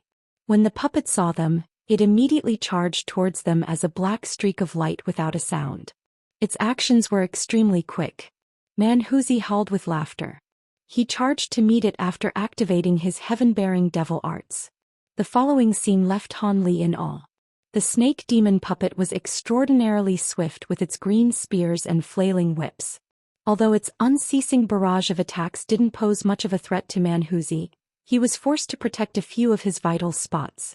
As he wasn't using any magic treasures, he had no other actions open to him. While it was unknown what materials the green spears were made from, they slightly deformed Man Huzi's gold-clad hands on impact, leaving behind 2 cuts. An expression of astonishment was betrayed from Man Huzi's face. It was at this time that Zenith and Qing decided to act. Zenith used the Heaven Void corpse fire that had inspired fear in Han Li when he had first met him. A black ball of flame appeared his hand before turning into a fine black thread as it shot out. Just as the puppet pierced through Man Huzi's Heaven-bearing devil art, it had left its guard down. In an instant, one of its front arms was enveloped by black flames and disappeared. As for the old man, Qing opened his mouth and an azure thread of light wildly rushed out from his mouth towards the puppet. The azure thread of light wrapped once around the puppet and bursted into a cluster of explosions, causing the puppet to tumble. A fierce expression flashed from Man Huzi's face. Taking advantage of the opportunity, he released a low roar and the scene flourished with blinding light. He then appeared with his arm penetrating the abdomen of the puppet. A green gem was rigidly held in his grasp. The snake puppet immediately lost the power to move and collapsed to the floor. Man Huzi looked at the inanimate puppet and glanced at the green gem in his hand. With a malicious expression flickering from his face, he crushed the gem with a clench of his hand. But after he unfolded his hand, he found the gem to be completely unharmed. Even Man Huzi's ordinarily savage expression changed upon seeing this. With his heaven-bearing devil arts infused into his hands, he would have been able to warp powered magic treasures, let alone a single gem. He should have been able to somewhat damage it at the very least. As Man Huzi's face appeared somewhat blank, Qing chuckled and walked over. Brother man, there is no need to be surprised. This strange stone had already been researched by others. Although this gem cannot be destroyed, it also cannot be refined or used to strengthen magic treasures. I reckon that unless the cultivators of antiquity were dealing with it, it'd just be a mere bauble. Even puppet refinement sects don't know what to do with the stone. The items of antiquity are quite unusual. Youngster, you seem too fond of such remains. Here. Concealing his embarrassment from earlier, Man Huzi grimaced and casually tossed it to Han Li. Han Li's mind went blank and he unconsciously received the item. After he had realized what had happened, he silently put it away into his storage pouch. After he swept his gaze around, he walked forward and swept up the snake puppet remains with a trace of politeness.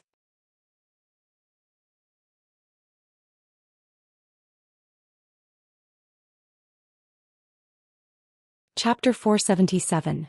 An unexpected discovery. As Han Li went to collect the 2 green spears, he faintly felt Zenith eyeing the items, but he soon stealthily turned his gaze away. Although this action had been quite stealthy, it had caused Han Li's heart to shiver.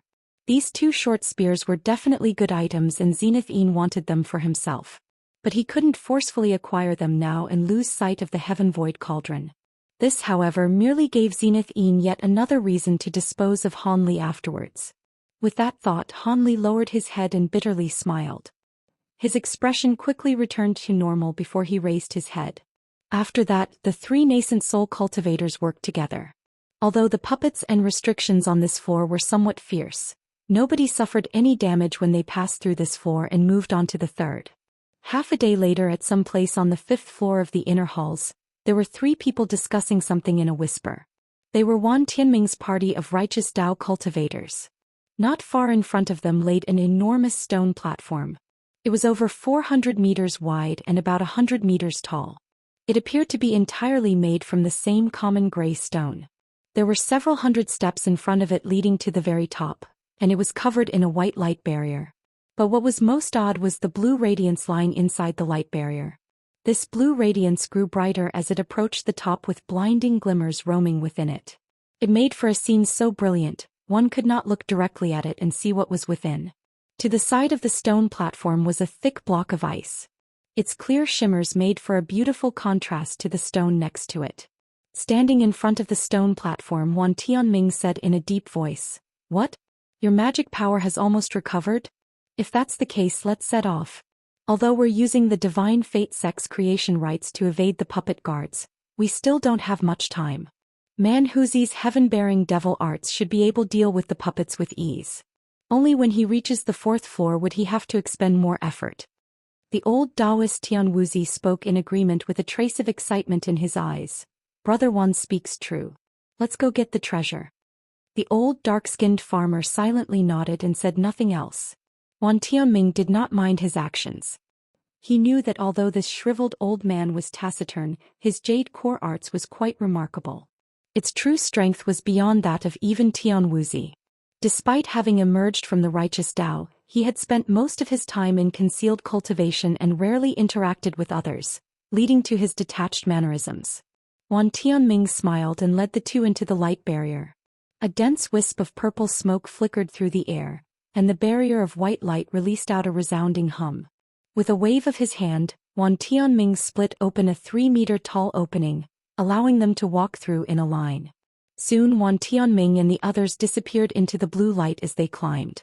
The tear in the light barrier repaired itself and the steps became quiet once more. After an unknown amount of time, Manhuzi and Zenith appeared before the light barrier, but Wan Tianming's party was already long gone. Han Li and the others soon appeared behind them. Qingyi looked at the large stone platform in front of him and said with shining eyes, "We've finally arrived at this damned place." The gold-haired puppets on the 4th floor were extraordinarily vicious. Had we not all exerted our special skills, we would have been tangled down for quite some time. Zenith said with a gloomy expression, "Humph. The puppets weren't much. The restrictions we encountered on the 3rd floor were quite difficult to break, consuming much of our time. Else we would have arrived here earlier." What is the point of saying such nonsense after already arriving? First, let's see whether or not Wan Tianming had already went to seize the treasure. Manhuzi frowned and spoke with impatience. Zenith appeared somewhat displeased by his words, but he didn't respond. Wearing his ordinary expression, Layman Qingyi chuckled and said, "Relax, brother man. According to Brother Wu and my secret probing arts, Wan Tianming's party had already ascended several hours ago, but they have yet to leave. It would be best for us to wait here as these stairs are the only entrance and exit from the Frozen Dragon's terrace. The only way. Is that true?" The righteous Dao cultivators could be slipping away at this moment as we foolishly wait for them. Manhuzi glanced at the old man and seemed to distrust him. The old man twirled his beard as he said, "Hee hee. There is not question about this. This light barrier was famous even in times of antiquity. It was known as the Celestial Tailstar Restriction. Apart from the opening at the steps, there are no other exits that can be easily opened." Manhuzi nodded his head. "Fine, we'll do just that." He then sat cross-legged near the steps and began meditating. As for Zenith and Qing, they moved close to each other and started having a whispered discussion. After seeing all of this, Hanli wryly smiled in his mind, but betrayed none of this from his face. These Devil Dao cultivators weren't incorrect in their actions, but Wan Tianming appeared to be a rather shrewd person himself. Perhaps he had wanted them to wait outside all along. With that thought, Hanli looked around. He found that the Bone Sage was the only person that was close to the stone platform. He gazed into the white light barrier as if he were thinking of something. Hanli's expression stirred. This was a good opportunity to have another discussion, but he soon had second thoughts. This old devil forged a relationship between him and Manhuzi. Hanli's value towards should have decreased tremendously. It was most likely that he had the same thoughts as Zenith, to use his bloodjade spiders to acquire the Heaven Void Cauldron and dispose of him afterwards. Why else would he forego this excellent opportunity to kill Zenith? It must be to first acquire the treasure.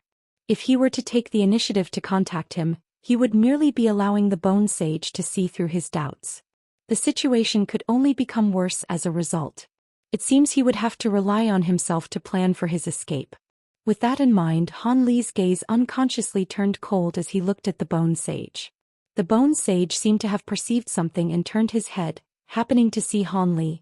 Hanli inwardly cursed and immediately restored his normal expression. He then walked off as if nothing had occurred. As the Bone Sage stared at Hanli from behind, a trace of doubt flickered from his face. At that moment, Hanli was leisurely circling around the huge stone platform along with the light barrier that surrounded it. As Zenith and the others doubted it was possible for an early core formation cultivator to escape from the 5th floor, Hanli was relieved to find that he was allowed to move as he wished. Not longer after, Hanli was by himself behind the back of the platform. There was a limestone wall that opposed the light barrier covering the stairs. The wall was inscribed with a few strange beasts from ancient times along with a few talisman markings. It wasn't particularly notable. Hanli had seen many of these walls inside the inner hall and knew that they possessed no profound restrictions.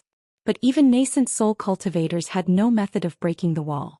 As such, even if Hanli knew that the wall led to outside the inner halls, he was completely powerless. Hanli inwardly cursed the ancient cultivators for making their inner halls damned impenetrable and fiercely slapped the stone wall out of overwhelming frustration. The slap released a muffled thud. He walked off for about 4 steps before he made a sudden stop. He then slowly turned around with an expression of complete disbelief. Were it a common cultivator who had heard this noise, they may have left without care as the sound wasn't anything that was particularly notable. However, Hanli was someone that had emerged from a sect from Jianghu. He had previously researched quite a bit about hidden room mechanisms. From that recent sound he was able to tell that the limestone was hollow. Hanli couldn't believe himself. He truly doubted his inference. There existed a hidden layer in a place where ancient cultivators had enveloped with profound restrictions. Of course, Hanli wasn't about to walk away from it. After muttering to himself for a moment, he swiftly returned to the wall. He extended 2 fingers and began tapping around the limestone wall he had struck earlier. On his 3rd tap on the limestone wall, Hanli's heart stirred. His eyes fell upon the red eyes of a carving of a winged demon beast. Although the engraving didn't store any essence, it appeared vivid and lifelike. The beast's berserk bloodlust was displayed in brilliant detail. Hanli merely glanced at the drawing for a moment before resuming the light taps on the stone wall. He eventually became pleasantly certain that the stone was indeed hollow and that something was contained within.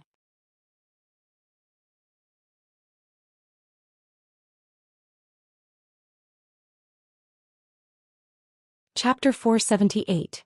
Gold-threaded silkworms. Acquiring the treasure. Hanli didn't immediately take action. Instead, he carefully released his spiritual sense and searched his surroundings. Certain that Zenith and the others weren't spying on him, he no longer hesitated and extended his finger. A blade of azure swordlight extended from its tip. Han Li calmly used the swordlight to carve a fist-sized hole in the stone wall before willing it away. He then used his other hand to quickly touch the circle, causing a gap to appear in the stone wall.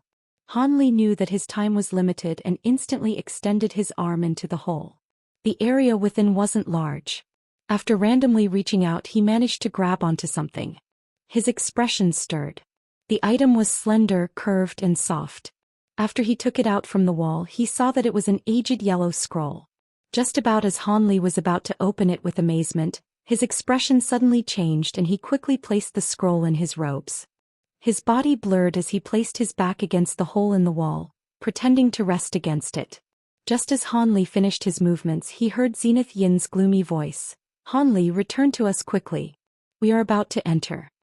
Having heard that, Han Li's astonishment flickered from his eyes. Weren't they to rest for the time being? Why the sudden change of mind? Could it be the three old devils became aware of something amiss? After Han Li felt Zenith Yin's spiritual sense disappeared from his surroundings, he immediately turned around and repaired the stone hole. He then walked back to the front of the stone platform. When he arrived at the front, the old devils were standing in front of the steps, looking upwards with a grave expression. Standing behind them, Wuxia and the Bone Sage were mimicking them.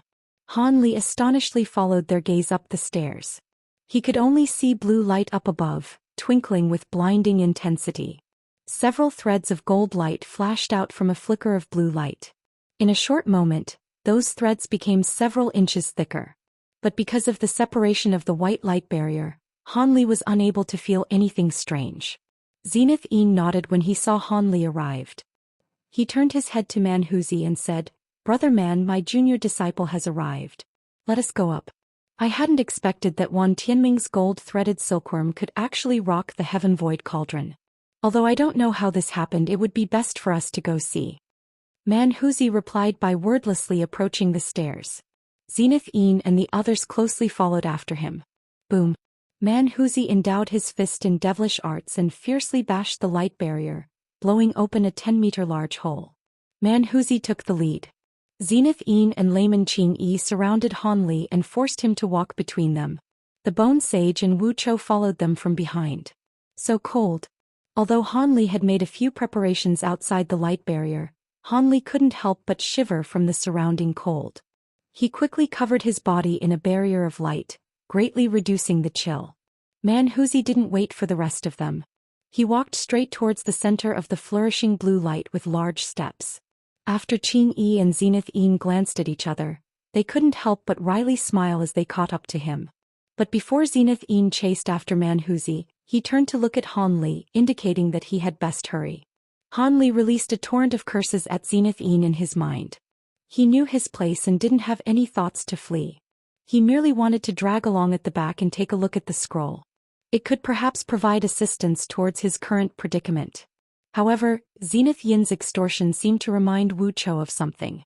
He began to stare at Han Li with absolute focus. The Bone Sage then shot a look at doubt at Han Li. Han Li had no choice but to quicken his steps. But after he walked several steps, his speed slowed down through no intention of his own. Although his light barrier was protecting from the freezing blue light, Han Li felt a chill pass through his body with each step he took. After only a short moment, his face turned pale white. He quickly closed his mouth, fearing the frost would spread throughout his core. At that moment, Han Li heard Zenith Yin's voice in his ear. The white rhino emblem doesn't only protect from the heat. It also works against the cold. What are you waiting for? Han Li came to a sudden realization and hastily brought the item out, hanging it from his waist. Once the white rhino emblem brightly shined with light, he instantly felt warmth surround him. No longer impeded by the cold, Han Li leisurely walked forward and glanced how the others dealt with the cold. Manhuzi and the other nascent soul cultivators only used a light barrier on their bodies and continued without obstruction. As for the Bone Sage, he wore a chain of sparkling red beads and displayed no trace of cold. As for Wuxia, he had put on a grotesque serpent scale armband that emitted a pink light barrier around his body. Han Li then turned his gaze to the center of the platform up above. There was a small altar protruding his vision. There were 8 orbs of gold light pulsing above the altar. At the center of the lights, there was a large hole that shined with blinding blue light. Han Li's mind was roused at the sight. He quickly examined the scene. Each of the golden orbs of light contained a meter-long silkworm, with each worm pulling on the thick golden thread they released into the hole. Their bodies swayed as they tugged back as forcefully as they could. Each sway caused the blue light from the hole to wildly flicker. 3 silhouettes were standing to the side of the altar. They were Wan Tianming's party of righteous Dao cultivators. They clearly knew that Man Huzi and the others had arrived, but they completely ignored them. They were only focused on the golden light in front of them, each with a tense expression. A cold glint flickered through Man Huzi's eyes when he saw the scene. He wordlessly raised his hand and shot 2 streaks of golden light towards the righteous Dao cultivators. Glacial Dragon. Phantom Tortoise. Wan Tianming and Tian Wuzi simultaneously shouted as they coldly gazed in the direction of the attack. With a sudden burst of fluctuating sounds, 2 streaks of azure and blue light intercepted the golden lights. Return. Man Huzi was startled by their quick reaction and had 2 streaks of golden light return with a wave of his hand. They landed in his hand as 2 golden knives. The azure and blue lights didn't pursue and instead revolved in place. Their true appearances were revealed to be a 10-meter-long white flood dragon and a bizarre transparent turtle. After Man Huzi clearly saw what those 2 things were, he appeared surprised. The Mad Matron's glacial dragon and Tian Yuanzi's phantom tortoise. Layman Qingyi blurted this out with a face of astonishment. It was no wonder that Wan Tianming's party was so arrogant. Those 2 old eccentrics had lent them their spirit beasts. From what I know, those 2 old freaks treasure those spirit beasts to the point where they would never leave their side. Just how do they have them in their possession? Zenith spoke with an aghast voice and a resentful expression. Man Huzi replied with a solemn expression, "Humph. Just look at the borrowers. Wan Tianming is the Mad Matron's blood nephew. Tian Wuzi and Tian Yuanzi are disciples of the same master. There is nothing odd about being lent those 2 spirit beasts." As Layman Qingyi worryingly gazed at the white flood dragon and the huge tortoise, he said, "This is going to become troublesome. Those 2 beasts are by no means weak. Even if us 3 were to do our utmost, we would be unable to break away from them for quite some time." Man Huzi wore a sinister grin and said, "Qingyi Zenith have your azure thorn bird and heaven-wide corpse distract them. They might not prove to be an opponent to those beasts, but we need those beasts occupied for a moment if we are to act. We don't even need to defeat Wan Tianming and the others. It will be fine so long as we can kill one of the gold-threaded silkworms." Having heard this, the Zenith and Qingyi looked at each other in dismay and revealed some hesitation. "Don't worry, I will also send my spirit beast to fight. They should prove to be quite troublesome altogether." Man Huzi glanced at the 2 and wore an expression of slight disdain. With that said, Qingyi's and Zenith Yin's expressions relaxed and they agreed.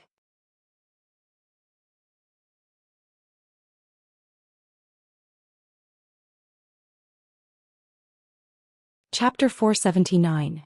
The Sky Blue Flower. Before Zenith could release his demon corpses or Qingyi release his spirit beast, an astonishing change had occurred. One of the huge green silkworms in the orbs of light suddenly trembled.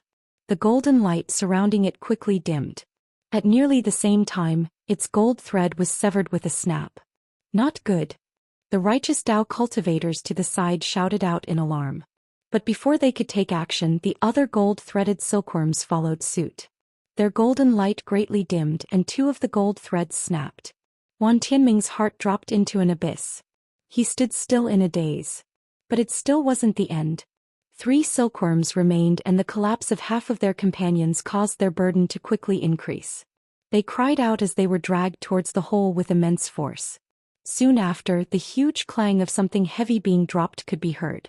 Immediately after, the stone platform trembled for a while after. The blue light coming from the hole immediately dimmed and the air became significantly warmer. The faces of the righteous Dao cultivators became extremely unsightly. As for the old devils that were about to act, their eyes were uncharacteristically wide open with their faces wearing expressions of extreme marvel. "Ha ha ha." Man Huzi guffawed with delight. Even his yellow beard was wildly shaking. At that moment, Zenith and Qingyi responded, both basking in schadenfreude, laughing at the righteous Dao cultivators without restraint. At that moment Wan Tianming's face became ashen. In order to acquire the treasure he had spent much effort concocting this plan and at great cost. And what did he gain? The ridicule of his Devil Dao rivals. This set Wan Tianming's heart aflame. He could no longer restrain himself and suddenly turned to the Devil Dao cultivators with a chilling expression. Zenith Yin's and Qingyi's laughter halted for a moment. Wan Tianming was a mid-nascent soul cultivator. Even if they were already on opposing sides, the two were unwilling to rashly breed a deep hatred between them.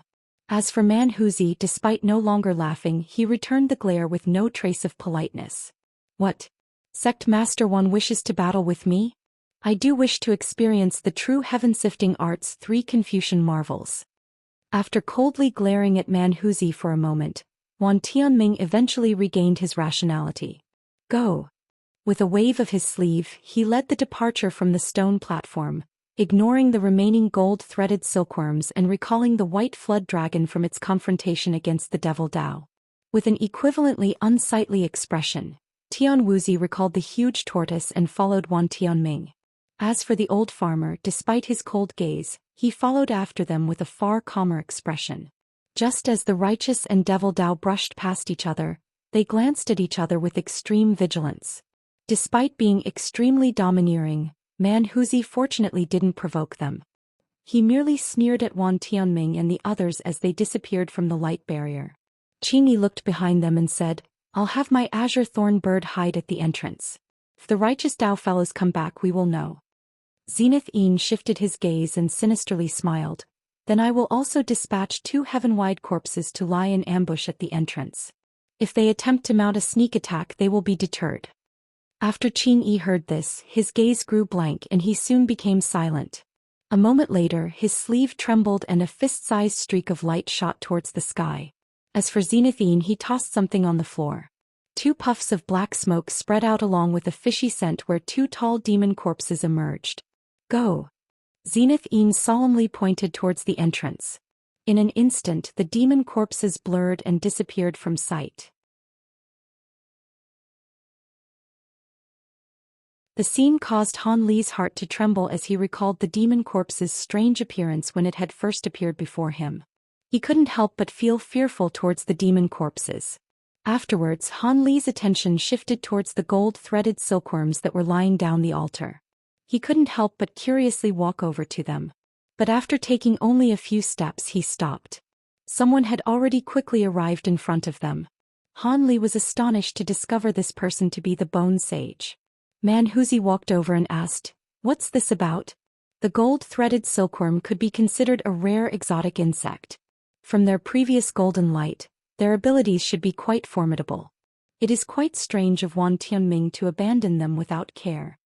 After examining the gold-threaded silkworm for a moment, the Bone Sage calmly answered, They had consumed the sky-blue flower to forcefully raise their capabilities so that they might have a better chance at acquiring the Heaven Void Cauldron. But after consuming it, the gold-threaded silkworm could be considered to be completely crippled. I had originally thought the gold-threaded silkworms couldn't acquire the Heaven Void Cauldron. But to use the sky-blue flower he ended up losing everything from trying to gain an advantage. Manhuzi couldn't help but laugh in response to the Bone Sage's words.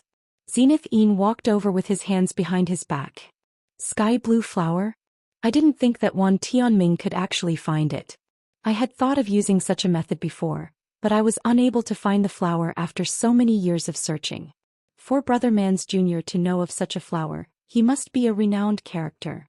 Perhaps I've heard this junior's name before? After he changed the subject he stared at the Bone Sage's face. The Bone Sage softly spoke with a smile. My name is not renowned.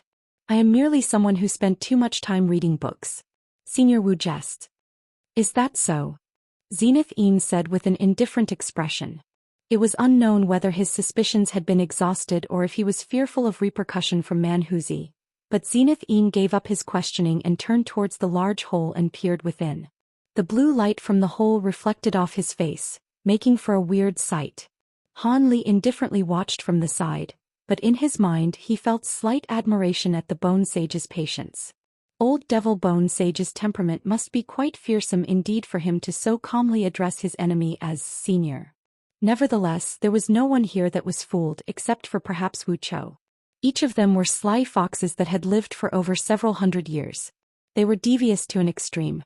Just as Han Li gloomily thought this, he heard Qingyi say, "Since these gold-threaded silkworms are useless, let's exterminate them and remove their irksome presence from our eyes." Qingyi then flipped his wrinkled palm and a ball of blinding azure light appeared in his hands. After Han Li's gaze swept past the 3 huge silkworms, his heart stirred. He spoke to the old man. "Wait. This junior is interested in these gold-threaded silkworms. Please give them to him." The old man's face revealed both surprise and doubt. Han Li then smiled and cupped his hands, saying, "This one has always been interested in exotic insects. Since they're still alive, this one wishes to research them for some time. This one hopes Senior will allow this." Having heard Han Li, Qingyi didn't immediately reply. Instead, he examined Han Li with a pensive expression. Han Li felt his heart on edge. He didn't know what intentions Qingyi held. Qingyi shook his head and spoke lamentably, "Sigh. This old man was also rogue cultivator. I naturally know that core formation rogue cultivators aren't comparable to their peers from great sections. How they are truly pressed for resources. Fine, since young friend Han wants this rubbish, take it." It was clear that he had misunderstood. Han Li inwardly rolled his eyes, but he took advantage of the situation and wore an embarrassed expression as he repeatedly expressed his thanks. Afterwards, he reached for an empty spirit beast pouch and stored the 3 gold-threaded silkworms within it. It appeared as though that at the same time Wan Tianming had discarded them, he had also erased his marks of ownership from them. As such, they entered Han Li's pouch without a trace of resistance.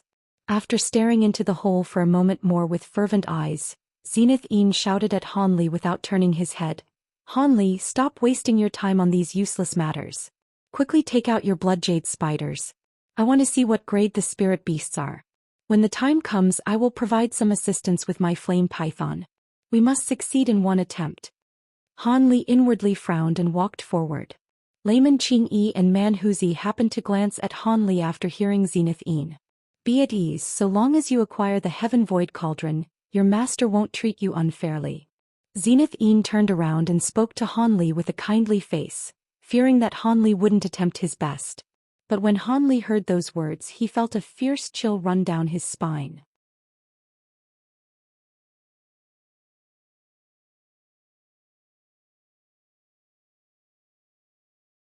Chapter 480.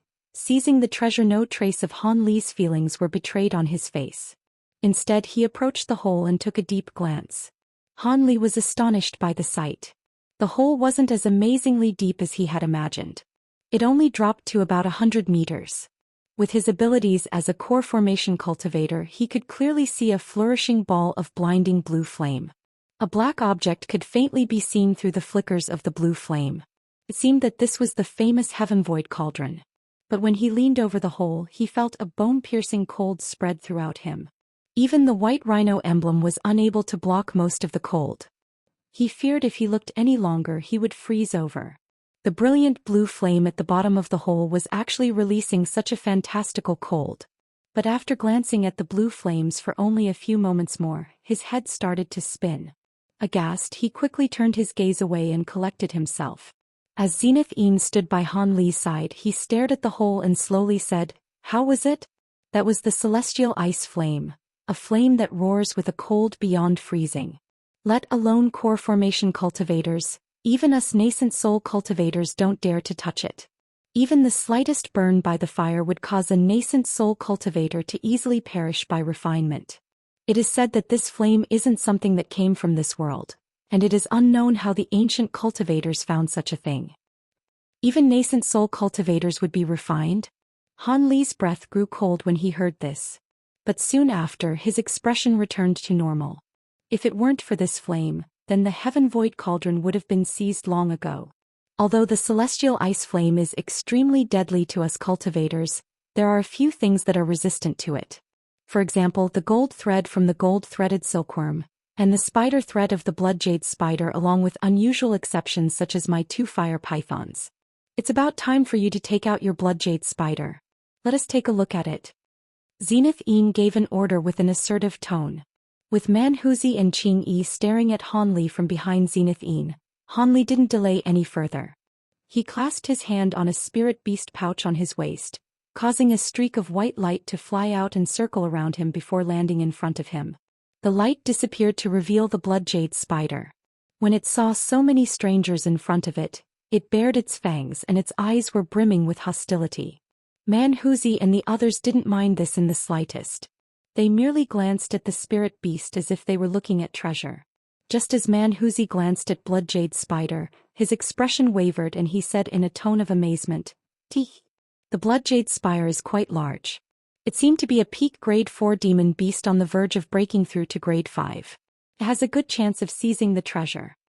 Zenith also stared at the bloodjade spider with excitement and said, "Hee hee. My junior disciple's bloodjade spider is inferior in strength to some wild breeds. But it is an optimal choice for the purpose of seizing the Heavenvoid Cauldron." As acquiring the treasure was no longer a hopeless dream, Qing Yi appeared delighted. He said, "It is as Brother Wu says. This spider's grade is far higher than the grade 2 gold-threaded silkworms. Even with just one spider, the odds of success are far greater than theirs." Seeing that there were no problems with the Heavenvoid Cauldron, Zenith gave out his orders. "Let us start now. Any delay could bring unexpected events. Han Li, have your spider spit out a net around the Heavenvoid Cauldron and have it pull it up. At the same time, I will have my 2 fire pythons assist your bloodjade spider." Yes. Although he felt unwilling, Han Li could only agree. Zenith coldly glanced at Wuxia and the Bone Sage and ordered, "You two go down below the altar. As the Heavenvoid Cauldron grows closer to the surface, the celestial ice fire will as well. You will be unable to withstand it given your cultivation. As for junior disciple Han Li, I will have to trouble Brother Qing to protect him." He then turned to Qing Yi and smiled. The old man agreed with a chuckle. "Well said. In order to acquire the Heavenvoid Cauldron's Heavenmend pill, I cannot allow young friend Han to fall to any surprises." Wuxia and the Bone Sage obediently descended from the altar and took several steps back. Han Li inwardly sighed after seeing the covetous gazes of the 3 old devils and issued the command to his bloodjade spider. It immediately shot out a web of thread into the hole. Having arrived this far, Han Li could only take it a step at a time. He hoped that when he acquired the treasure, Zenith would find it too embarrassing to immediately cut ties with Han Li, giving him a moment of respite. This would hopefully allow enough time for the Bone Sage to deal with Zenith and give Han Li an opportunity to turn his situation around. As for the Heavenvoid Cauldron, he didn't particularly care whether or not he could take it out. This was because he knew his situation wouldn't change regardless of success or failure in acquiring the treasure. As Han Li was inwardly planning out his countermeasures, Zenith arrived at the opposite side of the hole from Han Li.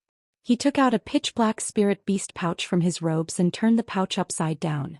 With a flash of red light, 2 15-meter-long fire-red pythons appeared on the ground. These 2 fantastical pythons had bright red scales the size of fingernails. Their heads were both imprinted with a wondrous design consisting of talisman characters. Their eyes were sparkling with red light as if they contained blazing flames. After Zenith Yin's fire pythons unfolded themselves from their spiral resting position, he immediately flicked his sleeves at them, shooting 2 black medicinal pills at them. The 2 pythons swiftly caught them in their mouths and swallowed them. "Go." Zenith pointed towards the hole. The 2 fire pythons slowly slivered towards the hole in a lazy manner. When Zenith saw this, he solemnly clutched his hands into an eccentric incantation gesture and mumbled a series of cryptic incantations, resulting in an astonishing scene. The fire python's bright red scales were stained black during the incantation, and they enthusiastically began to follow Zenith Yin's orders. Ping, ping. The 2 fire pythons' tails fiercely stabbed into the ground nearby the hole, cutting about a meter deep. They then dropped their upper halves into the hole and began to stretch out as if they were boneless. Their tails held firm onto the ground. It seemed as if they had turned into 2 black-red ropes. During Han Li's amazement, the ropes twisted for a moment. Zenith appeared delighted by this and clutched his hands. He quickly shouted towards Han Li, "It's ready. They are biting on the Heaven Void Cauldron. Quickly have your spider draw it up. Although the fire pythons have consumed my medicine pills, they cannot withstand the glacial ice flames for long. We must succeed in one go." A trace of malevolence was betrayed on Zenith Yin's face when he said this. Han Li inwardly snorted at the sight. Han Li begrudgingly scorned in his mind, "It seems quite possible I will lose my life if the treasure is successfully seized. Now I am even more willing to allow this to fail." But still he forced himself to have the Bloodjade spider start pulling up the cauldron. This was because Manhuzi and Qingyi were eyeing his every move like tigers watching their prey.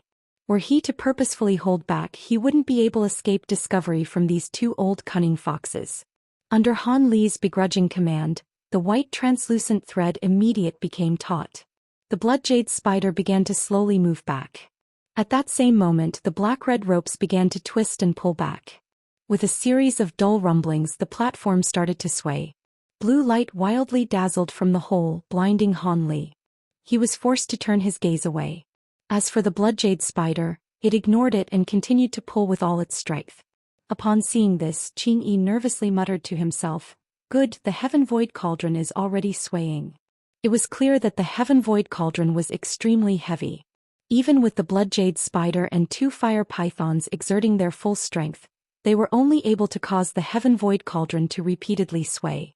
It seemed it wasn't about to be lifted anytime soon. Zenith Yin didn't reveal the slightest impatience. Instead he muttered to himself for a moment and puffed out two wisps of black smoke that entered the bodies of the fire pythons. He then turned to Manhuzi and quickly said, "Brother man, I must trouble you to use the berserking technique on the Bloodjade spider. My junior disciple lacks the magic power to fully use this technique." "Leave it to me," Manhuzi replied without surprise. It seemed he had already anticipated this. He stared at the Bloodjade spider and muttered quickly.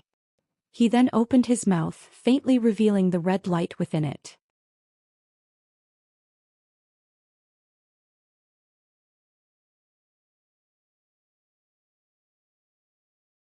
Chapter 481. Return Pa. Manhuzi loudly shouted, spitting out a beam of blood-red light towards the Bloodjade spider. With a puff, the beam of light burst on contact, enveloping the spider in a large blood-red mist in an instant. The Bloodjade spider hissed and became frantic as if it had been provoked. When Han Li saw this, his heart flared with anger. Upon hearing its name, Han Li was certain that the berserking technique was a secret Devil Dao cultivator technique that carried repercussions. These old devils had used the technique without even telling him or showing any consideration towards the aftereffects the Bloodjade spider would suffer. It seemed they simply didn't view a core formation cultivator to be worth considering. Although Han Li had already anticipated this, he couldn't help but grimace when he was actually treated this way. At the moment, the Bloodjade spider had nearly absorbed the entirety of the blood-red mist. The spider's original sparkling translucent body had turned completely blood-red as if it were cut from a single piece of scarlet gemstone. Upon seeing this transformation, he immediately recalled the violet appearance of the Bloodjade spider in the underground cave in the Heavenly South region. It had the same color and intensity as the furious Bloodjade spider he had seen back then. When he worriedly scanned its mind, he sensed a crazed violence from it as if it had lost its intelligence. Just as Han Li attempted to forcefully placate it in his fright, Manhuzi suddenly roared from his side, "What are you spacing out for? Quickly have your Bloodjade spider start pulling. The duration of the berserking technique is limited." He was fiercely glaring at Han Li. Stifling his anger, Han Li had no choice but to command the Bloodjade spider to resume pulling. Fortunately, the Bloodjade spider still obediently listened to his orders despite entering a berserk state. A blood-red light flickered from its green eyes as its pointed legs frantically scratched the ground before managing to gradually pull up its taut spider thread. A series of even more intense trembles rocked the ground, soon followed by thunderous clangs ringing out from the hole. Manhuzi and the others were delighted by these developments. Blinding blue light suddenly bursted from the hole and reached over 30 meters above the altar. Han Li felt his body grow cold for an instant before he grew warm once more. A barrier of brilliant azure light had protected him. Han Li was stunned for a moment before he realized that Qing Yi had enlarged his light barrier by several times and was covering him under its protection. The old man said with a solemn expression, "Be careful. A far harsher current of cold erupts in the instant that the Heaven Void Cauldron is raised. It is unknown just how many treasure-seeking cultivators have pitifully succumbed to the unexpected occurrence." After saying this to Han Li, Qing Yi's gaze rigidly focused on the hole once more. He appeared nervous. When Han Li heard this, his heart was shaken. Just how many had previously attempted to move the cauldron? How was it that they all failed? Although his heart held doubts, Han Li knew that now was not the time to ask these questions. He could only recollect himself and look at how things were developing at the center of the altar.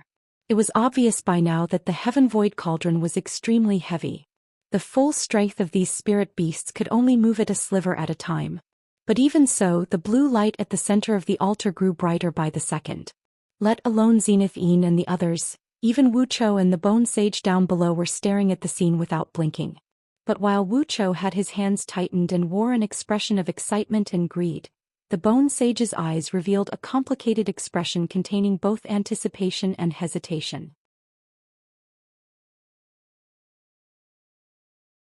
There was only silence at the altar apart from the sound produced by the slow and gradual rise of the Heaven Void Cauldron. Everyone was raptly gazing at the hole with held breath. Han Li was the exception. He was worriedly staring at his blood-jade spider. In the end, he wouldn't have any claim to the Heaven Void Cauldron. What mattered more was the blood-jade spider he had painstakingly raised. He had made a startling discovery. The original milky white color of the spider thread was now enveloped in a layer of faint blue radiance. Although this change was so faint it could be dismissed as a trick of the eyes, it was undoubtedly a change of its original color. Just as Han Li was mulling over this change, he heard a sudden buzz from behind him. Despite being rather soft, it was particularly noticeable among the silence on the platform. Han Li was initially shocked before he turned his head over with concealed delight. It was the sound of the barrier being torn open at the entrance of the stone steps. Zenith and the others had also clearly heard this sound. With an unsightly expression, Manhuzi let out a rain of curses before patting the beast storage pouch at his waist. A streak of yellow light shot out, revealing a yellow-spotted panther. Not only was its body several times larger than an ordinary panther, but there was also a third eye emerging from the top of its head. A flickering yellow glow could be faintly seen from its third eye. A cold glint flickered from Qing Yi's eyes. He icily said, "Wan Tianming and the others have arrived. My azure thorn bird and fellow Daoist Wu's 2 demon corpses have already perished. They obviously aren't willing to allow us to seize the treasure and are coming back to attack us. We must delay them for as long as possible. The Heaven Void Cauldron is already over halfway out. However, the attractive force on the cauldron will only grow heavier the closer it comes to the surface. It isn't something that can be pulled out in a short amount of time." Zenith Yin's face was icy, but he displayed no sign of panic. It seemed the return of the righteous Dao cultivators was something he had long since anticipated. It is as Brother Wu says. Qing Yi knew they were on the verge of a great battle and swiftly responded. With a flutter of his sleeves, a large flock of azure spheres rushed out. They were over 100 azure thorn birds. Although these birds were only fist-sized, they had feathers and beaks of razor-sharp steel. They all silently floated above the old man, making for an impressive display. As for Zenith, he had his hands clutched in an incantation gesture. A pitch-black mist began to slowly exude from his body. As this devilish mist drifted through the air, 15 dark green armored demon corpses appeared around him. Manhuzi coolly glanced at the 2 other core formation cultivators in silence. Wuxia hastily took a few steps towards the altar with a restless expression. As for the Bone Sage, his eyes swiveled several times, but he stood completely still. It was unknown what he intended. Seeing that the Bone Sage hadn't moved, Han Li frowned for a moment before immediately relaxing his face. Several streaks of light had arrived before them at an amazing speed, appearing in front of the altar in only a fraction of a second. The light disappeared to reveal the group of 3 righteous Dao cultivators. After Wan Tianming swept his gaze past the blood-jade spider that was pulling up the Heaven Void Cauldron along with the blue light wildly bursting out of the hole, he calmly said, Good, very good. The Devil Dao cultivators looked at each other, not knowing what he had meant by his words. Manhuzi glared at him and retorted, Good? I am obviously feeling quite good. But I'd feel even better if you hadn't come. Wan Tianming indifferently said, I also didn't want to come, but who would have thought that shortly after I left, this young fellow would take out a long-extinct bloodjade spider. As such, how could I possibly just walk away? After he said this, he moved his lips, releasing an odd low-pitched whistle. Manhuzi and the others were startled. As they pondered what sinister plot their opponent was up to, Wan Tianming stood in place when there was a sudden flash of white light.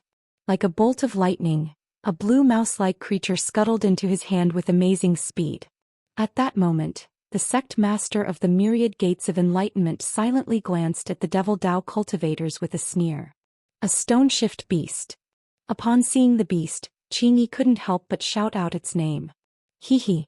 Had I not left this creature behind to monitor you, how could I have known the right time to come back? This stone-shift beast has no particularly remarkable abilities aside from its stealthy stone transformation. Even with your profound abilities, you couldn't have possibly detected this creature. It seems I was correct to leave this contingency measure behind. Wan Tianming gently caressed the stone-shift beast in his hand and glanced at the bloodjade spider a moment more. He leisurely said, Now I will give you two choices. One is that I will kill the bloodjade spider and have the Heaven Void Cauldron remain buried. The other is for our two sides to evenly split the treasure. This sect master can't possibly allow you Devil Dao cultivators to monopolize the cauldron's treasures. It seemed that Wan Tianming had made plans in advance and didn't fear their refusal.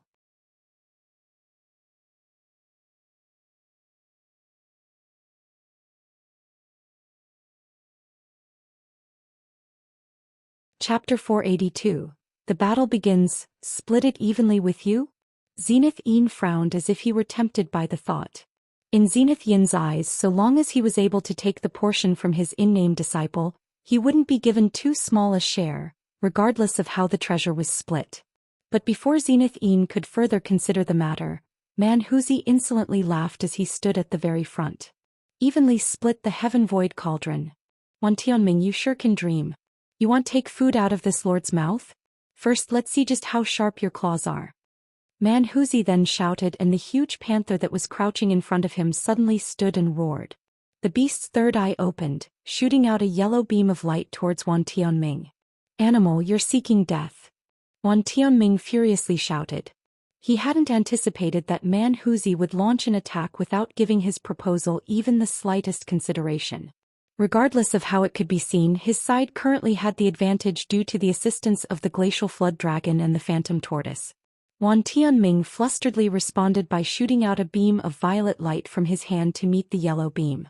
In the instant the beams of light met, a burst of yellow radiance erupted. With a bang, the violet light disappeared without a trace. Instead, a smoking white object fell from the air. Before anyone could clearly see what it was, it had already shattered to pieces. After carefully staring at the pieces, it was apparent that there were pieces of common stone. A majority of the people who saw this were stunned and filled with doubt. When Wan Tianming saw this, his expression changed several times and the spirited look in his eyes disappeared. He shouted with disbelief, an aberrant technique. Your three-eyed panther is a spirit beast variant. Upon hearing the words spirit beast variant, everyone on both sides appeared shocked. Spirit beast variants and antiquity variants sounded somewhat the same, but the difference was actually as large as heaven and earth. Antiquity variants were remnants of a few uncommon spirit beasts that were left behind from ages long past. Due to changes of appearance and characteristics over the long passage of time, they became an entirely new species that only possessed a few of the characteristics of their predecessors. However, these spirit beasts were extremely rare and difficult to find. As for spirit beast variants, each one is an entirely unique existence. They were spirit beasts that have underwent unpredictable mutations for some unknown reason, resulting in their capabilities being greatly changed. The quality of these variations all differed from one another, but each of these variants all had amazing abilities that exceeded what was capable of common magic techniques. The ability to petrify a majority of magic tools or magic treasures was among the better-known abilities. This ability was quite incisive. If a core formation cultivator were to make use such an ability of their own spirit beast variant, they would be able to cleanly deal with 4 cultivators of their rank in a single breath. As the abilities of these spirit beast variants often caused tremors amidst the scattered star seas, they became collectively known as aberrant techniques, distinguishing them from common magic techniques. Originally, a 3-eyed panther was only capable of shooting fire attribute attacks out of its third eye. But now it was capable of shooting out a beam of light that was able to turn magic tools and treasures into stone. This was an ability that only a spirit beast could perform after mutation. Spirit beast variants were a rare existence that hardly ever occurred. In addition, the variations only appeared in spirit beasts at grade 4 and above. Ever since the existence of spirit beast variants became widely known in the scattered star seas, no more than a dozen had appeared.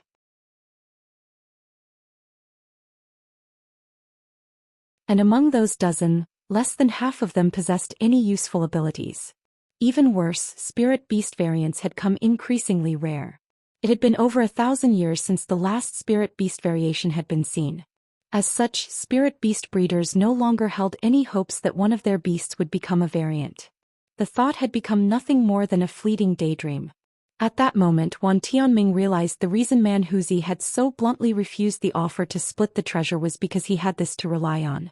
His 3-eyed panther variant was fearsome enough to even the odds against both their glacial flood dragon and phantasm tortoise. Having understood this, Wan Tianming's expression grew solemn, and he turned his gaze towards Zenith Yin and Layman Qingyi. The two revealed both surprise and delight. It was clear that they had already decided to refuse his offer to split the Heaven Void Cauldron. Wan Tianming guessed correctly. Now that Zenith Yin knew that Manhuzi's 3-eyed panther was a spirit beast variant, the thought of sharing had been thrown to the back of his head. As for Qingyi, this towering figure of the Devil Dao was by no means a true layman of Buddhism. He would naturally be unwilling to split the treasure with the righteous Dao cultivators if he could monopolize it. Zenith Yin meaningfully exchanged a glance with Qingyi before he started to spin in a circle. Countless strands of profound black qi spread out around him. The many heaven-wide corpses around him began to distort and then disappeared without a trace in a flash of black light. Layman Qingyi sent a voice transmission into Han Li's ear. "Stand a bit farther back and protect your life as best you can. We won't be able to protect you in the coming fight." After this was said, the azure thorn birds above his head received their orders. They released a chilling cry and shot towards the righteous Dao cultivators as a swarm of azure arrows. The old man also threw out the swarm of birds. Seeing the Devil Dao cultivators rush to act, Wan Tianming responded without restraint. Even if Manhuzi's spirit beast variant was somewhat troublesome, he had nothing to fear from it. In the end, a vicious spirit beast variant is no more than a mere beast. Besides, he clearly understood that while this aberrant technique could petrify objects, it didn't have much effect on a cultivator's body. So long as he was somewhat careful and prevented his magic treasures from being struck by the yellow light, the spirit beast could be dealt with. With that thought, Wan Tianming snorted and quickly shouted, "Move!" With that said, he released his white glacial flood dragon and struck his palms against his chest, causing a purple flame to wildly erupt from his body. In the next instant he was enveloped in purple flames and was charging down towards Manhuzi from the sky.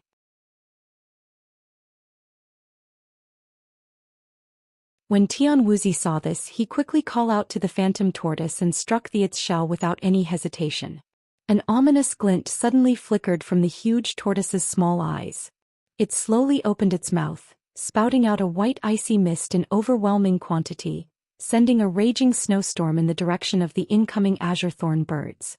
Unwilling to be outmatched, the azure thorn birds opened their sharp beaks in response. Slim streaks of azure flame successively shot out, rapidly merging into a huge beam of azure flame. Both the azure flame and the icy mist scattered upon impact as if they were evenly matched at the moment. The old, dark and thin farmer's actions were particularly strange. He suddenly flipped his hand in a stiff manner, summoning a glistening emerald willow branch to appear between his fingers. With a slight wave of his branch, circles of countless green phantasms of itself flew off, densely filling up an area of over 40 meters, turning into a sea of verdant green.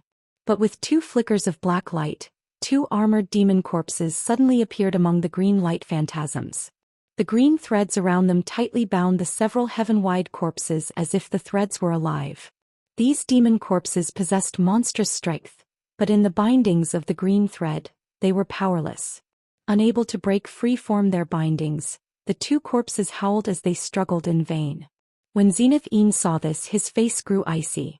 In a mere second he had turned his body into a large black cloud, rapidly shooting towards the sky. As each individual heaven-wide corpse was quite difficult to refine, he was unwilling to abandon them lightly. And since his opponent was obviously using a wood attribute technique, his heaven-wide corpse fire would be doubly effective at half the effort. Seeing that the battle between the nascent soul cultivators was unfolding, Han Li didn't need any further instructions before deciding to take over 10 steps back. Although he clearly understood that even taking 100 steps back wouldn't make a difference, Han Li subconsciously wished to be further away. If the righteous Dao cultivators changed their minds and didn't wish to acquire the Heaven Void Cauldron, they might aim to exterminate the master of the Blood Jade Spider. In that case his death would be certain. He couldn't possibly trust that Manhuzi and the others would arrive in time to save him. After all, to a nascent soul cultivator traveling any distance on the stone platform would only take an instant. At this moment his mind suddenly wandered to the Bone Sage. Zenith was currently tangled up in a fight against the other nascent soul cultivators, providing a good opportunity for the Bone Sage to ambush him. Would he prioritize settling his own score and taking revenge, or would he decide to be patient and refuse to provide aid to the righteous Dao? With that thought, Han Li couldn't help but look in the direction of the Bone Sage who stood below the altar. At that moment, the Bone Sage was expressionlessly watching the battle unfold. His face was completely devoid of any emotion, preventing Han Li from reading him in the slightest. Old fox. Han Li couldn't help but gloomily curse at him in his mind.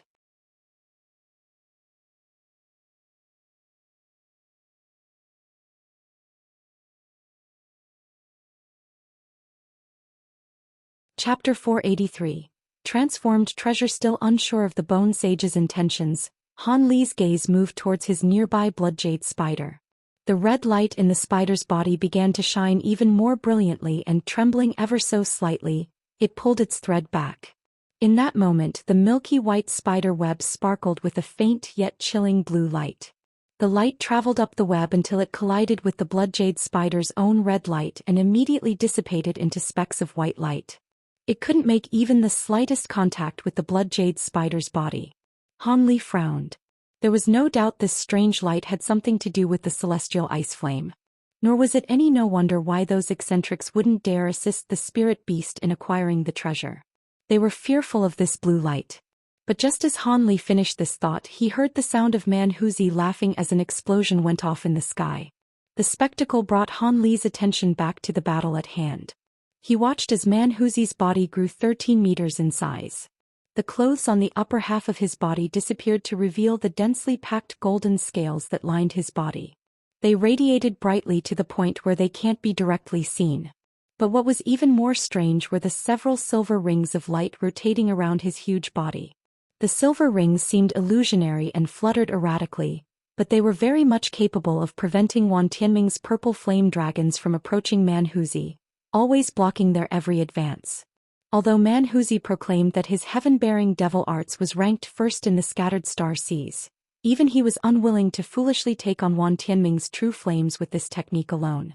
In addition to the change from heaven-bearing devil's transformation, Manhuzi was also now wearing a malicious-looking pair of dull pitch-black gloves that was covered in inch-long needles.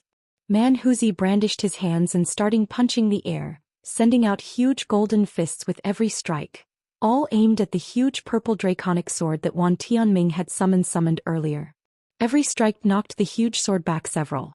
A malicious expression appeared on Wan Tianming's face as he floated in midair nearby. He ordered 2 of his purple flame dragons to fly through the skies and look for a weak point in the silver rings. He hoped to corner Manhuzi in a single move. As for Layman Qingyi and Tianwuzi, they were the sort to treasure their lives above all else. They kept a large gap between themselves as they fought. Qingyi was continuously issuing orders to his azure thorn bird as he attacked with magic treasures, while Tianwuzi relied on the phantom tortoise and his short, sparkling club to form an impenetrable defense. The two were calmly battling as if they were exchanging pointers. The most lively battle was between Zenith and the dark, skinny old farmer. Their battle took place over a large area where both ghostly wails and phoenix cries interweaved amongst each other. Green silhouettes flickered within a huge vortex of black chi. The only images that could be seen from the outside was the occasional flicker of a heaven-wide corpse or the wild whips of huge green vines skirting the edge of the black mist. As for the heavily valued three-eyed panther variant, it was currently tangling with the white glacial flood dragon. The dragon was clearly at a disadvantage, the panther's aberrant technique putting heavy pressure upon him. The white, icy mist that it spouted immediately turned into chunks of stone upon contact with the yellow light, leaving the panther completely untouched. However, it was still able to tie down the leopard, preventing it from attacking the three Devil Dao cultivators. But under the current circumstances, the dragon wouldn't be able to last for much longer.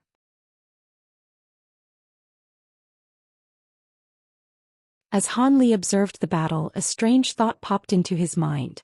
While their battle was quite lively with magic treasures constantly fluttering about and secret techniques being unleashed without restraint, he still felt the absence of the desperate struggle that comes with a battle of life and death. It was as though they were not fighting for their lives but merely sparring instead. Could it be that all battles between nascent soul cultivators were all like this? After finishing his thought, he took another look at the Bone Sage. The Bone Sage's blank face now had a trace of a sneer. But after sensing Han Li's gaze, his face became blank once more and returned to its normal, unreadable state.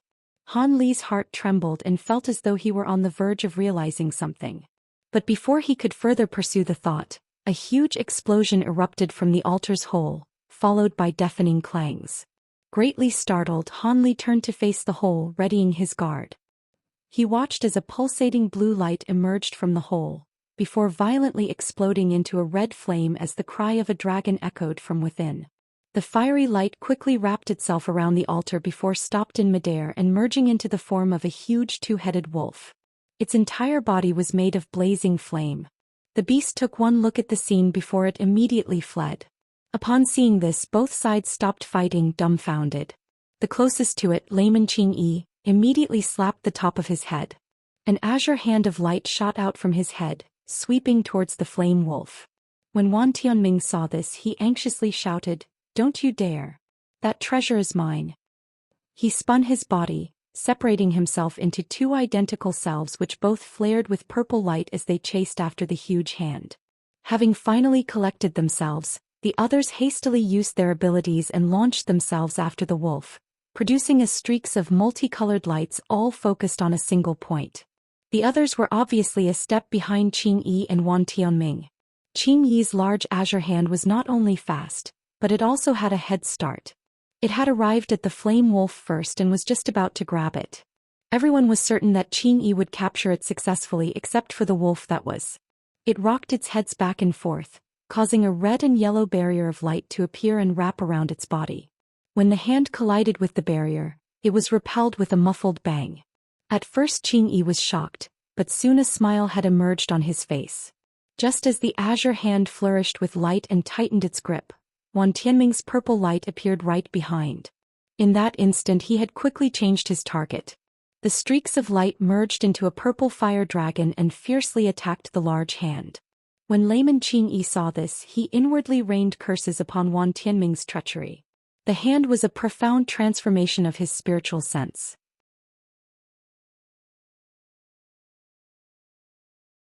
Though it was an easy ability to use, its power certainly wasn't weak. Even so, he didn't dare take a direct hit from a flame dragon created by the heaven-sifting true arts. Even if he were able to acquire the treasure, his spiritual sense would suffer heavy damage. He couldn't afford to make such a costly trade. With no better option, the azure hand suddenly stopped grabbing at the flame wolf and turned to block Wan Tianming's purple flame dragon, resulting a burst of azure light and purple flames. In that instant, the others had overtaken them. They surrounded the flame wolf and instead of attacking it, they all began to attack each other. These attacks were far more vicious and ruthless than before. Secret techniques were quickly cast in succession, tangling everyone down and rendering them incapable of paying the flame wolf any heed. The flame wolf, appearing to be quite intelligent, seemed to have realized the fearsomeness of the nascent soul eccentres. It quickly darted out from underneath them and charged in the direction of the 3 core formation cultivators. Initially Hanli was dumbstruck by this, but soon he recollected himself. The 2-headed flame wolf was certain to be a transformed treasure of the Heaven Void Cauldron. While he didn't know how it was able to break out before the Heaven Void Cauldron was entirely seized, it was undoubtedly a rare item from its mobile transformation and independent acts of resistance. Upon seeing the treasure wolf charge towards them, Hanli reacted near instantaneously, patting his storage pouch.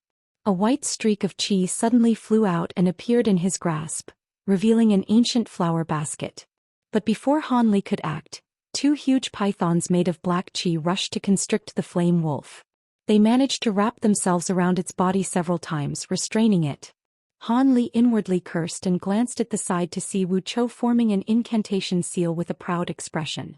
It seems the huge black pythons were created with the profound Yin arts. Hanli exposed slight vexation on his face. He couldn't help but hesitantly consider whether or not he should attack him for the treasure. After all, the treasure hadn't yet been truly acquired.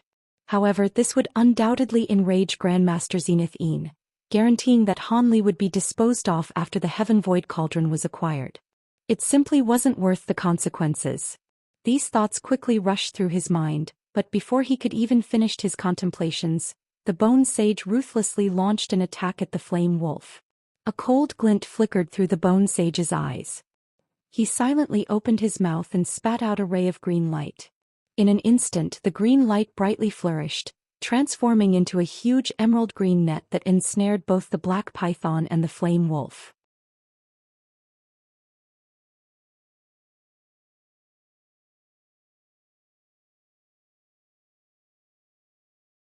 Chapter 484. Battling over treasure. Wuchou hadn't anticipated that the taciturn Bone Sage would silently compete with him for the treasure. With a savage expression he furiously shouted, "You dare to fight this young island lord over treasure?" The Bone Sage sneered and spoke with unconcealed derision. "Funny. Was this treasure created by your clan? Why can't I contend for it?" Wuchou flew into a fit of rage out of embarrassment, but something soon came to mind and he foully grimaced. Instead of further refuting, he clasped his hand into an incarnation gesture, forcefully using the black pythons to exert more strength. It seemed Wuchou understood that since the Bone Sage was supported by Manhuzi who Zenith Yin held in fear, he was unable to use his grandfather's status to subdue him. Wuchou's actions caused the Bone Sage to sneer. Without speaking further, he pointed at the green web, causing its light to brightly flourish as its threads grew thicker and tightened. Wuchou's and the Bone Sage's techniques had both restrained the wolf, but its light barrier grew increasingly firm and bright despite having decreased several times in size. The unscathed flame wolf gazed at the two as they were at a standstill. The nascent soul cultivators that were still fighting in the sky were caught by surprise. None of them had expected that the treasure would run towards the core formation cultivators. The righteous Dao cultivators grew increasingly anxious and wished to break off from the battle to seize the treasure. However, the eccentrics of the Devil Dao were largely unbothered.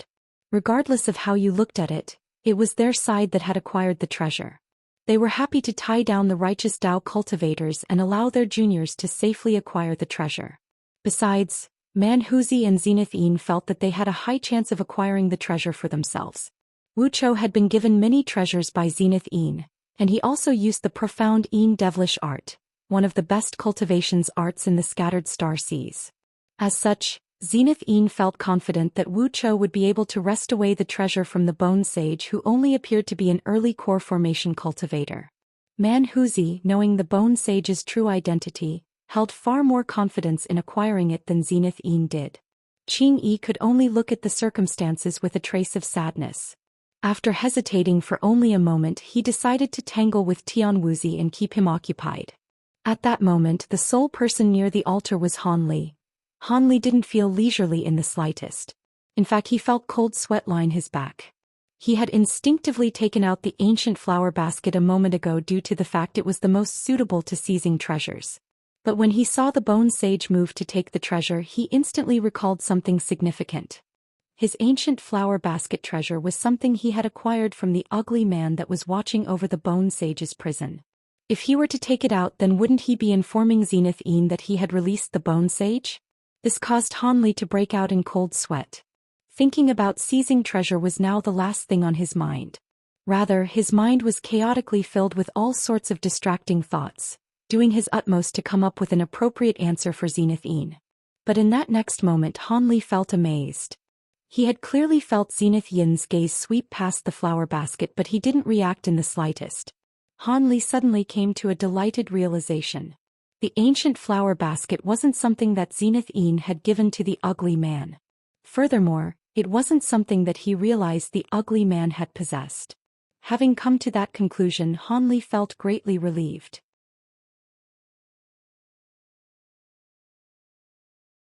Han Li had guessed correctly.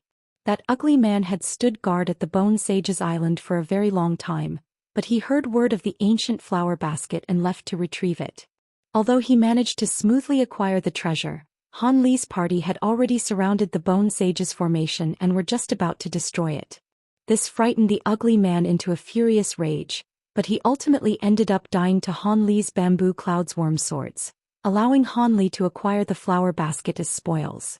Having recovered his calm, Han Li glanced at Wuxia and the Bone Sage struggling over the fire wolf. He thought to himself, "You're quite in luck, old devil. Had Zenith discovered this matter, I would have dragged you down with me. Don't think that I'll leave you unscathed." Another round of heavy, thunderous clangs rang out from the hole. Having gone through this before, the nascent soul cultivators slowed their hands and glanced at one another. Not knowing who was the first to move, they all blurred and appeared in the direction of the altar's hole. At that moment, the Heaven Void Cauldron was close to the surface. The nascent soul cultivators were forced to block the fantastical cold that it had released, each making full use of their techniques and summoning their defensive treasures. As these actions produced flashes of wondrous light, both sides were cautious, staring at one another. At that moment, Zenith was extremely vexed. His original thoughts were to fend off the righteous Dao and seize the treasures in one go. Then they would split the treasures in agreement. But who could have thought that as the Heaven Void Cauldron neared the surface, the ancient treasures would independently fly out. In this manner, the acquisition of treasure was entirely a matter of skill. After all, regardless of who seizes the treasure, it was impossible to ask them to hand it over to others as they had been acquired through battle. This would render the original agreement of splitting the treasures null and void. Zenith Yin's eyes furiously looked around, wishing to see if there was a way he could acquire more treasures. But just as these thoughts appeared in his mind, a deafening screech was heard, followed by two sounds of rustling wind. A streak of red and a streak of white radiance shot out of the blue flame at the center. The 6 nascent soul cultivators were quite close to the hole. They all acted nearly simultaneously, using their secret techniques to wrest for control.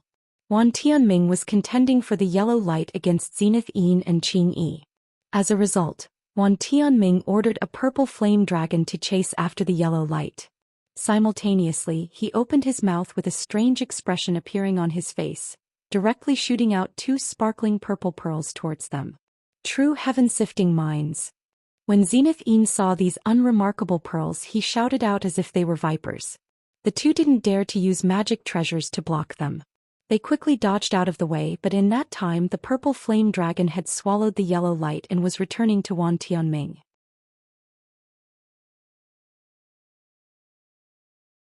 Wan Tianming excitedly clasped the yellow light and twisted his hands, revealing the ancient treasure's original appearance, a 4-pointed ornament. From the flickering talisman characters that flickered on its surface and its spiritual chi fluctuations, one could tell its treasures was outstanding. As for the 2 purple beads, they shot about 10 meters away before they softly bursted and disappeared without a trace. When Zenith and Qing Yi saw this, their complexion turned ashen when they glanced at Wan Tianming fiddling with the jade ornament. What a truly great sect master of the righteous Dao. To think he would use false tricks to deceive us. Zenith uttered each word through gritted teeth. Qing Yi's face appeared just as ghastly as he chillingly stared at Wan Tianming. Wan Tianming sneered and returned their insults. Who would have thought that these long-famed cultivators, who even weren't able to see whether or not my true heaven-sifting minds were actually real, would be able to so shamelessly say those things in front of this sect master? Could it be that you didn't know that I would only use the true heaven-sifting mines during a matter of life and ETH? They're hardly appropriate to use over treasures. As I must produce those weapons by harming my own cultivation, why would I be so wasteful? But of course, if you two fellow Daoists wish to witness their true might, I am willing to make the exception. Wan Tianming softly clasped his hands. With a flash of purple light, the jade ornament could no longer be seen, instead replaced by a purple pearl that looked exactly the same as the one before. Zenith Yin and Qing Yi's expressions changed and they glanced at each other with a gloomy expression as if they were both uncertain of his intentions. At that moment, Manhuzi shrugged off a blow from the dark old farmer and Tianwuzi with the overbearing defense of his heaven-bearing devil arts and managed to forcefully capture the white light. It was revealed to be a sparkling ancient coin. When Zenith Yin saw this, his face became even more unsightly. At that moment Qing Yi shouted out as if he were amazed. Zenith Yin couldn't help but turn his gaze over, revealing a similar expression of astonishment. At that very moment, Han Li was below the altar carefully examining a red-yellow rui scepter in hand. It was finely carved with two lifelike carvings of wolf heads on each end. It seemed this was the ancient treasure that had transformed into the two-headed flame wolf. Not far from him, Wu Chou and the Bone Sage were hopelessly gazing at Han Li with resentful expressions. A trace of confusion flickered from Zenith Yin's eyes and he grew silent. He indeed felt quite shocked. The treasure hadn't fallen into the hands of Zenith Yin or Wu Chou, but rather to Han Li, who hadn't displayed the slightest intent to act from the very start. With the scepter in hand, Han Li rejoiced.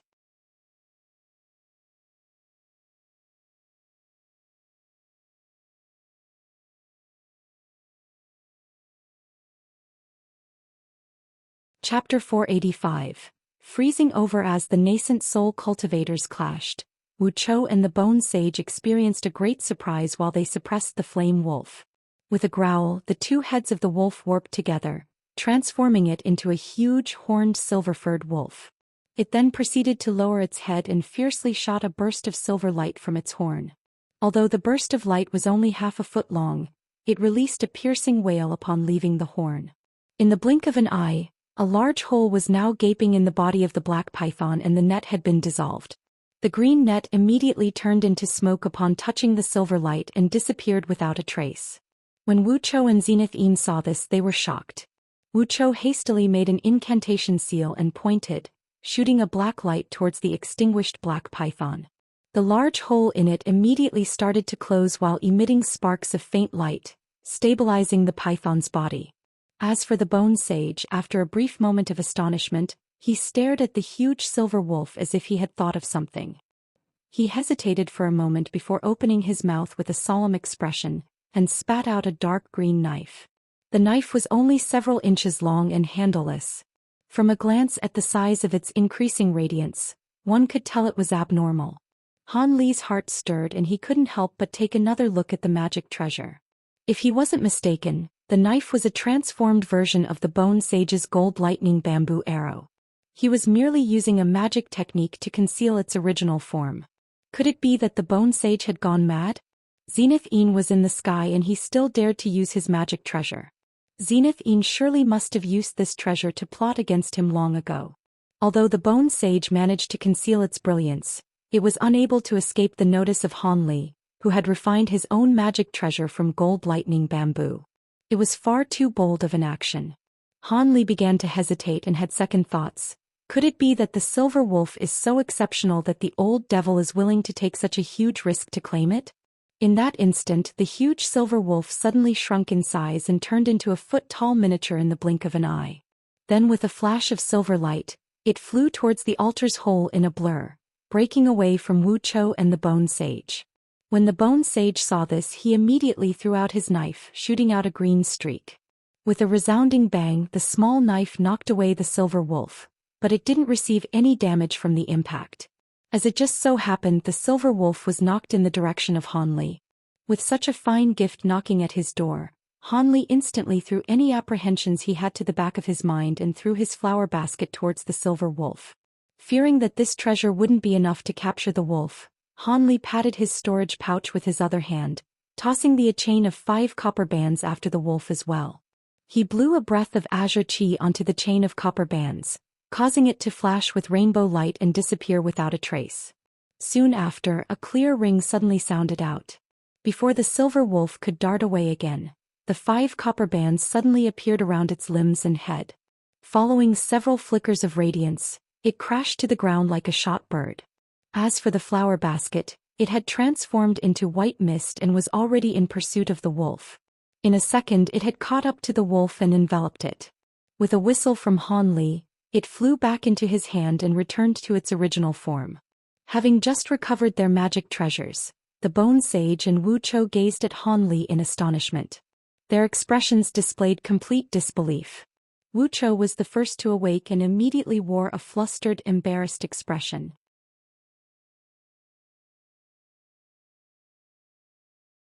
This was far beyond his expectations. He had originally thought that acquiring this ownerless treasure would be an easy matter with his profound Yin arts. He hadn't expected that the Bone Sage would contend with him for the treasure before either realized that the treasure itself was quite difficult to capture. Just as he was about to use another magic treasure, the wolf had been easily captured by Han Li, leaving Wu Chou in a hapless state of miserable, impotent fury. The Bone Sage wore an odd expression when he came to his senses. Although he soon returned to being expressionless, Han Li caught a glimpse of anger from his eyes. In addition, the old devil felt somewhat baffled when he saw the copper bands suddenly appear on the silver wolf's body. Han Li didn't have the time to muse over the Bone Sage's expressions. Instead, he excitedly glanced into the flower basket. The copper bands seemed to be the bane of the silver wolf. They tightly restrained it, preventing it from moving in the slightest and binding it so that only its small head could be seen. It appeared rather pitiful. Han Li chucked and lightly rubbed the wolf's head without a second thought. His hand then shined with azure light and completely enveloped it. Soon, the silver wolf's body weakened before it eventually faded away to a jade scepter. Just as Han Li had acquired the scepter with delight, Qing Yi and Zenith looked at the scene with astonishment, having just lost their treasure to Wan Tianming. Zenith inwardly frowned. He couldn't do anything about it now as he was facing such a great adversary as Wan Tianming. Moreover, there was no problem with giving Han Li possession of the treasure for now. After all, how could a junior possibly keep such an valuable ancient treasure that possessed its own illusory body? After this was all over, he would naturally have Han Li sincerely give it to his master. Having settled his thoughts, Zenith turned his attention back to Wan Tianming. The heaven-sifting mine was a nascent soul weapon of rarely seen ferocity. He was forced to be particularly focused when facing it.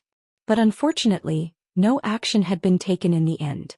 The stone platform suddenly shuddered with astonishing intensity as if it were about to cave in. At that moment, a sliver of blue flame had finally reached beyond the hole. Although only a small bit of the flame was exposed, in that same instant, a magnificent blue light blossomed, permeating throughout the entire stone platform. With the sounds of light crackling, a layer of blue frost also began to quickly spread across the ground. Frightened, Han Li instantly reacted, shooting into the air. The Bone Sage had also acted quickly, flying into the air at nearly the same time as Han Li. However, Wu Chou hesitated for a moment, and in that mere moment, the blue frost had already spread over his feet. The profound Yin Qi hovering around his body was unable to protect him in the slightest.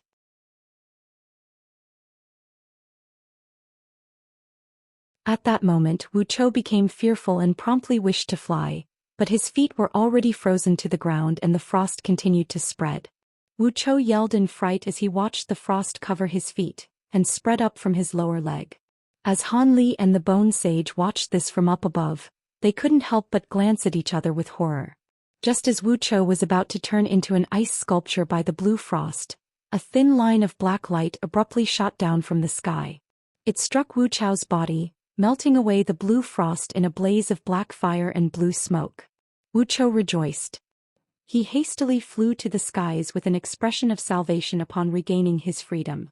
At that moment he heard a cold snort transmitted to his ear, followed by an irritated voice. "Be careful. Next time I might not have the chance to save you." His survival had been the result of Zenith Yin's actions. He had used his Heaven Void Corpse Fire to save Wu Chou from the sky.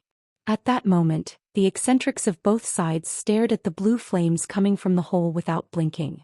Each of them had varying expressions of interest, greed and even nervousness. Zenith Yin's recent rescue of Wu Chou had been but a casual action. He hadn't even turned his head when he spoke to him. He simply licked his lips and gazed at the altar's hole with a feverish expression. The rank 1 hidden treasure for countless years in the scattered star seas, the Heaven Void Cauldron, was about to emerge in the presence of these nascent soul cultivators at that very moment. Even the gloomy Zenith Yin and the other expressionless eccentrics couldn't help but have their attention captured by the emerging blue flames. It was no wonder why Zenith Yin had spoken to Wu Chou with such an irritated tone after he rescued him. As the blood jade spider and the fire pythons had been trembling from exhaustion for a while now, the eccentrics watched them from the sky with worry. However, none of them dared to assist the beasts in the slightest since the hole's surroundings had already become a world of blue light. While the red lights emitting from the spirit beasts' bodies were able to repel the chilling light, the eccentrics were both unwilling and incapable of descending to assist the 3 spirit beasts. As for the core formation cultivators, they had already distanced themselves 100 meters from the hole and were watching the spectacle from a distance.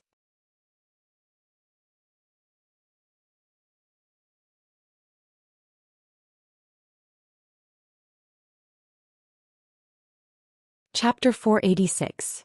Incarnation Talisman. At this crucial moment, Manhuzi raised his head and stubbornly stared at a certain area. With an icy face he loudly shouted, "Who is sneaking around over there? How about you get lost?" He then sent a punch that shook his beard, sending out a 3-meter large golden hand to grab at the air. A muffled ping sounded out, revealing a barrier of azure light. The light barrier forcibly stopped the golden hand's approach, but it revealed the white silhouette within. "It's you? Star Palace." Several shouts came from the eccentrics of both the Devil and Righteous Dao, and their expressions vastly changed. Zenith Yin's expression grew unsightly and he rushed to question them. "Star Palace Enforcement Elder, when did you sneak up on us? Didn't you claim to not intend to enter the inner halls?" The white-clothed elder didn't respond to Zenith Yin and slowly addressed Manhuzi instead. "Sigh. My luck is truly bad. I didn't expect that the Heaven Void Cauldron's emergence would cause such a great disturbance that I would have to use a technique to defend against its icy chi, leaving me to be discovered by Brother Man. It seems fellow Daoist man possesses the highest cultivation out of all of you." His face remained completely calm for someone that had been lying in concealment. Zenith Yin grew furious, but he didn't dare to rashly act against someone from the Star Palace. As for the Righteous Dao cultivators, it seemed they also had their own misgivings. They all stared at the Star Palace elder in a moment of silence. "Wait, isn't there another person? Hanli, be careful. The blood jade spider." Ever since the Star Palace elder had appeared, Qingyi had started muttering to himself. After hearing the Star Palace elder's words, he became extremely suspicious. With some further thought, he suddenly recalled something and hastily shouted. When Hanli heard this from a distance, he was stunned. Before he realized what was going on, 2 streaks of burning white light shot out from the other side of the altar. Each one cut through the air towards Hanli and the blood jade spider with a chilling whistle. Afterwards, a white-clothed old man appeared where the attacks had been launched from. Hanli's complexion paled. Fast, too fast. This was the single thought that filled Hanli's mind as he saw the white light flash towards him. He did the only thing he could possibly do in that instant. He raised the jade scepter with both hands and used it to block his chest as best he could. Hanli felt a huge impact from his hands before nearly losing all sensation. He fell from the sky, completely oblivious apart from a burning sensation from his chest along with the faint sounds of wind and furious shouting as he fell from the sky. Before Hanli could stop his fall, he felt pain on the back of his body. His body had collapsed upon a barrier of light that was slowly rising. A cry of disbelief came from the Star Palace elder that had attacked him. He felt surprised that he hadn't managed to execute a weakling like Hanli in a single strike.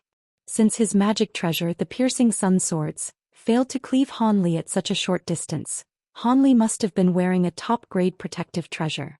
However, this was no matter as his other sword had struck true.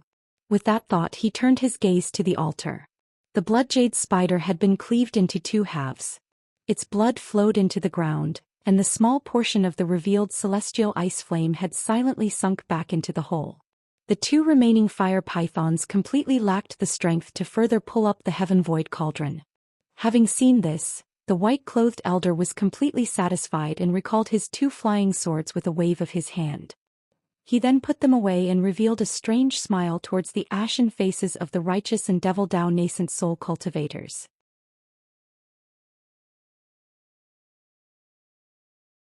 Because these nascent soul cultivators had their attention drawn to the other Star Palace Elder, they were unable to respond to the sneak attack on Han Li and Bloodjade Spider.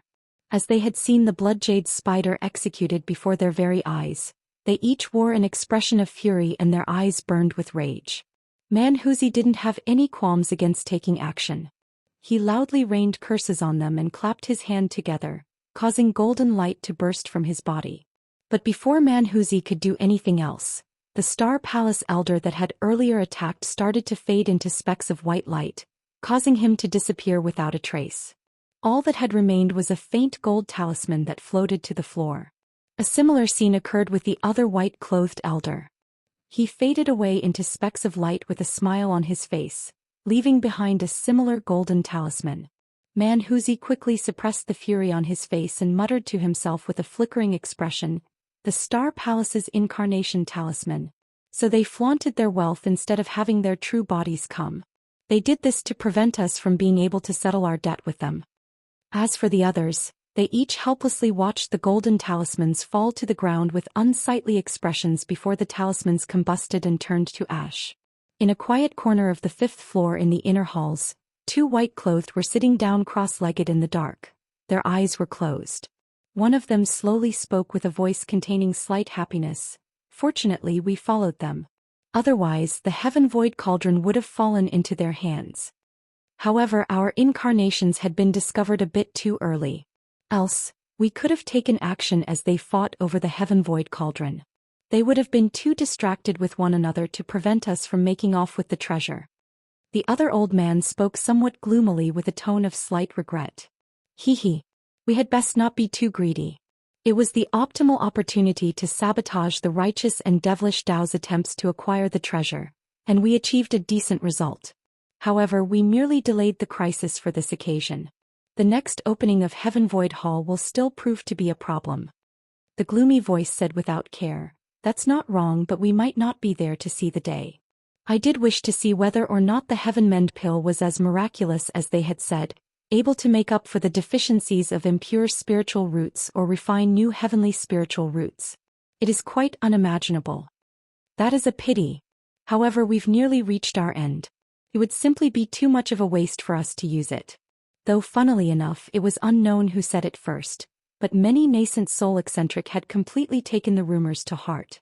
That it was capable of both extending one's life as well as breaking through the bottleneck of the nascent soul stage.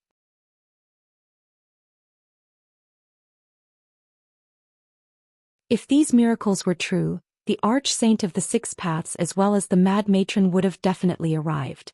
But unfortunately, the Heaven Mend pill is only capable of massively increasing the chances for a core formation cultivator to condense a nascent soul. It's just that refining the pill is truly too difficult. The first voice said with a mocking tone. "Humph. Are core formation cultivators capable enough to come here? Besides, those nascent soul cultivators were the same as us. They spent many years cultivating but found themselves unable to advance, and they placed their complete hopes on acquiring the famed Heaven Mend pill. That is at least understandable. Were we still young, we would have definitely made every attempt to acquire such a pill. It would even constantly be on our minds." After this was said, the other voice kept silent as if in tacit agreement. "Let us set off. We had best prevent them from trying to find us in their rage. That would prove quite troublesome. They must be absolutely furious." With that said, the darkness became silent once more as if no one had been there. Their guess had not been wrong. The righteous and devilish Dao cultivators were fuming. Their eyes held no spirit and they felt rather depressed. However, they were all the cunning sort and were able to quickly recover their calm. They knew there was no value staying angry over the Star Palace's disruption. Instead, the righteous and devilish Dao floated in the air in confrontation. Han Li was once again ascending as he remained on the light barrier that broke his fall. At that moment he looking at his hands in horror. They were bloodily crushed and there was a complete tear between his thumb and forefinger. But his gaze didn't stay there, instead focusing on the jade scepter that he was clenched in the right hand. At that moment, Wan Tianming coughed as if he wanted to say something to the Devil Dao cultivators, but at that moment, Zenith Yin's fire pythons were no longer able to endure and had let go with a wail, returning to their original forms. The Heaven Void Cauldron released a hum as it fell. Everyone couldn't help but lower their heads at the scene, even Wan Tianming, who was about to speak. Zenith Yin looked particularly gloomy, and his eyes contained objection. But then something completely unexpected occurred. As the Heaven Void Cauldron was falling, it had been struck by something, and its hum became a dragon's roar. Then with a heavy roll of thunder, a fist-sized rainbow ball of light shot out into the air from within the blue flames. Heavenmend Pill. Both the righteous and Devil Dao cultivators simultaneously shouted out its name with delighted surprise.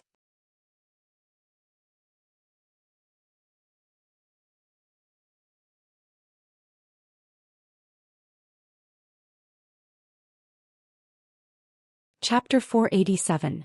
Appearance of a nascent soul. Chaos erupted in the sky in response to the appearance of the Heavenmend Pill. Having been on the cusp of making peace with one another just a mere moment ago, everyone immediately turned into streaks of light and shot straight towards the newly emerged ball of rainbow light. But halfway there, their lights became interweaved, rendering them all incapable of advancing even a step forward. For a time, radiance flashed and devilish chi scattered in a far more intense display than before.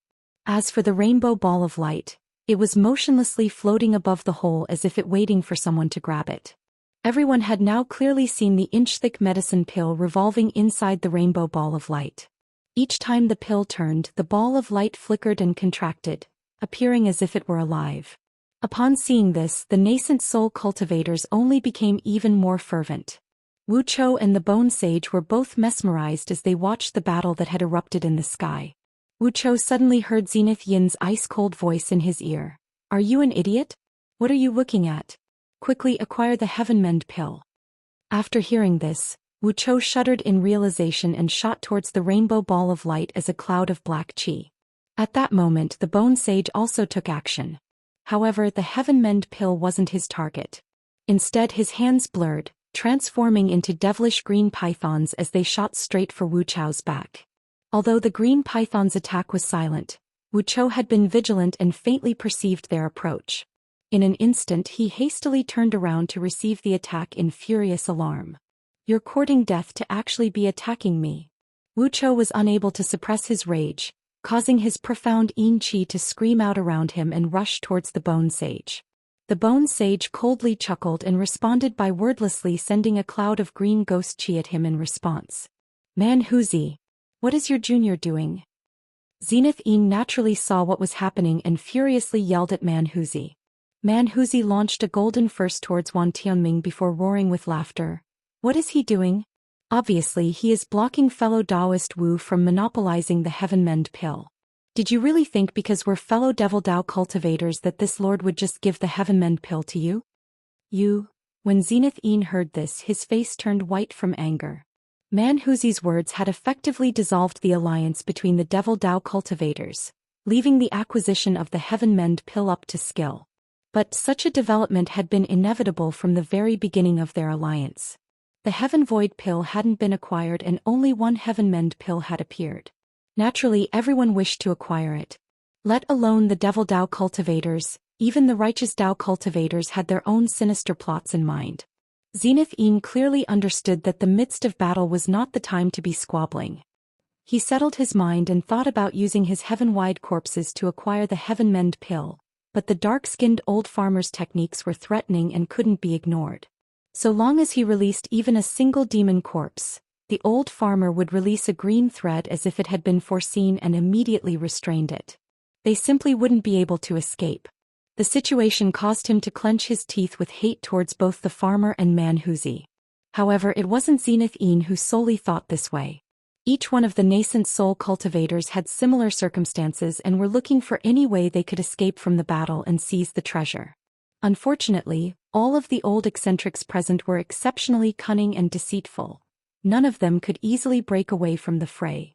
After all, it was far simpler to tie someone down than to fully escape the battle.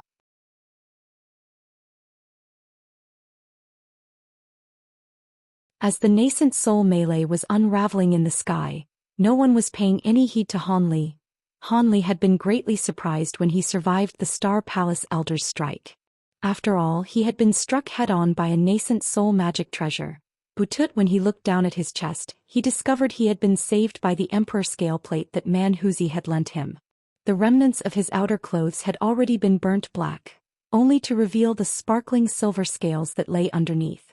However, there was a slight dent at the very center of the armor. Han Li rejoiced after seeing this.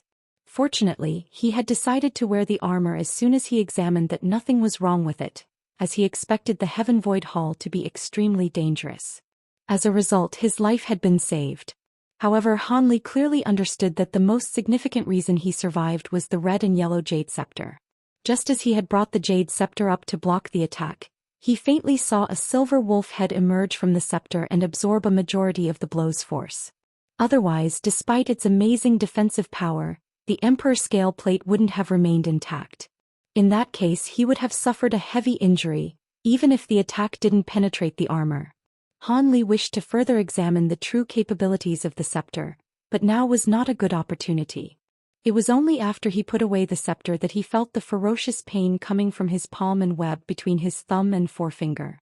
Han Li clenched his teeth and his hands flashed with white light, healing his wounds at a speed visible to the eye. At the same time, he vigilantly swept his gaze over the scene and saw the tragic state of his blood-jade spider's corpse on the altar. A trace of sadness flickered from Han Li's eyes before it was replaced with wide eyes filled with determination. He crawled to the edge of the light barrier that was holding him up and silently flew to the steps. According to his exceptional memory, so long as those mechanical puppets didn't reappear, he should be able to return to the previous floor without much danger. This would be far better than staying in place and leaving himself at the mercy of those old nascent soul devils.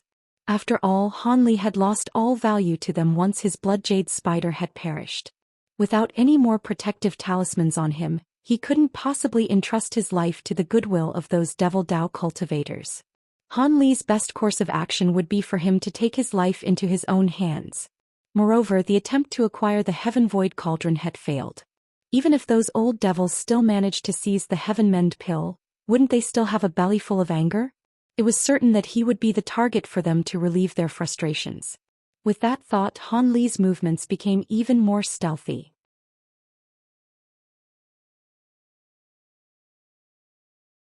Just as he had silently flown for about 40 meters and was about to prepare for his reckless charge, he suddenly heard a voice say, "Han Li, where are you going?" Although the Bone Sage's voice was calm and soft, it was enough for Zenith Yin and the others to hear clearly. In an instant, Zenith Yin and Manhuzi shot an ice-cold glance at Han Li, causing him to stop in place. Damned Bone Sage! Having caught the attention of the Devil Dao cultivators, Han Li didn't have the slightest confidence in escaping them. In the short amount of time he would be slowed down by the light barrier, Zenith Yin alone would be able to kill him several times over. The Bone Sage sneered. He had been using his spiritual sense to monitor Han Li this entire time. Although he had managed to cleanly deal with Wuxia, he didn't display the slightest intention of acquiring the Heaven Void pill, rendering his intentions unclear. After returning, Han Li shot him a hateful glance, and a trace of suspicion arose in his mind. Manhuzi, if you do not step aside, then don't blame this sect master for using his heaven-sifting mines. Wan Tianming saw that the rainbow ball wasn't far beneath him, but in a mere instant he had been beaten back by Manhuzi's golden fists. Having already suffered this several times, Wan Tianming had finally flown into a rage. Manhuzi was somewhat startled by this, but he soon sneered and casually said, "The heaven-sifting mine. Zenith Yin and Qing Yi might be afraid of it, but this mighty lord wishes to see its power. I'm afraid I must request for fellow Daoist Wan to broaden my perspective." It was clear that he didn't believe Wan Tianming was actually going to use the treasure. With a pale, ashen face, Wan Tianming clenched his teeth in anger, saying, Good. Manhuzi, you've forced this sect master to allow you to witness the true ferocity of the heaven-sifting mine." After that was said, he slapped the top of his head without further hesitation. A resounding cry sounded out, followed by a purple light that shot from the top of his head. It stopped about a meter above his head and revealed itself to be a 2-inch tall naked infant. Purple light wound around its body, and its skin appeared soft and delicate. But what was more shocking was that its face was entirely the same as Wan Tianming and that it held a sparkling purple ball in its hand. Man Huzi's careless expression underwent a massive change.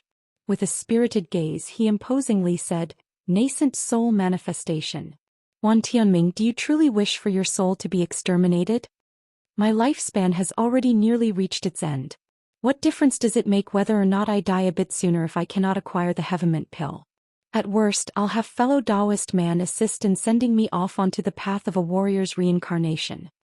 After those vague words were said, his nascent soul became exasperated as if it had been strenuous for him to speak. At the same time that Wan Tianming's nascent soul appeared, his physical body had closed its eyes and become completely motionless as if it had become unconscious.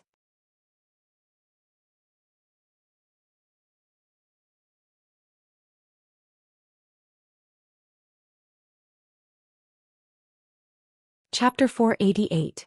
Battle for the Medicine Pill. Humph. Reincarnation? You sure can dream. You're not afraid that I'll refine your nascent soul? I'll be denying you of your next life. Man Huzi icily said as he glared at Wan Tianming's nascent soul. If you truly have the ability, then so be it, I will suffer. Instead of wasting time further deliberating on the matter, wouldn't it be better for fellow Daoist man to receive my heaven-sifting minds first? After the infant spoke, it tossed out 2 balls from its hands. As soon as the purple balls left its hands, they immediately grew several times larger and launched themselves towards Man Huzi with an overbearing momentum. Man Huzi's eyes widened and his face contorted in anger. He fiercely struck his chest with both hands, causing a divine sound to ring out from his head along with a burst of golden light. A 2-inch-long infant with faintly golden skin and Man Huzi's face appeared above his head. It was slightly larger and more solid than Wan Tianming's nascent soul. However, its eyes were closed and it held a small azure shield tightly in its hands. The round shield appeared exquisite and had a radiant soybean-sized stone embedded in its center. Although Man Huzi's nascent soul had its eyes closed, it was still aware of the approaching purple ball of light. It lifted the shield in its hands, emitting a light barrier that covered Man Huzi's entire body just before the purple balls of light struck his body. The other's nascent soul cultivators were dumbstruck upon seeing both of their nascent souls manifest, as it signified they were now in a battle of life or death. A world-shattering explosion shook the skies, and the light barrier surrounding the stone platform radiated a purple-red light. A 40-meter-wide cloud of lightning suddenly appeared, binding Man Huzi at its center. Purple lightning wildly stormed inside the clouds with thunderous bellows and blinding flashes of light intertwined. It was as if divine retribution had come, bringing forth an execution by celestial lightning. The others were thoroughly shocked by the sight. They had long heard of the heaven-sifting mind's ferocity, but this was the first time they had seen it. It was truly fearsome and deserving of its grand reputation. However, their attacks only became more fierce after witnessing the might of the heaven-sifting mind. Without looking at Man Huzi, Wan Tianming's nascent soul waved its small hand, summoning a small purple sword. With a flash of purple light, the nascent soul and the small sword disappeared. An instant later, it reappeared 15 meters above the medicine pill. Nascent soul sword flight. The other 4 nascent soul cultivators looked on in shock. It wasn't a trick of their eyes produced by amazing speed, but actual teleportation. Without a fleshly body to tie down the nascent soul, it was capable of extraordinary abilities. However, these sorts of wondrous techniques greatly harmed one's own origin chi. Although all nascent soul cultivators knew these techniques, none were willing to lightly make use of them. But now, much to everyone's astonishment, Wan Tianming had used one to great effect. Zenith Yin and Qing Yi simultaneously abandoned their opponents and hastily shot towards the Heavenmend pill.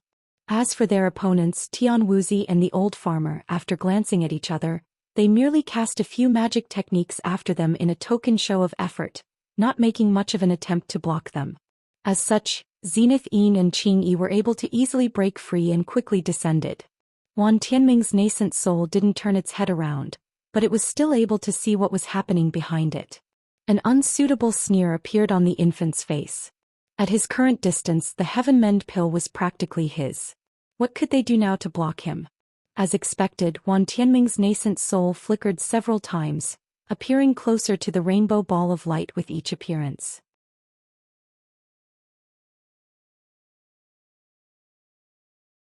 A large purple hand then appeared out of the air and grabbed the rainbow ball into its hand. The ball of light disappeared as soon as it had been grasped by the hand, leaving behind only the rainbow pill. Wan Tianming went rapt with delight as Zenith Yin and Qing Yi soon appeared behind him. They couldn't possibly allow Wan Tianming to succeed. Zenith Yin furiously growled. Wan Tianming let go of the pill. A large cloud of profound devilish qi then enveloped Wan Tianming's nascent soul, along with countless azure threads of light that tightly wove around it. Are you truly capable of restraining me? The nascent soul scoffed, and with a flash of violet light, it disappeared from the black fog and azure light surrounding it. It reappeared 40 meters away on the small purple sword with a mocking expression. But as soon as the mocking smile appeared on his face, it was immediately replaced with fear. It suddenly turned its attention to the sky above in disbelief. What it saw caused the infant's face to grow incredibly pale. Above him in the sky, Wan Tianming's fleshly body was in the grasp of a lofty figure surrounded in sparkling golden light. Who else could it be aside from Manhuzi? But now Manhuzi's hair was completely curled and his clothes were in tatters, making for quite a wretched appearance.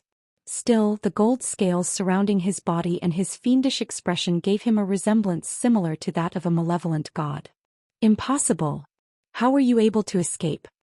Wan Tianming hastily looked at the lightning storm in disbelief, but his fears were only solidified. The domineering storm of purple lightning had disappeared, leaving behind only a few traces of static. Hee, Sect Master Wang, it can only be said that your luck was quite poor. In the past I slaughtered a lightning whale demon beast. Although its body was heavily injured, the lightning absorption pearl inside its body had remained completely intact. Your heaven-sifting mine may be formidable, but with a majority of its strength absorbed by the pearl, it posed little threat to me. Manhuzi raised his hand, revealing a gem that flickered with violet light. Then with a wave of his hand it disappeared. Now this great lord is going to count to 3. If you do not throw the Heavenmend pill to me, I will destroy your physical body. You should know what happens afterwards. Manhuzi didn't give Wan Tianming any leeway or time to consider. With one hand carrying Wan Tianming's body and the other grasping the skull, he started counting. His hands began to shine with brilliant golden light. Wan Tianming bitterly clenched his teeth. He had clearly placed several restrictions down on his fleshly body before he manifested his nascent soul. But now his body had fallen into the hands of an enemy that possessed a lightning absorption stone. He could hardly believe it. He didn't have the slightest time to think.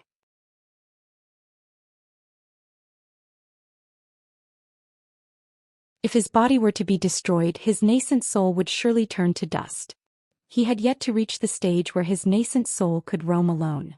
Although a nascent soul cultivator could manifest their nascent soul to perform a few extraordinary techniques, it was rarely done as it would leave their body vulnerable.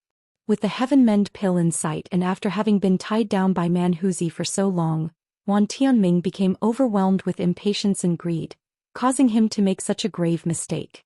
With Manhuzi staunchly refusing to compromise, Wan Tianming felt immense remorse and started to quickly analyze his options.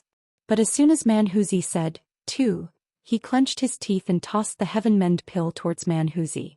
Wan Tianming helplessly threw the pill he had acquired from using his nascent soul sword flight, concluding the dramatic development in an instant. Excitement flashed from Manhuzi's eyes. After he flew forward and caught the rainbow pill, he ruthlessly threw Wan Tianming's body towards the other side of the light barrier with all his strength. If no one were to intercept it, it would surely be crushed to pulp. When Wan Tianming saw this, he was overwhelmed with fright and shot towards his body without a thought. Fortunately, despite being far away, he was able to intercept it by using the teleportations of his nascent soul sword flight. Manhuzi then took advantage of the situation and flew towards the exit in a streak of light. It wasn't that Manhuzi didn't want to kill Wan Tianming, but rather Wan Tianming was the sect master of the 1,000 Gates of Enlightenment.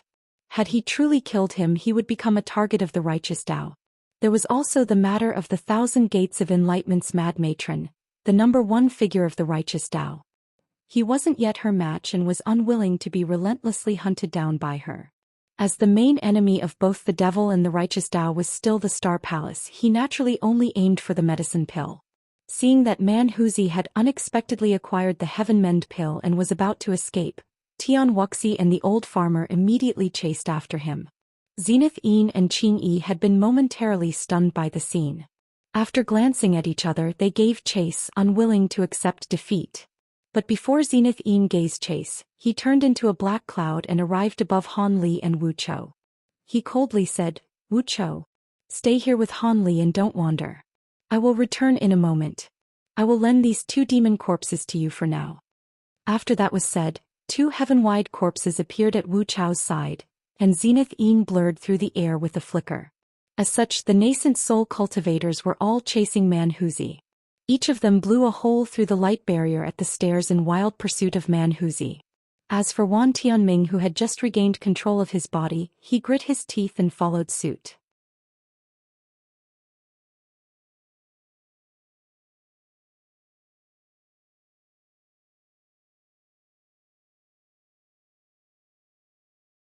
Chapter 489.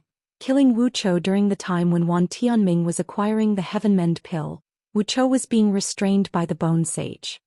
He wasn't so foolish that he could not understand how much stronger the Bone Sage was compared to himself. In addition, it appeared that the Bone Sage held a deep understanding towards the profound arts. Each of his strikes had been dissolved with little effort. Although that had frightened Wu Chou, he was now delighted to find the 2 heaven-wide corpses at his side. Each of the demon corpses were no less powerful than a mid-core formation cultivator.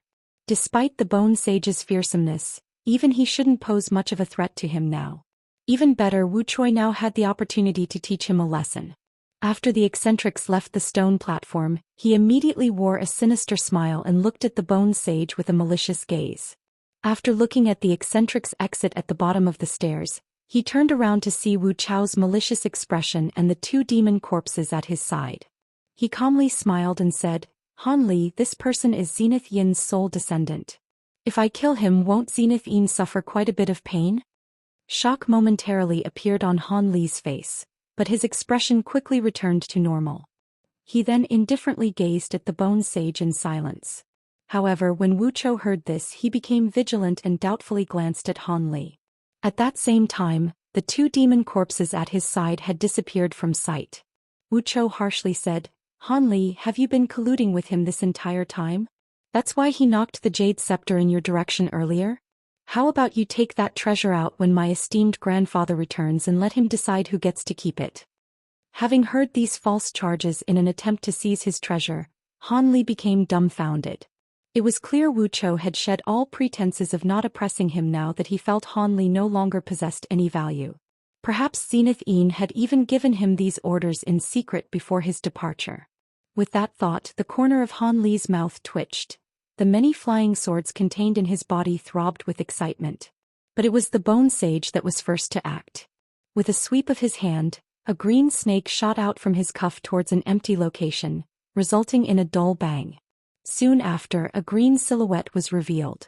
The Bone Sage smirked and spoke disdainfully, "Heaven-wide corpse demon?" Figures that Zenith Yin had refined so many of them. Zenith Yin then quickly pointed at it, causing a green lotus to emerge from its body. The green lotus wildly flourished until the flower petals completely enveloped the demon corpse. Wu Chou was greatly startled and hastily ordered the demon corpse to break free. But for some unknown reason, his connection to the demon corpse had been completely severed and he could no longer control it. In that moment, his body broke out into a cold sweat. Just as he thought to control his remaining demon corpse, the Bone Sage's body blurred and suddenly reappeared right before him. A flustered expression of panic arose from Wu Chou's face as he hastily protected his body with a large cloud of profound yin qi. At that same time, a fierce glint flashed from his eyes and he opened his mouth, spitting out a small black sword that pierced towards the Bone Sage at a speed faster than lightning. The Bone Sage's face wore a trace of derision. His fingernails immediately grew several inches long and became razor-sharp, making for a sinister appearance. He then reached out to the small sword and caught it without the slightest resistance. Wu Chou's complexion became deathly pale from disbelief. He quickly ordered the flying sword to return, but the bone sage had already grasped it between his claws with a malicious expression. After many attempts to break free from his grasp, the small sword scattered into black dust.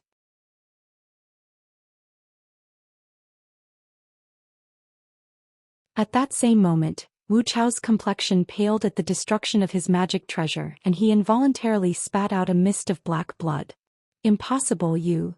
Wu Chao only had time to incredulously say those few words before the bone sage moved to strike him. His ghostly claw was enveloped with spirals of green qi. No longer capable of further speech, Wu Chao whistled, ordering the entirety of his surrounding profound yin qi to face the strike. At that same moment his hand reached for the inside of his robes, wanting to take out a treasure. A strange scene occurred. With a flash of black-green light, the bone sage's ghost claw rapidly turned and the green qi surrounding it turned pitch black, piercing through the several layers of Wu Chao's profound yin qi as if nothing had been there. Wu Chao lowered his head in terror and saw the ghost claw piercing through his abdomen.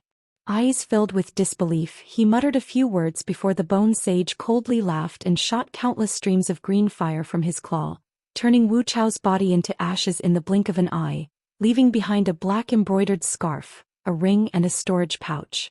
No longer possessing a master, the other heaven-wide demon corpse appeared beside the bone sage in a flash of black light. Its eyes were completely spiritless and it motionlessly stood in place as if it were now truly dead. After witnessing this sequence of events, Han Li's heart trembled and a newfound fear towards the old devil had grown within him. It was now clear that he hadn't been lying when he had said that he was well acquainted with the weaknesses of the profound yin art. When Wu Chao had used his profound yin qi to block the attack, it didn't have the slightest effect. But why was it that the bone sage chose this moment to kill Wu Chao? Did he not fear that he would alert Zenith Yin? Could it be that he was forcing him into battle, giving him no choice but to fight against Zenith Yin? Han Li's alarmed mind began to churn. As he did this, he readied the 5 colored copper bands in his hand. If the bone sage made any hostile movements against him, he would have to fight with his life on the line. At that moment, the bone sage had already gathered Wu Chao's spoils and looked at Han Li with a mysterious smile. "What are you doing glaring at me like that? Quickly take out your other bloodjade spider. The others have been drawn away by Manhuzi, but we don't know how long it will take for them to return. What, could it be that you aren't interested in the treasures of the Heaven Void Cauldron?" The bone sage's words shocked Han Li and caused Han Li's gaze to wander. He had carefully concealed the existence of his other bloodjade spider. How could the bone sage possibly know about it? He glanced at the corpse of the long-deceased bloodjade spider. "What other bloodjade spider? My spirit beast has already been slain by the Star Palace Elder." Not knowing how the bone sage could possibly know, Han Li was unwilling to acknowledge it. "Humph.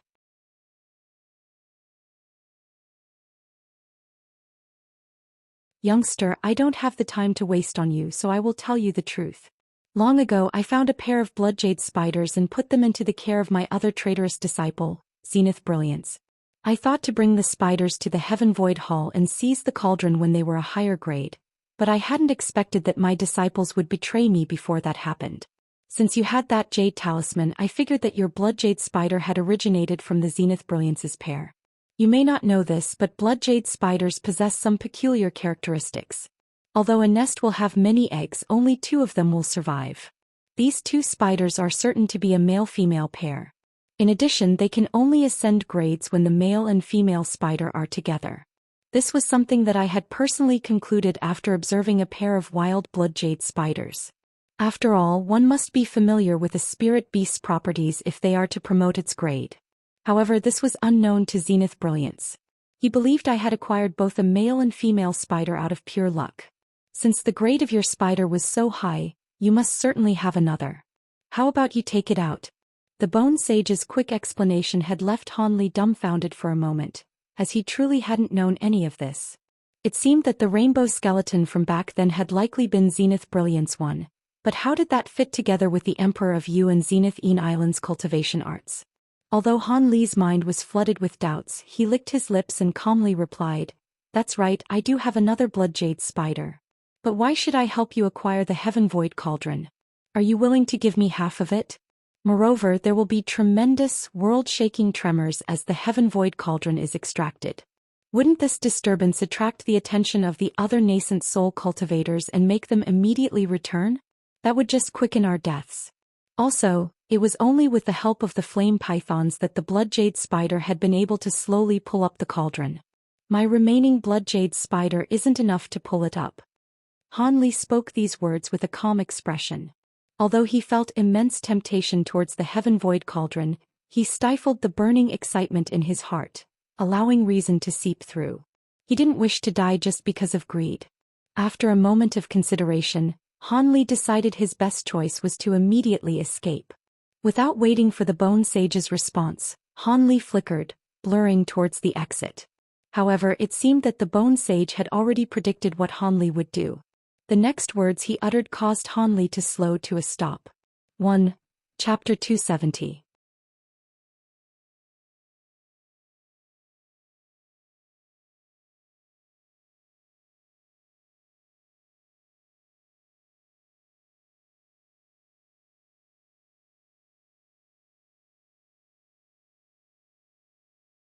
Although Han Li's tone was quite harsh, it was clear he was on the cusp of agreeing. Now it was only a matter of haggling over price. As a result, the Bone Sage smiled and hastily said, Han Li, you're being far too humble. If I guessed correctly, if we were to fight to the death, the odds would be 50-50. Moreover, such a battle wouldn't be concluded in a short amount of time, allowing an increased window for the others to return. Do you truly believe me to be so foolish as to bring about both of our deaths? Naturally, so long as you agree to help me acquire the treasure, I will hand over the 9-curl spirit ginseng refinement formula over to you as a token of our sincere cooperation. After this was said, the Bone Sage flipped his hand and tossed a white jade slip with an ancient aura towards Han Li. Han Li quickly raised his hand and beckoned to the approaching jade slip. With an azure flash, a ball of azure light enveloped it, quickly bringing it to his palm. The Bone Sage responded to Han Li's great carefulness with a chuckle and said nothing else. Han Li quickly swept through the contents of the jade slip with his spiritual sense. Although he didn't have enough time to mull over whether or not the pill formula was genuine, it did mention the 9-curl spirit ginseng as well as 3 supplementary medicinal ingredients Han Li had never heard of before. After some consideration, Han Li bluntly put the jade slip into his storage pouch and raised his head. He calmly gazed at the Bone Sage and said, "Fine, I will agree to these conditions. Let's immediately start retrieving the cauldron." Since he had agreed to act, Han Li no longer delayed as it would only allow their enemies more time to return. He quickly pat his spirit beast pouch, causing his other blood jade spider to appear with a flash of light. "Very good, you made the right choice." With an expression of excitement, the Bone Sage approached the hole and ordered the refined spider corpse to spit out a web at the cauldron, finishing his preparations first. Han Li followed suit, calmly ordering his blood jade spider to shoot a web at the Heaven Void Cauldron as well. The Bone Sage cast several magic seals of varying colors at his blood jade spider as he gave an explanation. "Let's be quick. We don't have much time. Although I cannot make use of the berserking technique in my current form, I can still use other slightly weaker supplementary techniques." Suddenly, the blood jade spider entered a frantic state. Apart from its blood-red shell, distinct black and green radiance were interweaved, making for quite a strange display. Han Li frowned but remained silent.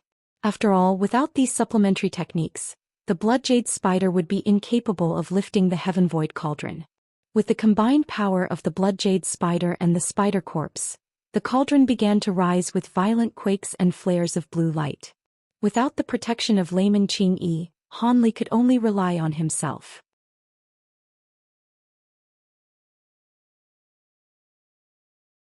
He hastily cast a fire attribute barrier around himself and utilized the white rhino emblem to its maximum potential, immersing him in a blistering white light.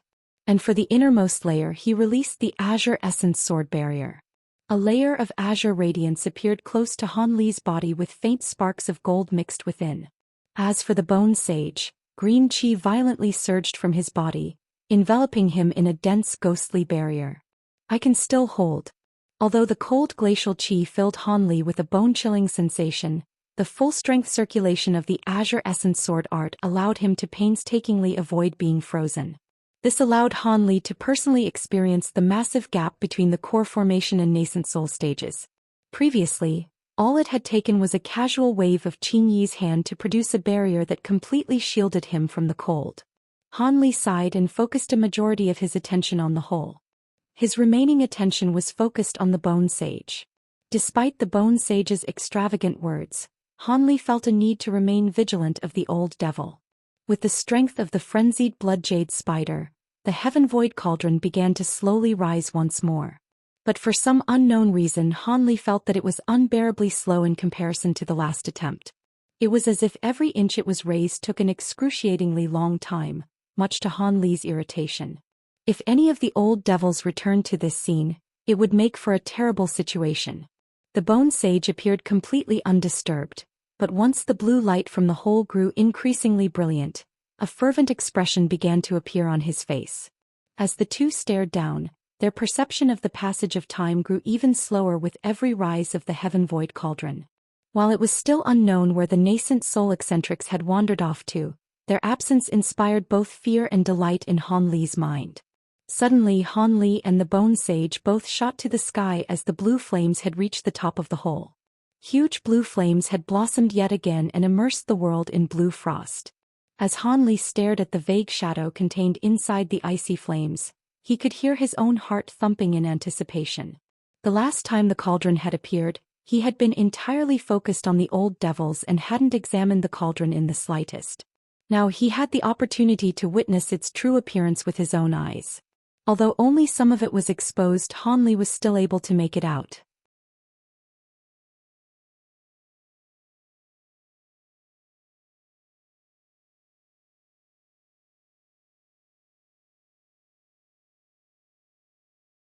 Chapter 491.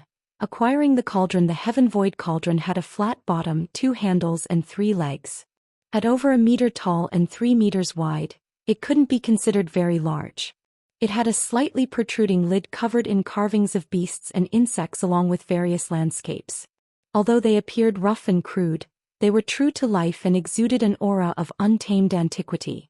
Just as the cauldron emerged from the hole, a faint hum was heard that gradually became louder. At the same time, the blue flames surrounding the cauldron flared before swelling to several times their original size. Having originally been standing near the hole, Han Li and the Bone Sage revealed expressions of shock at nearly the same time and increased their distance from the altar. The entire area within 30 meters of the altar glowed with faint blue light and was completely frozen over.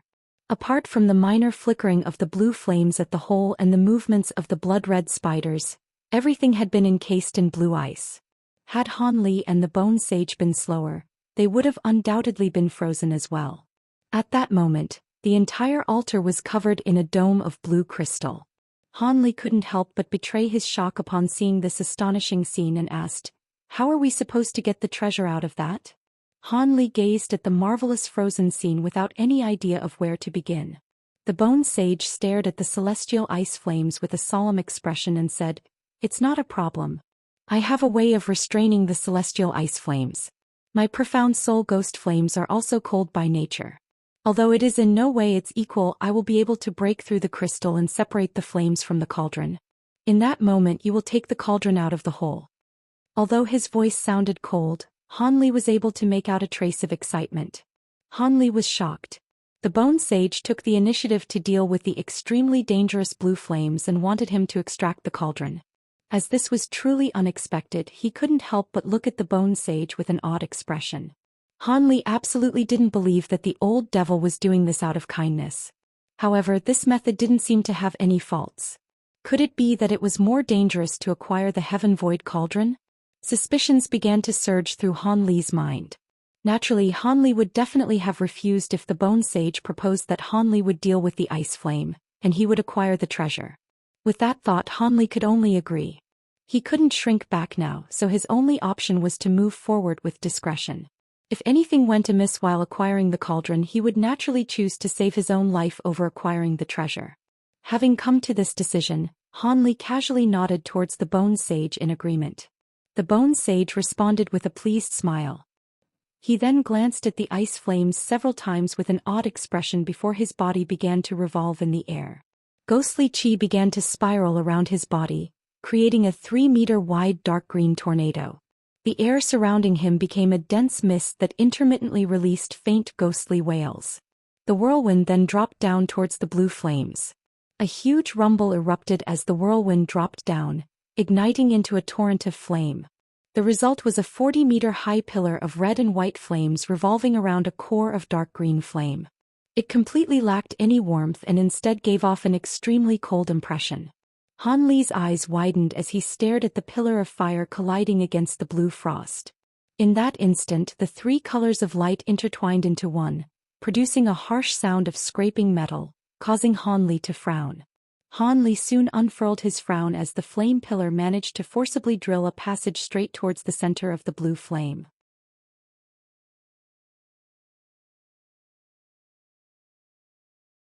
Han Li grew nervous at the sight and quickly linked his consciousness to the blood jade spider. So long as the bone sage truly managed to separate the heaven void cauldron from the celestial ice flames, he would immediately order his blood jade spider to exert its strength. Eventually, the bone sage's pillar of fire managed to reach the hole.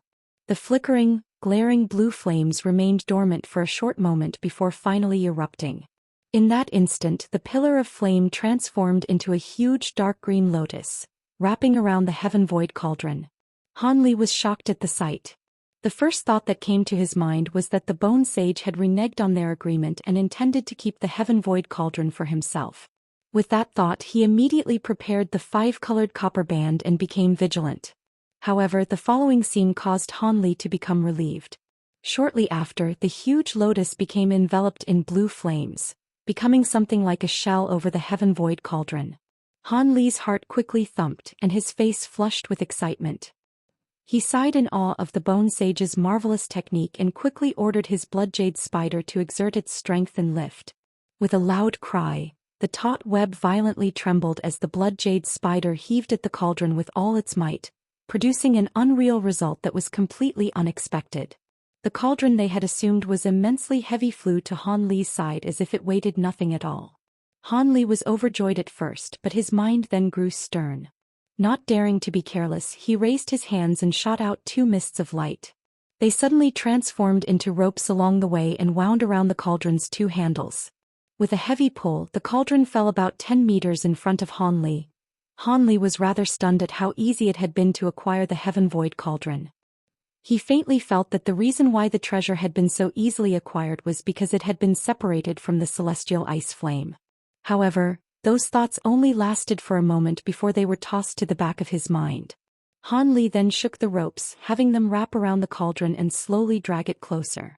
With a muttered incantation, the ropes quickly faded away and slowly dropped the heaven void cauldron into his hand.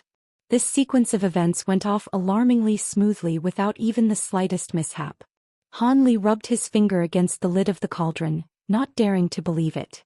The heaven void cauldron, known to be the #1 hidden treasure in the scattered star seas, was now in his grasp. Han Li attentively stared at the now fist-sized miniature cauldron in his hand when a strange thought flickered through his mind. This cauldron can't be a fake, right? At that moment, Han Li's thoughts were interrupted by a howl of mad laughter. Hee hee.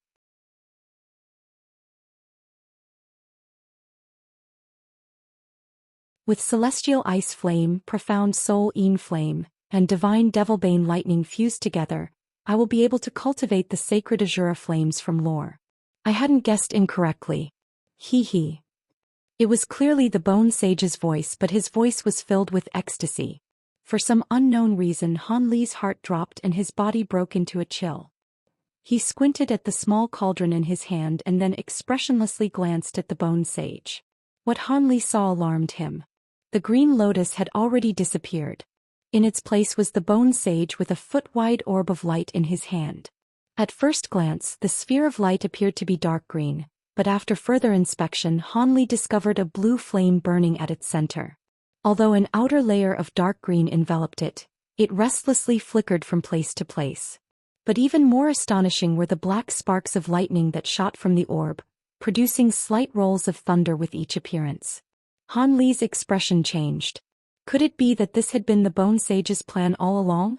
Before Han Li could finish his thoughts and figure out the specifics of what had occurred, The Bone Sage started slowly walking towards Han Li, stopping when he was about 30 meters away.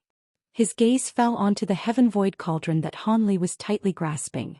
With an odd expression in his eyes, he said, "Very good, it seems nothing went wrong with my plan." When Han Li heard this, he snorted and vigilantly watched the Bone Sage in silence. The Bone Sage smiled and leisurely said, "It looks like you've figured something out. Although I really want to give you an explanation, my time is quite limited and you're going to die soon, so I'll just have to be satisfied with giving you an ignorant death." Han Li's heart trembled. It couldn't be more clear that the Bone Sage wanted to kill him and take the treasure. Disinterested in wasting the time or breath required for any verbal squabbles or nonsensical words, Han Li's expression sank, and he attempted to seize the initiative. He raised his hand and sent out the copper bands that he had already prepared. With a flash of colorful light, they disappeared without a trace, reappearing only a moment later to restrain the Bone Sage's neck and limbs.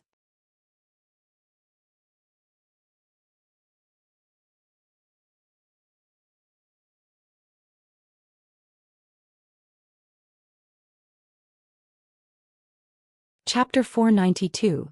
Divine Devilbane Lightning vs. the Sacred Asura Flame, Restrict. Han Li clutched his hands in an incantation gesture and sent an order to the ancient treasure. The 5 copper bands suddenly tightened and firmly locked onto his limbs. The Bone Sage revealed pain upon the clasp of the ancient treasures, but a derisive expression soon appeared on his face. Hee hee. The 5 element bands. Although they're rather famous ancient magic treasure, they're entirely useless on anyone possessing mutated spiritual roots, those possessing far greater cultivation than the wielder or fallen cultivators, like me. He then raised his hand without the slightest obstruction and slapped the orb of light in front of him. The orb sparkled and cracked open in a huge burst of fluttering blue flame. A long ribbon of blue flame shot out from the orb and lightly swept past the Bone Sage's limbs and neck, condensing a thick layer of ice on the tightly locked copper bands. Afterwards, the Bone Sage's body underwent a series of inconceivable twists and distortions. With a series of crisp clanks, the frozen copper bands then fell to the ground. Han Li's heart dropped. Without any further thought, he opened his mouth and spat out 9 small azure swords. They merged into one huge sword in the air before ruthlessly cleaving towards the Bone Sage. The Bone Sage's face became stern upon seeing this. He lifted the orb of light in his hands, causing the tear to grow larger, causing it to spurt out a large jet of ice blue flame. The jet of flame transformed into a 5-clawed dragon of translucent ice, whose entire body shined with a cold blue light. It used its 2 front claws to block the huge azure sword and viciously unleashed a breath of blue flame onto the sword. After only a moment, the huge sword's brilliance greatly dimmed and a thin layer of transparent frost began to form on the sword's surface, causing the sword's movements to become sluggish. With a roar of thunder, several arcs of golden lightning shot out from the sword, fiercely striking the ice dragon's body. The dragon was knocked back, freeing the huge sword from its constraint for the time being. "You still want to run? Your set of golden lightning bamboo swords shouldn't have much divine Devilbane lightning left. Let's see just how many more times you can keep it up."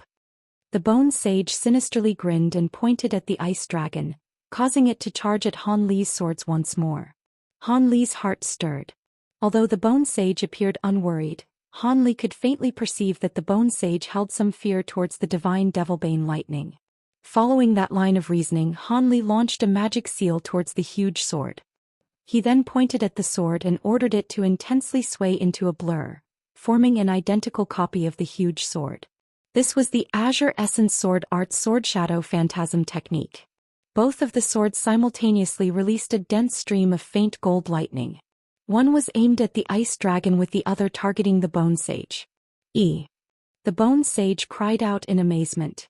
The Bone Sage was astonished. Not only did Han Li still have the strength to release such strong bolts of Devilbane lightning, he was able of creating another huge sword. However, this astonishment only lasted for a moment before disappearing. The Bone Sage then calmly slapped the light orb, spouting out another jet of blue flame. This time the ice flames wavered several times and transformed into a triangular shield of ice. The blue mist emitted from the surface of the ice shield blocked the dense bolt of Devilbane lightning, resulting in a deadlock for a short while. Rather than panic, Han Li rejoiced at the sight. Although the Devilbane lightning was unable to restrain the celestial ice flames' glacial chi, it was mutual for the flames as well. The victor of the conflict would be the side that contained the most power.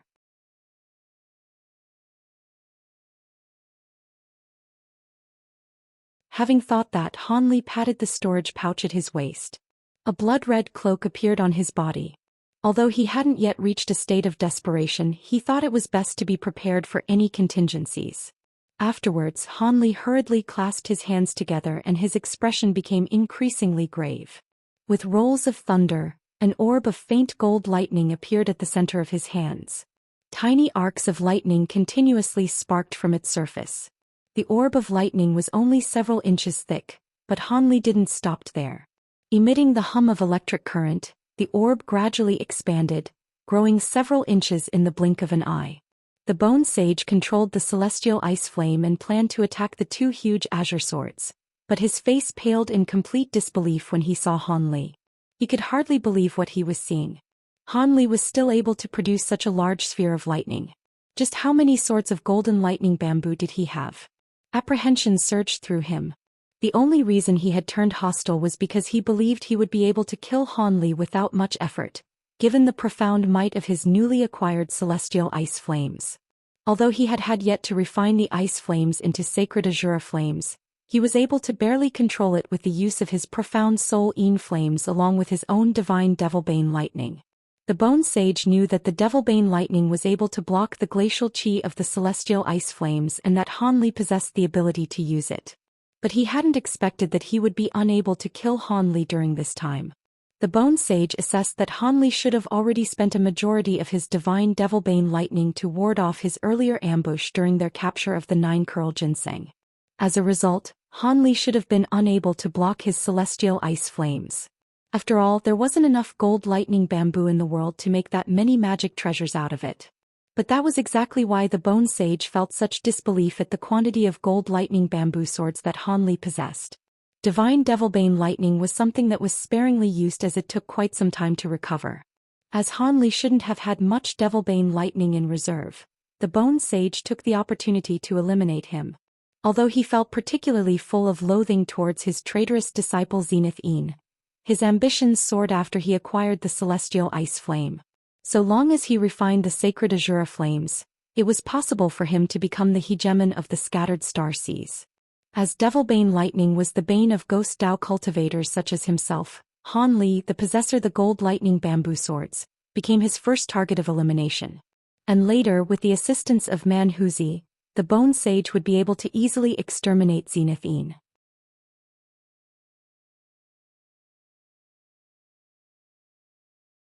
The powerful streams of lightning that Han Li had released from his two swords had already been enough to surprise the Bone Sage. As for the appearance of the large sphere of golden lightning in Han Li's hands, that had left him dumbfounded. This was entirely beyond what he had predicted. A mere early core formation cultivator actually possessed countless gold lightning bamboo treasures in his body. The Bone Sage felt regret, but even stronger sensations of shock and disbelief. Just how many magic treasures of gold lightning bamboo did he actually have? These swirling, inexplicable doubts formed an immense, massive weight upon his heart. As the Bone Sage gazed on in astonishment, the sphere of lightning in Han Li's hands grew to the size of about a meter and now floated a meter above his head. A deafening current of electricity could be heard from it. The Bone Sage regained his bearings, but his face still remained pale. His previous quantity of divine Devilbane lightning was nothing in comparison to this. The Bone Sage furiously gritted his teeth and said, "Good. Very good. Although I don't know how you managed to acquire so many gold lightning bamboo magic treasures, you were doomed to become the nemesis of all ghost Dao cultivators the day they came into your possession. Today I will have you witness the might of the ghost Dao's sacred Asura flames." It was already too late for him to withdraw, so he prepared to combine the three energies to create the legendary sacred Asura flames. He hoped the flame would be able to break through Han Li's divine Devilbane lightning in a single strike and still the disturbance in his heart. Of course, forcefully creating these sacred flames in such a short period of time was extremely dangerous. The possibility of a backlash could occur at any moment, but the Bone Sage currently had no choice. While he had other methods for slowly whittling away at Han Li's divine methods and the ability to use both his techniques and abilities to avoid it, he didn't have the time to use them. That would either allow Han Li to escape or cause enough of a delay for the others to return. As a result, he could only clench his teeth and revolve his hands around the orb of light. Streaks of all sorts of magic seals continuously flew into it. At that moment, the light orb seemed alive. The blue flame at its center started to quickly rotate as the outer shell of profound soul-ean flames and black Devilbane lightning revolved in the opposite direction. A short moment later, the entire orb released a blinding radiance. In the following moment, countless gray embers of astonishingly cold flame wildly rushed towards Han Li with overwhelming speed. After a moment of surprise, Han Li's face grew stern. Although he hadn't heard of this sacred Asura flame before, he knew it would be no less powerful than the celestial ice flames. With a grave expression, Han Li ceased pouring more lightning into the huge sphere and used his fingers to quickly form many incantation gestures as he began to mutter an incantation. The golden ball of lightning began to stretch, transforming into a web of lightning around him. Soon after, the embers of gray flame ruthlessly struck the gold lightning. In that instant, gold light and white flames intertwined, releasing both rolls of thunder and screeching whistles. You're tuning in to the Zhou Xian's Legacy YouTube channel. Don't forget to subscribe and join us on this journey to catch the most captivating stories.